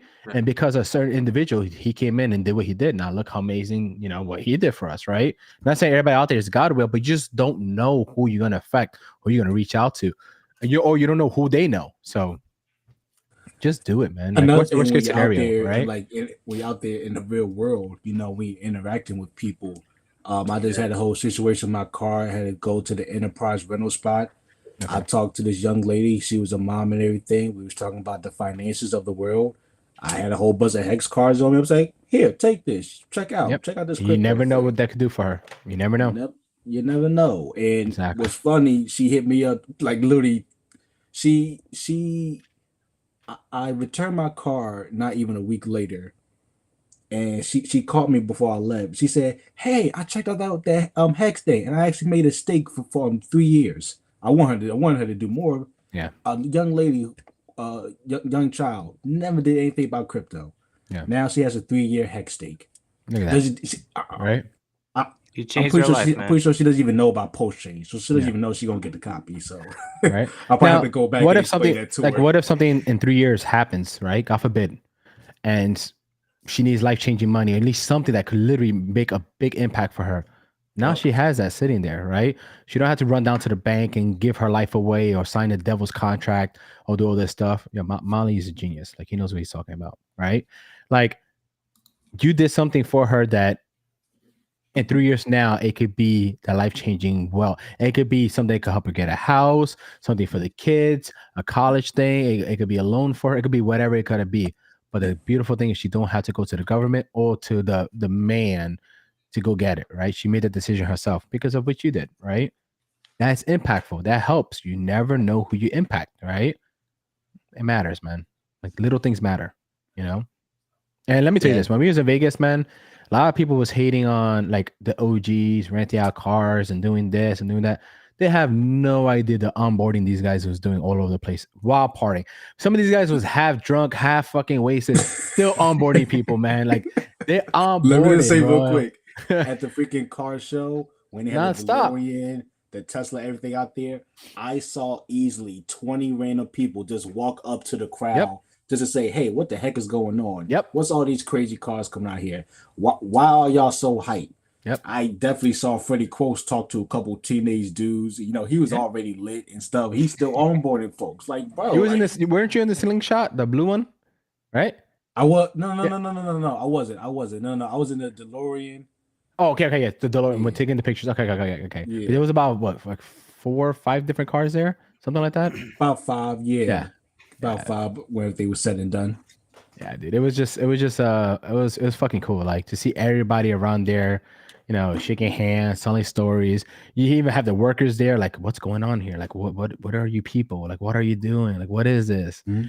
And we always just giving out like heck shit everywhere, you know. It's just and like even though taxi like, drivers asking me what the hell's going on. I keep seeing y'all little hex stuff. What's going on? See if I have, dude. Let me tell you something. Like I was with those hex cards that A-Bit was giving out, man. I was putting that shit everywhere. Like everywhere, I was putting these things out. I'm trying to see if I have the picture of it. I want to say this on stream. I got rid of all those hex cards at the concert I went to. I was putting that. See, that's like the back of a taxi, right? I was putting the hex cards all over each every time I had an Uber, gave it to the person, a Lyft, gave it to that person, the regular taxis gave it to that person. Yeah. Took like 20 cards, put in behind their thing where you gotta, you know, where you gotta pay your card, your swipe behind the head. I put some right there. You know, you just never know, right? Like it's Vegas, man. There you go. It's Vegas, man. So there's a lot of at the Miami conference. Yep. Funny story. So me and my boy Alfred was there. If he was here, he would vouch for it. We was chilling, all that stuff, and you know, we was playing craps and teaching people certain things, and we was learning on the way. And you know, there was a guy we met, and guy went invested 10K in Hex, just right there. He had a MetaMask wallet, he had Ethereum there. He saw what we was about. He saw that we were just happy dudes, chilling, all that stuff. Guy mentioned he saw a couple of hats similar to ours. He's like, what the fuck you guys are about? I'm like, you know, I do this, I did this and that. I showed him my Twitter. Like, I'm a real dude. I'm not bullshitting this. You know, this is what I'm about. Like, this is what I preach. And he was like, yeah. He's like, you know, I like you guys. You guys feel like, how he said it, something in the terms of he's seen people around him in Vegas. This is Vegas, right? But he still felt like people was depressed in some type of sense, right? But he's seen guys like us that felt like pure energy, living life, no care in the world, just enjoying ourselves, and not even throwing the money like that, just enjoying ourselves. He's like, you know, you guys seem like you're on the right path. And he's like, I like that. He's like, what is this thing you're into? And then we told him, and then right there, about 10K worth. I was like, oh, okay. Like, I look at my boy, I was like, yo, that's what's up. like, yeah, that's dope. You know, and I'm telling you, and I'd seen like Molly and the crew and all everybody else, they were doing their own thing, onboarding people, businesses, multi-million, dollar businesses, onboarding these guys, telling them what's about. So people was working there. We were having fun, but people was working. I think people was working harder than ever because of the pure excitement. It almost got to the point where it's like almost felt like a contest, right? Like who could just, show Hex the most, right? Like, but it was fun, man. It's like, it's beautiful. You get to do that, and you come back home, you're like, yeah, that was hot. Like that was worth it. That was cool. I had fun with the fellas, but I had a mission, and I felt like I accomplished that mission. So like my mission was one. That was a whole bunch of onboarding practice for Hexagons. It was. Because once I came back home, I was like, oh, this is easy. I'm ready to tell the freaking Dunkin' Donuts people. I'm ready to tell the Wawa people. We got this convenience store in the Northeast, Wawa, if you know about it. Yep. I'm waiting to tell the freaking FedEx driver who comes to the job. I'm ready to tell everybody. Oh, let me tell you, my tenants, right? I told them about Hex. I made sure, right? Even though my tenants, like, dude, I want you guys to buy your own house in the future, right? Like I have the tenants upstairs and another family behind me. Like, and I have two different ones. I tell them about Hex all the time, stuff like that. They've seen how we move, and they recently got into it finally and stuff like that. Like, and they're having a baby on their way. You know, my how you say it, my like you said, the postman and the UPS guys, even my common guys thing is Tom and Dev, I think his name is, the sanitation guys, right? I see them all the time. I told them about it, stuff like that. Like, you never know, right? Like, it's just, it doesn't hurt to give free information. It doesn't cost you. It's not like every time I speak on it, I'm gonna fucking take some. No, dude, here, this is what I'm doing. This is what I'm about. Stuff like that. Like, guys, do it. You know, try it. You know, if you don't like it, don't like it. You know, but it doesn't hurt to tell people what you're into. And have pride. Like, there's no shame for telling people what you have. If you have shame or you're embarrassed to speak about Hex, then you don't understand Hex. It's that simple. You don't understand it. You don't. Because if you do, there's no shame into it, you know? Like, it's a no-brainer, you know? So it's never ending. I just need to say one thing. Bro. Yeah. All right. This segment may or may not be brought to you by hexmerch.com, your one-stop shop for all your Hex, Pulse Chain, and Pulse X gear. Yeah, they got badass shit, man. Go get it. Yeah, they're awesome, man. Yeah, get it, man. Actually, sick shit. And there's even someone else. There's another person, Hex. It's a couple, I think, and they do it. They have some cool stuff too. Yeah, I think Motley and them, they have hexmerch.com. Then they have altsomething.com. That one. Then there's there's a lot. There's a lot of them. I have to get a list. I have to print out a list and laminate support, it. Support all of them, man. Like, everybody. 100%. Like, it's beautiful what everybody's doing. You know, like, if you're gonna make your own shop, make your own shop. If you're gonna make your own stream, make your own stream. If you can't make your own stream, you could join under the stream. Then join it. It helps. Every little thing helps. You know. But that's why I want to do that Telegram channel, not the group, the channel where it's like you can't speak in it, but it's like, hey, if you want to, you're 10 minutes, you're on the bus or you're waiting for something. All you could do is retweet, go, share, subscribe, boom, boom. It's crazy, but at some point we're gonna beat the algorithm that way. Why? Yeah. Because look at what we're doing. It's it's like we are ready to get down and dirty, but people are like, oh, I don't want to put all my money because I want to buy Hex. Well, sure, that's the right thing to fucking do. Because you can't afford it, right? You how much is $1 of marketing going to give you when you have 100, right? When you have 100 to put in. So it's like, don't think about that. Take that, put it away, delay your gratification in 3-4 years, then start yourself something like the other people do. But it's a plan, right? They still waited 2 years. They still waited 1.5 years, right? So what God knows in 1.5 years what happens. But yeah, man, I wanted to make it easier. I want to give steroids, but natural steroids. You know what I mean? I want to give people that natural steroid where it's like, bro, if you're not doing this, then you're not really a true Hexican, because a true Hexican, like Richard said, is someone who gets gains. That's it. And he said it so perfectly with Sticker Guy, and I was like, yes. Yeah, at first I didn't want him to answer. Shout out to Sticker Guy, man. That guy is he's awesome. He comes in the chat all the time. At the conference, man. So all the time, bro. He's quick awesome, story, man. like I told him, right? Because I don't know if I want to say it because I don't know if he wants to surprise people or not. But you know, he was thinking about maybe doing his own little thing on the side. And I told him, like, dude, you need to make a YouTube channel. You need to tell people your story, because at the end of the day, let's be real.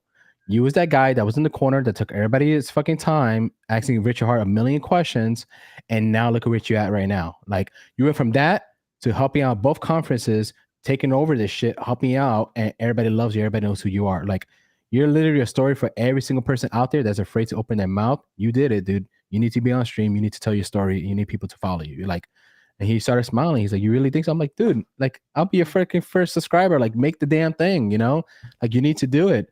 And you know how he is. He's like this, like smiling. I love that. He got pure energy. That guy. Yeah. I want him to come. I want him to come because he's on. I don't know if he's back where he is, but where he lives, right? Yeah. If he goes back to where he lives, he's at a perfect time that he could be a big success, and he wants to do that. Perfect. Let's go, man. I'll help you. I'll show you how to do it on OBS. I'll set you up.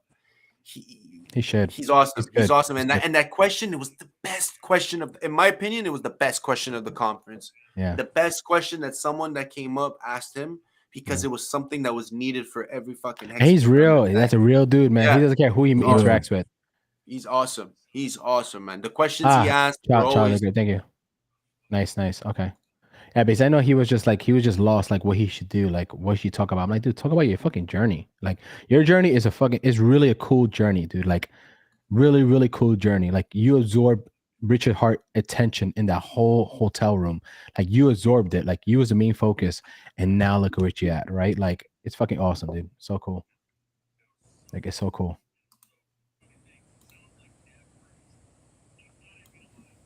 Who's trying to come on? Thoth? Yeah. Guy speaks the truth. No, but at the end of the day, it's like I tell people, man, just do something. It's better than nothing, you know? Everybody wants everybody else to pump their bags, but nobody wants to do content. No, it doesn't work that way, you know? Like you got to do something for it. We all do something, it helps out. You even gotta do content, just like and share everybody's stuff. If you don't want to share everybody's stuff, buy a whole bunch of Hex stickers and go to your local public transportation center and just put them stickers all over the place. Yeah, I mean, the way I look at it, if D-Raj Moore can get online and stream, I can get online and stream. If I can do it, anyone can do it, right? I mean, and if you don't have money and you only have time, there's people out there that will give you something to do for Hex. I'm pretty sure of it. Like, there's a lot. People ask me, "What can I do?" I'm like, "Hey, man, come in, just co-host while I'm sleeping." And they there do you that. go, So it's and like, it helps. It's free. It helps. It's right? free, man. You got a phone, then you could do it. You got a laptop, then you could do it. You got a computer, then you could do it. And almost 99% of people have one of those things. Like, just do it. You know. I can't wait to hit the masses. I can't wait to hit the masses. And some people are like, "Oh, but I don't have a expensive camera." Dude, your camera is a modern day camera and a cell phone. You're good. Press record. IV cam app.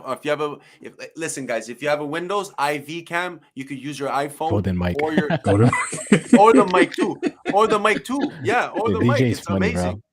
It's GJ's so funny. good. Golden You know, mic. so it's like it's something. Get something, right? Like it's better than nothing. And then over time, you know, you either people are going to donate to you if they like what you're hearing, and then you can upgrade your equipment, or you make a stake. Even if you have to make a few month stakes, then still be it. And there goes for your equipment. Guys, there's ways to this. Like, you know, the last concern should be equipment. You got a cell phone, record. Like, start recording. It's that simple, you know? We live in the age where the phone is a recording device, Exactly. where it has all the information of the world that we know of. It's very little to no excuse. I did my little Hotbox crypto show. I just put my phone literally And you, on my in the car steering chilling. wheel, Yeah. hit live record, and I just And go on a tangent, that's and it. then people start loving it. And that's all it takes, well. man, you know? And like I said, like people think you need crazy equipment. Nah, man, listen, there's iPhones, there's Samsung phones out there that are 2-3 years old that's going really cheap on eBay and all this stuff. You don't need a cell phone service on it. Just fucking use it for recording, right? And then upload it to your computer or whatever it is. That's all you need to do. Grab Wi-Fi. There you go. Like there's ways to this. Like when people make these excuses, oh, but the equipment, no. You don't need a fancy like $10,000 setup. If you want to go that far, by all means, you do it, right? You don't need it. Just turn on the camera, speak your words, and there's somebody out there that's gonna love what you hear, and that's all that matters, right? You're not here to get 10,000 followers, 1,000. No, if you only get 500, so be it. There's 500 people that care for what you say. That's all that should matter, right? Like, or 5 people, right? Or 5, right? Like it doesn't matter. Speak, right? It doesn't matter, you know. So that's all you have to do is just talk. Somebody relates to you out there. Somebody relates to you. Exactly. Somebody understands where you're coming from. Someone probably is you, just somewhere totally else in the world you would have never thought of. Yeah, and I love my wife to that. I just get tired of speaking to the same person, you know. I gotta speak to some other people out there, you know. So, you gotta speak, man. It's fun, and it gets fun. It gets every time I go on a stream, or I hear a stream, or I see a tweet, I'm learning something new that I didn't learn before, right? And I'm a student of the craft, right? I like to learn, you know. And at the end of the day, that's what it comes down to, right? It's like you never know. Somebody's gonna say that one strategy or that one phrase or that one thing is gonna be like, oh my god, click. Like that's it, you know. Like you just never know, you know. You got to be in it to win it, like people say, right? And as corny as this sounds, you have to be. So that's what it comes down to, man. Just have a good time, enjoy yourself, right? And sometimes even when you make streams, you don't have to sound like. And people get scared, right? People are like, oh, but what do I talk about? You know, I see these people talk. Well, you guys are going for 3 hours and 30 minutes, right? Like some people are like, oh my god, I see these guys go for 2-3 hours and this and that. Well, I'm going to speak about this. I'm like, guys, you don't realize that you turn on that camera, next you know, you look away, you look back, 2 hours pass by. You don't even know what the fuck you talked about, but you talked, right? And you never know the conversations. 99% of the stuff is never planned out. It's just, hey, I vibe to your what you just said. You vibe to your thing. You vibe to my thing. Next, you know, another topic comes through. We talk. Another comes, and it just happens, man. Next, you know, we talk about 20 different things. When you look back and like, hey, that was cool. Like, just do it, man. Like, they just don't plan shit out. Just do it. You know, people will come. Conversations will happen. Topics will come up and down. Just have the golden mic, like Molly said, right? Just talk, man. That's it. And there are going to be some days where you take some L's. There's going to be some days where That's fine. you probably don't have much to talk about, where fine. you might have a 40-minute show, and that's it. And that's okay. That's fine. And you know what? To somebody that 40 Come on 40 back the minutes, next time. yeah, but that's okay because that 40 minutes might mean a lot to a lot of folks, right? What if I'm having a stressful day? I'm like, damn, I really want something to watch, and you just threw that 40 minutes, and that could have been the moment of my day, right? That the highlight of my day, like that made me happy. That took the drama away from me, and so your 40 minutes made my day, right? Who goes to say that didn't? We won't know until you do it, right?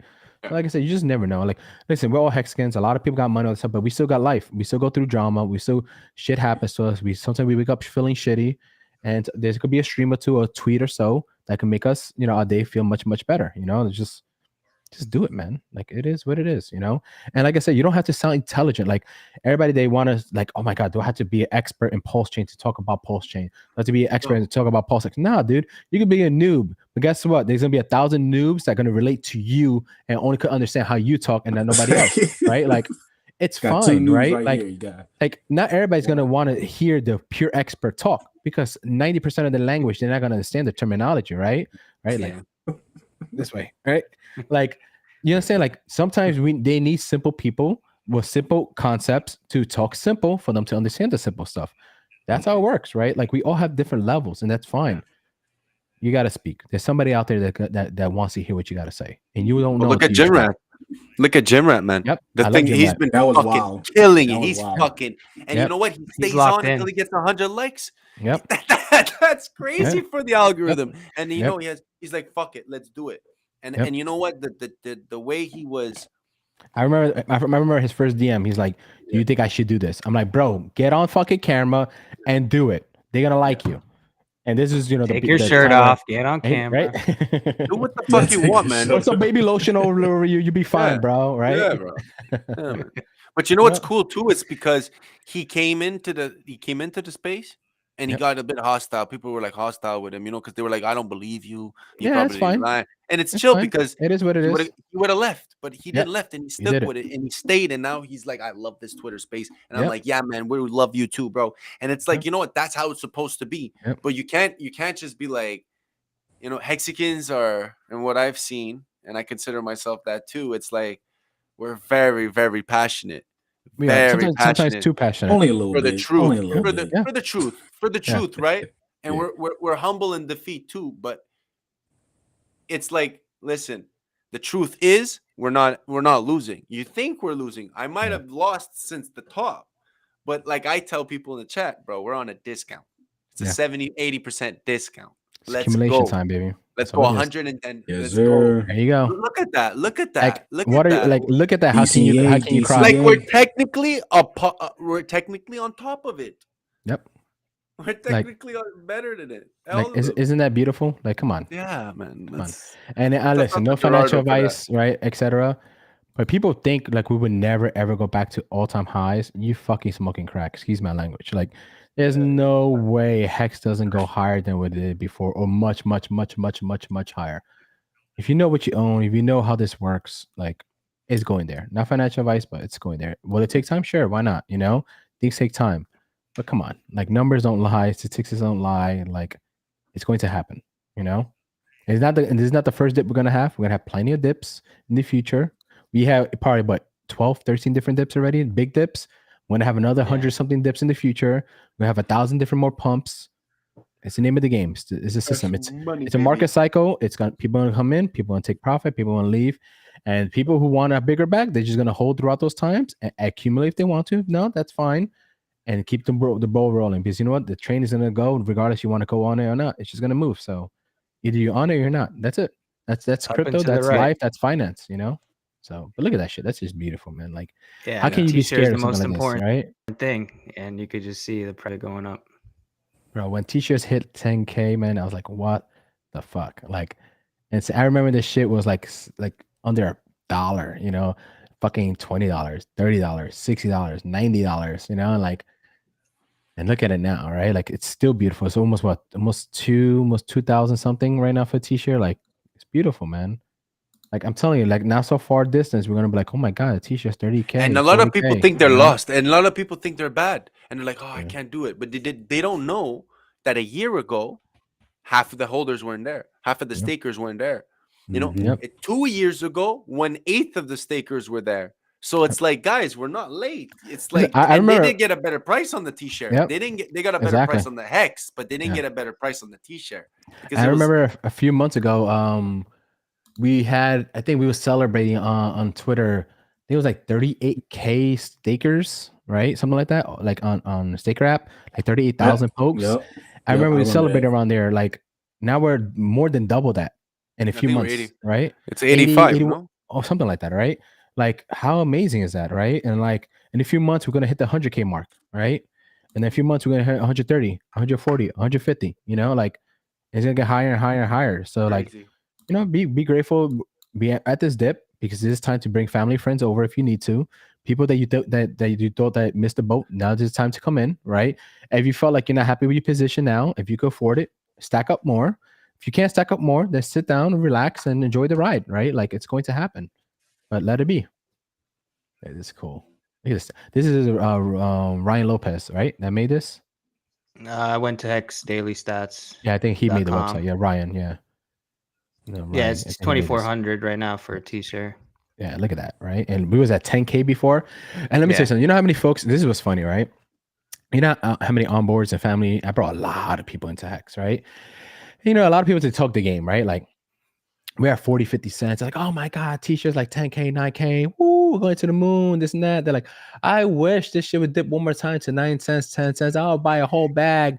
And when it gets closer and closer and closer to that price, they're like, what's happening? What's going on? I'm like, guys, what happened with that? Bro, remember that I take the screenshot, send it right back to them. I'm like, remember when you said this? You wish it was at 9, 10 cents? Well, here it is. Like, where's that big bag you was going to buy? Like, what happened? Oh, but look, nah, I don't want to hear that shit, bro. Like, no, man, it dipped. But like, why did you think about that then? Right? Like, it's like you wanted it. It's here. So what happened with the big talk of buying more? You know, like everybody on Twitter does that too. You know, like if you go back to the day when we hit 52 cents, you check a week of and the week after that whole week, almost every other tweet people was begging for a dip. I swear to God, guys, look at it. Almost everybody was begging for a dip, and then 2 months later, everybody's crying their eyes off. Like 100%. You can't make this up. You can't make it up. But 100%. It was like, and you know what's the best part? Everyone's scared everyone's scared about something that's never gonna happen, which is the OA dumping, right? Everyone that comes in says, well, the OA can do whatever. Bro, I want the OA to dump. You know why, Marco? Because that means me and you, it's a race to become the OA. It's a race. Who's going to become the OA after that? You absolutely. So right? That's why Hex is different, because other projects, people leave, they dump it, it crashes, and then it can never come back up because no one wants to do shit. Hex doesn't need people to do anything. It's done. It's like you use it, well, you make money. You use it, it goes up. If not, well, you can still make money off of it if it doesn't go up. Even and that's the beauty. Like folks are brought in with the whole OA situation, right? They be like, and when they find out what the OA is and how it works, they're like, aren't you scared that person might dump on you and stuff like that? I'm like, let me tell you something. The day the person that OA dumps on us, and if it ever does, I don't think they ever would. Say if it happens, right? It will never happen, but if the they does, the first hour I'm gonna be like this, like, why would they? Why did it happen? The next hour I'm gonna call my bank. I want to need $1 million loan right now, right? Like, you understand? Like, it will be like the blessing of all blessings. You know why? Exactly. Because the next day at 7 o'clock, the system is still gonna pay out to people who are still in it, and it will never change. It doesn't, God forbid. Doesn't matter if Richard Hart dies or away, something happens to them. It doesn't matter. The system will go on and go on until it can't go on no more. And that's it. That's why I love Hex. That's why I love Hex. Bro. It's right? The cycles, bro. And I'm telling you, I want everyone to know this. Talk about cycles. There's cycle 1, cycle 2. People's lifetime. You know, your kids probably are gonna have a 4 to 5 lifetime cycle. Yep. Some people have 1 cycle, 2 cycles. That's 30 years. I'm going to be 60 after 2 cycles. So right now, it's important to think about it. And I want people to understand this. It's like everyone I talk to on Twitter Spaces, like no one's really mentioned it. Like, think about it, bro. In 5 years, what are you going to do after your first 555? You're going to go again 555? No. Why? Because you're going to be 15 years older. I'm going to be 45. Maybe I'm going to want to spread it for the kids, because the kids are every year play hockey, or maybe I don't have kids, maybe my brothers have kids, and like on their birthdays I want something every year or half a year, or every time they have a report card, or every time it changes season because you play soccer or hockey, anything, anyone. Well, you run out of paint because you're a painter, you want You know what I mean, man? It's like people don't get it that it's like it's forever. This is continuous. It's perpetual. It's just like emotion. Oh wait, dumps. Yeah. Let's And buy. there's one thing I tell people about making a 15-year stake, right? And of course, depending on the age and the life cycle and the lifespan, all that stuff, I always tell folks you should always make that at least that 15-year stake, right? I don't care how much it is, what it is, because what if you put something out that 15 years out, right? And what if that shit goes crazy up and it does amazing numbers? What's up, Hex Luther? How are you? Right? And like, what if it does amazing numbers that 15-year stake? And you never know what life could be at that moment. And that could be the life-changing thing for you, right? That could be a life-changing thing for you, your kids, maybe your parents. Something happened in life that could just change it all for you, right? And guess what? It's almost 30 plus years earlier than your 401k anyway. So what you got to lose, right? Like this is one thing that I laugh, right? Most folks that have a 401k, 90% of the time, your checks are automatically, without your decision, right? Yeah. It's taking out your 401k, right? You know, people don't complain about that, but it's doing it. Who goes to say it's going to be here by the time you get it? And who goes to say whatever number you think you're going to get, you might lose 60% off of it instantly, right?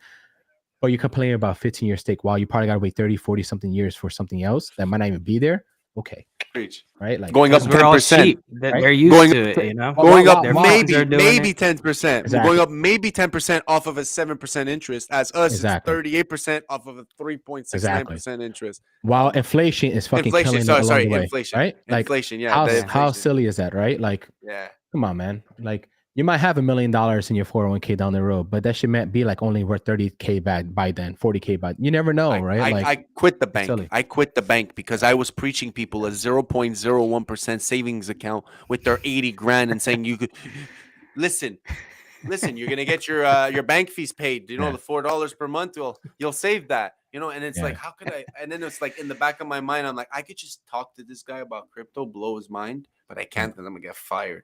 Yeah. So I was like, I can't do this. I got to make a difference in life. So that's what I did. I said, fuck it. Because I was at the bank chilling. I'm like, oh, I just get to my desk. I'm chilling, telling people like, look. Oh no, dude, I'm not embarrassed. And I was like, fuck it. I don't need this. I'm like, I was here because it was happy. And then COVID came. Yep. I was like, yo, I got to stay home. I don't want to leave. This country's crazy. People are going insane. And it was before people were going insane. I went insane. Because I was like, bro, how can people accept this? Like, I remember watching a video with, if any Canadian knows this guy, Chris Sky. This guy was famous and shit for like being against the government. And I saw this video that before he got famous, and I was sending it to people. And I'm like, yo, the government's doing this. I remember I came to New York in February. Sure. And of 2019. I came back. 2 days later, it got in lockdown. Yep. Around that time. So I probably brought the vid back to Quebec. Personally, I probably did. But the thing is that I felt sick and I was in my bed and I was like, and I didn't, and I survived. But the thing was, after I was like, yo, dude, this is crazy. This is kind of like it's happening, like something's happening, you know? And then the way it transpired was like, whoa. Like there has been like as someone, I don't know if you live in the north, so it seems like you live in New York, so you know snow, right? Like there's always flu. There's always flu. Transition seasons, it's like people just don't understand that. Like you get sick at least twice a year. Sinuses. Even it could be summertime and you see people sneezing, coughing in New York City, right? It is what it is, right? We get hurricanes every day. Like you know, the rain, this and that. It's not tropical weather where it doesn't like in Portugal where I stay. It's like 3 months no rain. You're lucky if you get rain. So it's like, wow. It's like people just don't. Anyways, it's. At the end of the day, sometimes at the end of the day, that's life, right? Like. We only can control what we can control around us, and of course, we could do our best to try to impact and help stuff around, the rest of the world and all that stuff. But it starts with the decision, right? And the decision is what you're going to do for you, right? What you're going to do for you and your family, and then does it help the next person around you? If it does, continue to do it. If it doesn't, that's okay. You don't have to help the world, and that's fine. Just understand you're going to have a lonely world around you, and that's okay. But you're going to have a lonely world around you, right? I don't want to live life like that. I want to be able to be, when I die, and a lot of people say that when I die, I want to be surrounded with folks that get to celebrate my life, right? and they could say I was a good person when I pass on, right? And I think everyone should be able to look for that type of journey in the end, right? And that's how I live life, man. And live life by karma and do my best to share and do my best to help people out there and stuff like that. And you're gonna clash with folks, and that's okay, right? Like I said, you clash with them, and that doesn't define your relationship for the next 15, 20 years. It just defines the relationship for that week, and that's okay, right? And days, whatever is bigger, right? Your bigger goal, the bigger ambition you have, and what's the main thing? And the main thing is you got to be happy. You got to make your family and friends happy around you. Of course, you first, because you can't make yourself happy. You can't make anybody else happy. And then when you reach that level, when you're able to pass that on to other folks and you get blessed, you should do it, right? Yeah. And that's what I do it, right? I was able to, be blessed in the position I'm at, and now it's my turn to pass it forward, right?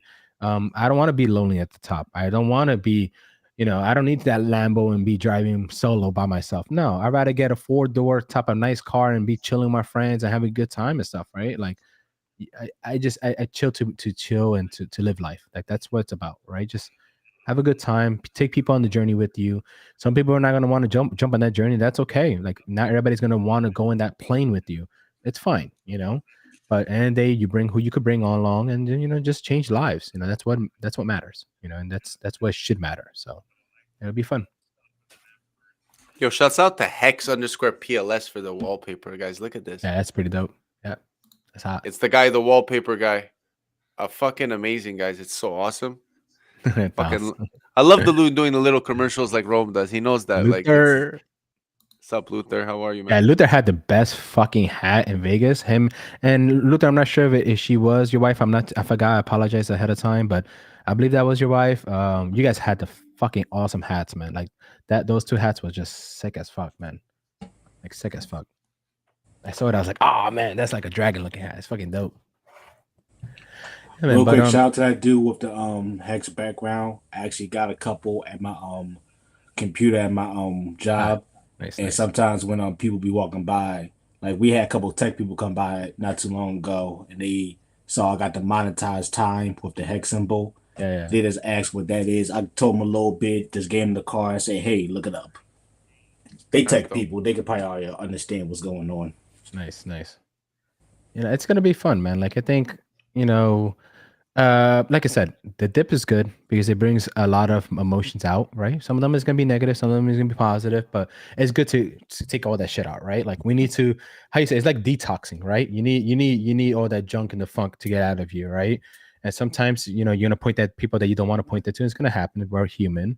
And, the dip, when we rise, when we go back up, like all this shit is not going to matter, man. Like drama, not drama, price, not price, fighting about the stupid different versions of onboarding and not onboarding, like all that's not going to matter, right? Like we move on to the next stage, we see a different view of things, and we just keep on doing it, man. Like that's what it's about, So, and I think in the next pump, and when it does happen, especially when Pulse Chain is around, I think we'll be way too busy with Pulse Chain and everything else to care about anything else in life, So, and that's when the real test comes, right? When we have other communities joining with us big time from all over the place because of Pulse Chain and Pulse X and the next version of Hex, and now we got Hedron and all these other things. Like, if we think we've been busy and we think like we understand it all now, no, it's like all hitting the restart button, and we're all gonna learn all over again, and it's gonna be fun, man. And we're gonna meet people that we're gonna love, and we're gonna meet people that we don't agree with, and all that stuff. But that's part of the journey, right?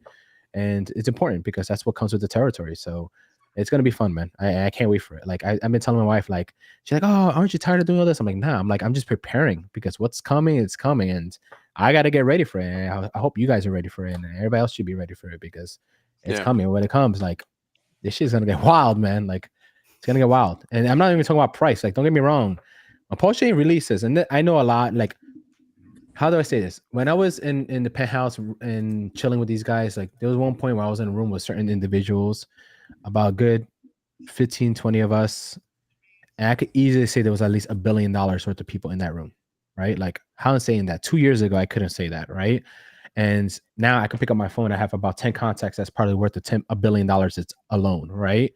And these are the relationships you build. These are the people you get to build. And you never know the impact you're going to have for the next generation of people that come into Hex in our community, and what they're going to provide, and what you're going to be able to say, and the parties you're going to have, and the environments you're going to be a part of. And guys, it's going to get wild, man. It's going to get wild, man. You're going to have people that You're gonna have people that right now they're about to be a millionaire. You're gonna have people that are already a millionaire. And Pulse Chain comes out, those certain people are gonna instantly be worth like 100, 200, 300 million dollars, and sometimes more. You know, and like I'm even trying to prepare myself with that. I look at my wife every day. I'm like, start getting ready, because if you're happy with the numbers we have, like it's gonna fucking blow your mind where we're gonna end up. It's gonna be lit. Yeah, and I tell my wife, like, let's just promise each other, like, stay sane. We have 2 kids. You know, we're gonna want to do things. We want to get crazy and buy this and buy that. But the number one thing is our kids' generation. Like, Yeah. I talk about this all the time. Is generational wealth. That's my goal. 100%. Not for you guys. My goal, right? What's immortal Family to wealth. me? You know what's Family immortal wealth. to me, right? Yeah, right. Like, what's What my purpose in nationality life? are you, bro? Puerto Rican, right? I don't speak Spanish Yeah. well, but I'm Puerto Rican. But you have that right? culture. You have the Yeah. you have the I understand, but the Latin Yeah, culture. bro, but you know why? So real quick story. So I used to speak Spanish well when I was younger. But around 17, 18 years old, I started living with my wife's family, right? I've been with my wife almost 20 years. So everybody around me has been nothing but Asians, right? So it's like everybody that I knew that spoke Spanish, they either moved back to Puerto Rico or moved away and stuff like that. So I didn't really get to interact with people in Spanish. So you get to, sad to say, but you get to lose it a little bit. No, 100%. I'm just getting to learn it, you know. You don't practice. You don't practice. I do, ever but it's hard, since it's I hard to went back practice. Europe, Yeah, it's hard yeah, to when practice you don't with have that's- people, it's hard. Like, It is. literally, my in-laws, I'm like, my wife, like, speak Spanish. And we're like, huh? Like, what are you talking about? Like, all right, forget it, you know? Like, it's just, it is, you know? But like, my way of living, right, is this. I want to be immortal. What I mean by that is not live forever. To me, immortality is your bloodline gets to live forever, right? I want to make sure in 100 years from now, my bloodline's still on this earth, right? 200 years from now, it's still on this earth. And the only way that could happen is, listen, you got to have generational wealth, right? And that's my goal with this shit, is to have generational wealth. So no matter what happens to this world, my kids are going to be set. And they could figure out the rest by the time that happens, right? But at least in the next 4 generations is good, 3 generations is good. I did my job. I could die happy. I'm good, right? That's my goal. And that will always be my goal before any Lambo, before any of that. As long as I got that set up, then I can have fun. So once again, like I said, we got to get ready. Like this. This is the book I'm writing too, bro. It's a book, Awesome, and dude. it's gonna be like, it's like exactly what you said. It's the reason why going back home as an Italian, I'm getting the dual citizenship and all that shit, because it's like, nice. I want to go back to my roots. It's the whole point of like the refugees, my grandparents as war refugees, right? Awesome. People don't realize that. Like, everyone thinks God bless. Italian, Prada, Gucci. Thank you so much. Yeah. You know, life was very hard for them, and they came here. My father came here. Even my mother on the other side, as a Sicilian, she's like, it's really hard for us. So what they did for me is probably more that I could do with all this stuff that I've been given, because of what they did, right? I will never understand what they did by paying the mortgage of the house. I never grew up and paid the mortgage. My parents took care of everything. They got me food. I had this brand new books to go to school. I went to they sacrificed everything. Their whole life, like literally their whole life. Plus, because they went to school too. So you know what I mean? It's like back to back sacrifice. So for me, generational wealth and family wealth, right? It's like passive and health. But people are like, everyone thinks that passive income is like, oh, you're lazy. No. Passive income means that you could. That's what gets you rich. You could That's be what like gets you this. generational wealth. It's passive income. Saving money. Exactly. No, 9 to 5. 9 to 5 will not give you that. It's passive income. 100%. When you're sleeping, what's still building you, right? Like, that's the key. That's the key to everything, you know? 100%. There's one book. Said that too. And there's like one book, and I'll share it, that literally changed my life since I was a kid, right? And it's this one right here. So, you know, you ever heard of Think and Grow Rich by Napoleon Hill? Yeah. No, right? never. If not, you should read it. All right. Since I was like 13 years old, I've been reading this book. And there's well, I won't ruin it for you, but there's the true secret in that book, because you're gonna find the secret, what it is. The true secret in that book is you had to build your mastermind group, right? And what that is it's a few individuals around you for your rest of your life you connect with. And it doesn't matter what you go through in life, you guys elevate each other, right? And there's gonna be times where you guys could even go out on a vacation alone with nobody around, no technology around, right? That's true what he's saying, right? And it basically it changes your mindset. You guys get away from the bullshit, drama in their life. You guys talk to each other. You guys see where each individual are at life, what stages, and we all figure out how can we elevate each other and continue to grow, right? It is your mastermind group. And I could truly say the Hexen community is my mastermind group, right? Like, I found it, right? Like, this is a place where At any given moment, I can make one phone call and get the right answer if I need it, right? If I needed help, I could get the right answer. If somebody else needs help, they could call me. Like, this is the mastermind group, and I found it. So, and a lot of people, I don't think they realize you found your mastermind group. It's just you got to understand who's around you and who you interact with, right? And that matters, right? Because if we're going to be here 15 years, and we are, and much more, start building a mastermind group. Like, find people that are ride or die people, and don't find leechers. There's a difference. Don't find people that are going to just drain you, right? You have to find people that's going to elevate you, and that's what matters, right? And this is what this book is about and what it does. And I have plenty of books. Like, one of my prides is my library. Like, if I got to change my camera, it's kind of stuck there, but I have like a nice section that's just pure books that I read that changed my life over time. And that's like my vault, right? But yeah, find your mastermind group, find the people around you that's gonna elevate you.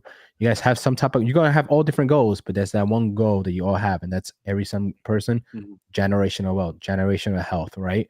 Elevate each other, right? No matter what happening in the world, you guys hold each other down. Like, all right, listen, this is what you're going through. I think this is the steps you need to make, and they're there to say that to you. That's important. So. Oh.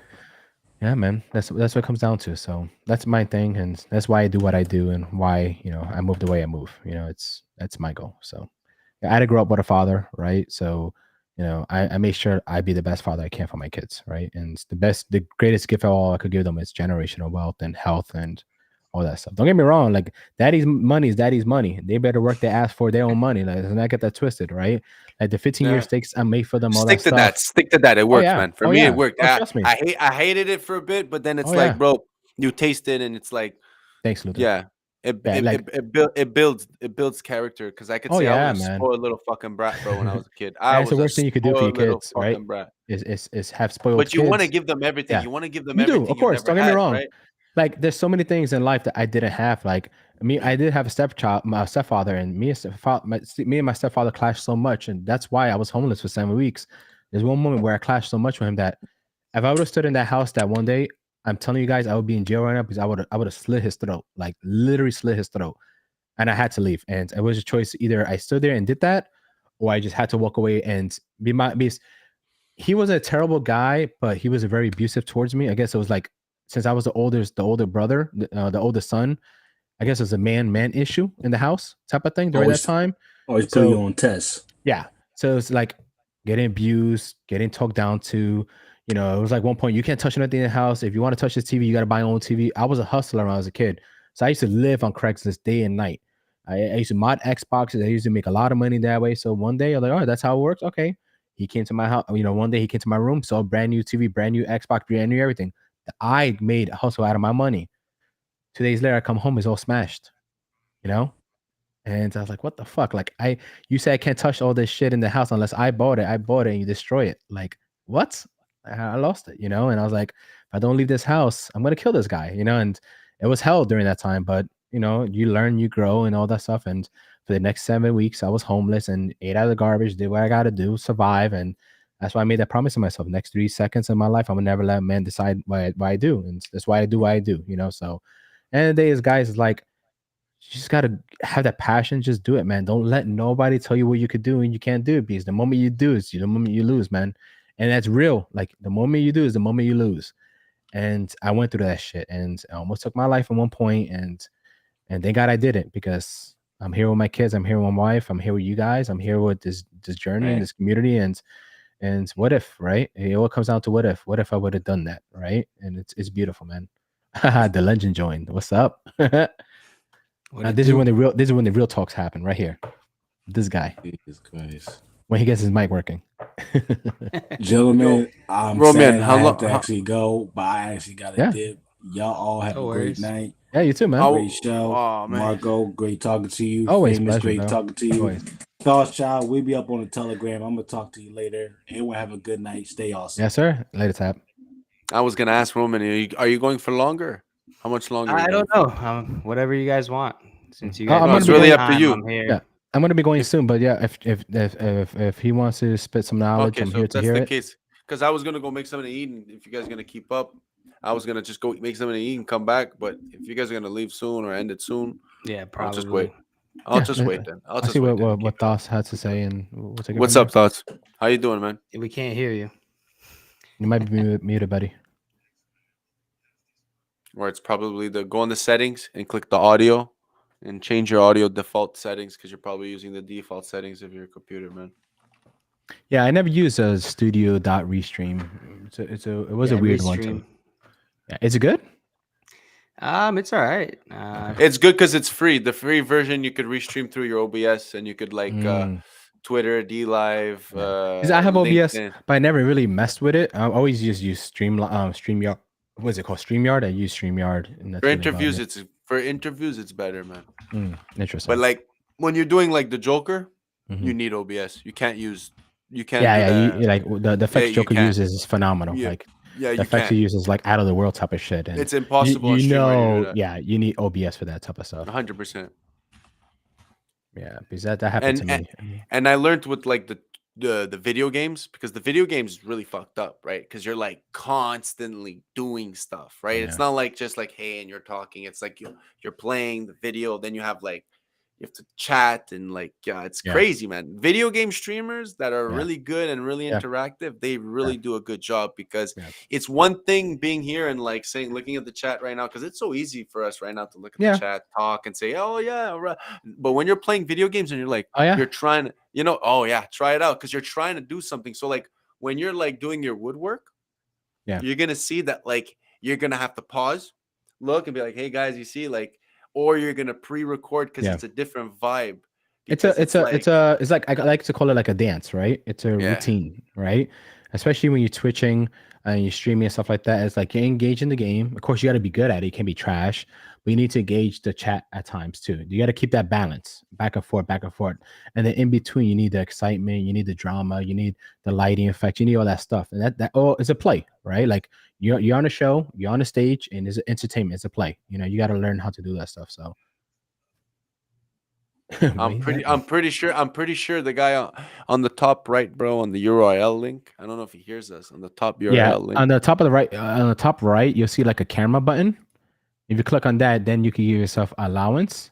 If not, maybe try a different browser. I was trying to Google Chrome earlier, Thoth, and it wasn't working for me, so I had to use a different browser to be on this for some reason.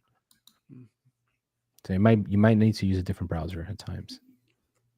Or if you click on the gearbox on the bottom, where it shows like the mute button, the camera button, there's a settings button, and then you can go in there and choose, your audio, your video, what you want to use.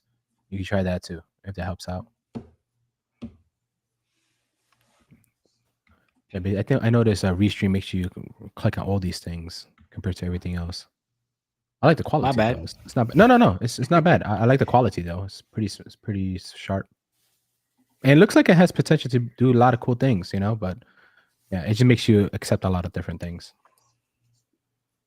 Yeah, I mean, when I first started the channel, I just did a Google search, and it was between this and StreamYard, so I just chose this. But yeah, next time maybe give StreamYard a chance just to see if you like it better. If not, then how long did you take it? Did you buy it how long ago? A year. Oh, you bought this? So, oh, yeah. Gotcha. No, but how long ago? A month and a half ago, something like that. Shit, it's okay though. But if you want, there's even one on right now, Melon app. It's pretty good. It was for $50 for the year. Okay. Yeah. I'll probably stick with this for now, but here's some other things that happened this week that I pulled up. You guys saw this? Yeah, that shit was badass, man. Like, yeah, that car is fucking. It broke a record. I think they said on the track. Like, dude, 230 back tire, bro. Look at that back tire, man. Dude, that shit's a monster, bro. Look at that shit. Bro, that's a monster. Bro. These guys won the whatever meet they were at, so it's pretty dope. And they said they blew everything out the water. It wasn't even close. They said not even close. Oh, really? Like, okay. They blew everything out the water. They broke the record. They blew everything out the water. I think there was that car has about a little over 3,000 horsepower. I think the next car behind them only had like 2,000 or something. Jesus like, Christ. Yeah, they blew everybody out. And it's funny because I don't know if you know Dustin. Like, they used to be on Twitter all the time. I thought that was him at first. No, I have no idea. Also, we sponsored this fighter in Australia. Yeah, man. I saw that. We saw that fight live. Molly and the crew. They were streaming it. I think it was Jim Rat that was streaming it that day, and we saw it live. That shit was dope. I think it was actually Hex Luther. I was in the Pulsification, I think, channel. Oh, nice. They were doing it too. Oh, nice. And then like the girls, if you look at the outfits, it was dope. I love the outfits they wear. Like it was clean, not too fancy. The logos was in the right place. You know, everything was cool, man. And the boxers, they had the logos on it. Like this was cool, man. That was really exciting. And the fights were good too. Like all the fights were not bad. Pretty good. There's so much going on in the community every week. It seems like there's something, it's great. And it's gonna get better, right? Like new people are gonna come up with new things, new sponsorships, new ideas, new programs. We're gonna have new channels coming through, and just wait out to Pulse Chain releases. And we have other people from other communities joining us that are experts or really good quality content and all that stuff they say. Like it's gonna get interesting, man. It's gonna be battle of the eyes. That's what I'm gonna say, because everybody's gonna be fighting for eyes. Wow, I can't wait for the BitBoy Crypto to just chill it, man. Just chill it, motherfucker. Do what you do best. Honestly, you know what's funny? You know why they won't? I'm gonna tell you why, right? So this is a theory I have. This is why all the influencers, all these people don't do what they do, right? This is why they won't talk about hacks, especially Pulse Chain, all that stuff. They won't talk about Pulse Chain. They don't understand it. They don't really understand it. It's not that they don't understand it. I think the reason why is this: they want to be a hero. I'll explain to you why, right? So they're gonna say shut. Then they're gonna remember if more people, millions and millions of people come and did the sacrifice stage and dilutes us all, right? Our backs become smaller and smaller. So they don't want their backs to be smaller. You understand what I mean? So then I gotta tell their followers about the sacrifice stage, and I gotta tell the followers about what's happening. They'll keep quiet, right? When the bear market comes and it really, really, really hits, and everybody's suffering, crying in the world, that's when they come out and they're gonna claim, make sure their numbers and their Pulse Chain numbers, all those is good. Then they're gonna start making streams about Pulse Chain. They're gonna be telling their followers, hey, are you suffering right now? Blah blah. Do you want better gas fees? You how about if I told you could have whatever you have right now, your bag, I could get you some place where you could have all your bags copied over for free and stuff like that. That's when they look like the superhero. That's when they look like more content to talk about, new situations to talk about. And all their followers that were upset about them because of the bear market, all that stuff, now they're super happy with them. And again, they're not stupid, these streamers. They know exactly what they're doing. They're just waiting for the right moment to just announce Pulse Chain to them, use that as advantage, make them look like the savior, the hero, the savior, exactly. That right? game's in and sweep in. Exactly, right? But think about it, that's all they're doing. Trust me, that's what they're doing, man. They're all waiting for that right moment. And you're gonna see, I don't know where I guarantee. Bring your heroes here to die. Bring your heroes here to die, and your followers here to thrive. And you're gonna see it. They're all gonna do it, man. They're all gonna go, and they're gonna one by one. You're gonna just that 1 week or two. You're gonna see all these influencers just start talking about Pulse Chain out of nowhere. You're gonna be like, huh? They're all gonna be talking about it, and they're all gonna be talking about the similar thing. They found something new. That this is the best thing ever. Yeah. And guys, I found something that you're going to get all your copies over for free and this and that. And there's the followers. They're going to be like, oh, wow, I have 20K here. What? I have 10K over there for free? What? Thank you, man. You're the man. Thank you, blah. And they're going to go and they're going to reel them in and they're going to eat them up alive and do the same thing they did on ETH. Do the same thing they're going to do to them on Pulse Chain all over again. A new cycle. I'm not stupid, bro. I know these people, man. I used to do internet marketing before crypto like crazy. I made a ton of money. I lost a ton of money. I understand the psychology of how people work. Remember, the way I made money back then too, I did internet marketing. You had to build an emailing list or auto-responding list. I had me and my partner, Kevin, that fucked me over, scanned me in the end. We had about almost 180,000 people, and our conversion rate was anywhere from 25 to 30%. If you understand that number, that's insane for the world I was in. Most conversion rates was only 2 to 3% if you're lucky. We got 20 to 30. Wait, how much? 20 to 30%. 20 to 30%. And then what's that called? Click something. The website we always go. You grab any product and you can just shell it to your list. We was killing it, bro. The algorithm, everything was phenomenal. The capture pages we did, the auto respond leads. We had 3 days, 5 days, 12-day responders. We had everything flowing for us. That's how I made our money. So I understand like how these motherfuckers think, right? Like how they try to milk these their people and all that stuff. That was a game back then. And I joined that game before Tai Lopez took over that game. Even Tai Lopez was new before I got into that shit. And then he came in and he did that. He took it to the next level. He took it to YouTube. And that's when he made the you said Craigslist. Yeah. You said Craigslist, right? I'm sorry. Say again? You said Craigslist. Oh no, because that's how the hustle came apart. Well, in the beginning, Craigslist, people used to put ads there and stuff like that. No, but your idea came from there, like the hustle. Like what I'm saying is like the hustle. Of course. I used to live on Craigslist all day, every day. We had Craigslist and Kijiji and eBay in Canada. So like, right? I feel you. You, but it's like anything you wanted in life. And then when Tai Lopez came out with that video with hey guys, I'm in my garage, stuff like that. that was a new shit. Nobody was really making those type of videos. And that's when he became viral. Back then, listen, I know people that he was buying courses from back then, you know, and he was learning how to do the internet marketing game. And then he took over, man, and he found the right niche, and it was phenomenal, man. But that's a lifestyle I used to live back then too, you know. It's that type of world, and that was ruthless, man. They had Empowering Network, they had Bandits Brokers, there was Royalty 7. There was so many different, there was ClickBank. There was so many different places you go that, listen, somebody was selling this for $100. You was able to sell it to somebody on an emailing list. You made $80. The person who made it got 20, you know? So listen, man, you had 180,000 people and 20% of people bought it, you know? Or let's say this was only paying like a $30 commission. Well, if they say only 5% of 180,000 people bought it, understand that end of that weekend, you know, that month, I made a 40, 50 day, you know, $1,000 check. It was like, oh my God, just because of that, right? And that was like the best thing ever back then. And then crypto came around and changed the game, you know. I was doing leads before Trump came in and fucking dicked everything for me. I was advertisement leads, like, that was I was doing help leads for like people with like getting out of debt and stuff like that properly. Like, oh man, you fucked up. You should go here, get that consolidated and stuff like that. And then I went to the bank because it was like, as a Canadian, I was like, I can't work in the US no more. I need a license. I need this. That's when Trump came in. I remember it was. But that was a life back then, man. That was fucking awesome to do. It was a learning curve, right? I was always a salesman all my life, right? I always worked in retail. If I wasn't in retail, I was online, you know, selling products or selling things, and I was in crypto, and same thing. I had that mindset of a trader: sell, buy, sell, trade, this, that. You know, try to be ruthless. And then, you know, the hexagons came around, and you learn like you don't need to do that anymore, right? You don't need to gamble against yourself. You don't have to gamble against other people. Like just buy your shit, stake it, do what you got to do, learn, and just thrive. And it was the best decision I made, man. It literally changed me around. So, and I'll always be grateful. That's why I'm a big advocate for Richard Heart. It's not because of the money, man. It's because of lifestyle change. You know, that elephant off your chest, that you get to do things. You don't ever to think that you took advantage of somebody by doing what you did, right? Like it's beautiful, man. And that's why I love what I do. You know, that's it's awesome, pretty cool. man. Yeah, man. That's why I love it. But fellas, I think I'm about to go. Thank you. And, yeah, no worries. In the morning, I got to pick up the kid, you know, bring the kids to school and all that shit, and you know, make the wife happy and all that. So, but yeah, man, listen, you're gonna be doing this every Monday. I don't mind joining on and just chilling with you guys and having a good time. This is fun, and you know, we can keep on doing this, and it's pretty cool. Like I said, I love joining people's streams and having good conversations. I always like learning, you know. Yeah, one more thing, one more shill to Marco. So Marco, I know I've been listening, and like now I know that you actually go and you like, it's more than just promoting, right? You're like really going and you're reaching people, and you're like, hey, I'm down to shoot the shits. Let's talk about it. And like, this is who you really are.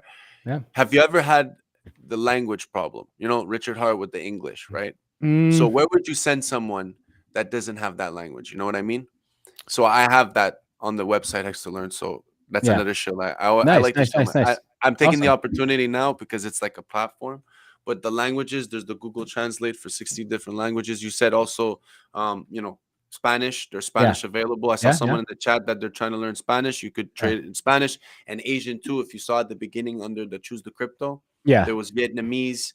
There's Korean. Yeah, I see that you have about 9 tabs. I see it. That's another person who made that Hex language, which is Hex is the way. So there's all the languages, and on the bottom left, I think it's on the bottom left, there's the Google Translate bar, and you could change any language you want. I see in the bottom, bottom left corner. Yep. And languages. So that Richard Heart always says, like, you know, I need English. So like maybe if we could show it that, like, if you don't speak English, you could do some cheap translate on that, and then maybe want to learn more.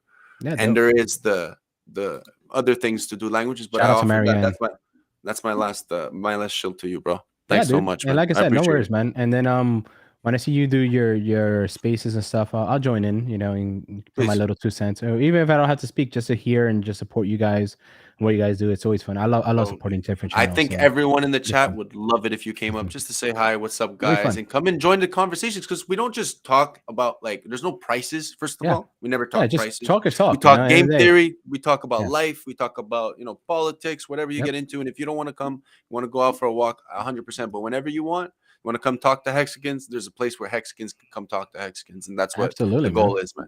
Awesome, man. Absolutely. Thank you so much for your time, bro. No worries, man. Marianne, Nardo, Motley, Charlie the Great. Let me see. Luther, everyone, famous. Dan, I really appreciate you guys' time. This was fun. I love, you know me. I love talking, man. I can't shut up, so I enjoy this. Yeah, same thing, bro. Same Great. thing, bro. We so It's much fun, alike, dude. bro. It's Thanks fun, to you know? everyone in the chat, bro. Shout outs to you guys. You guys make Yeah. this possible. You guys make it so like that we come back. Support everyone. Do whatever you can, man. It's Absolutely. all you need to do is give someone your time. Time is money. Buddy. So if you have no money to give, it's the same shit. Thank so you guys. come on, I man. appreciate it. Oh, this is fun, Outro? Dan. Shout Good out to job. Rome, man. Thank you for having me, bro. It's Of appreciated, course, man. Thank you for coming. Every I really Monday I'll come. appreciate both of Every you guys. Monday.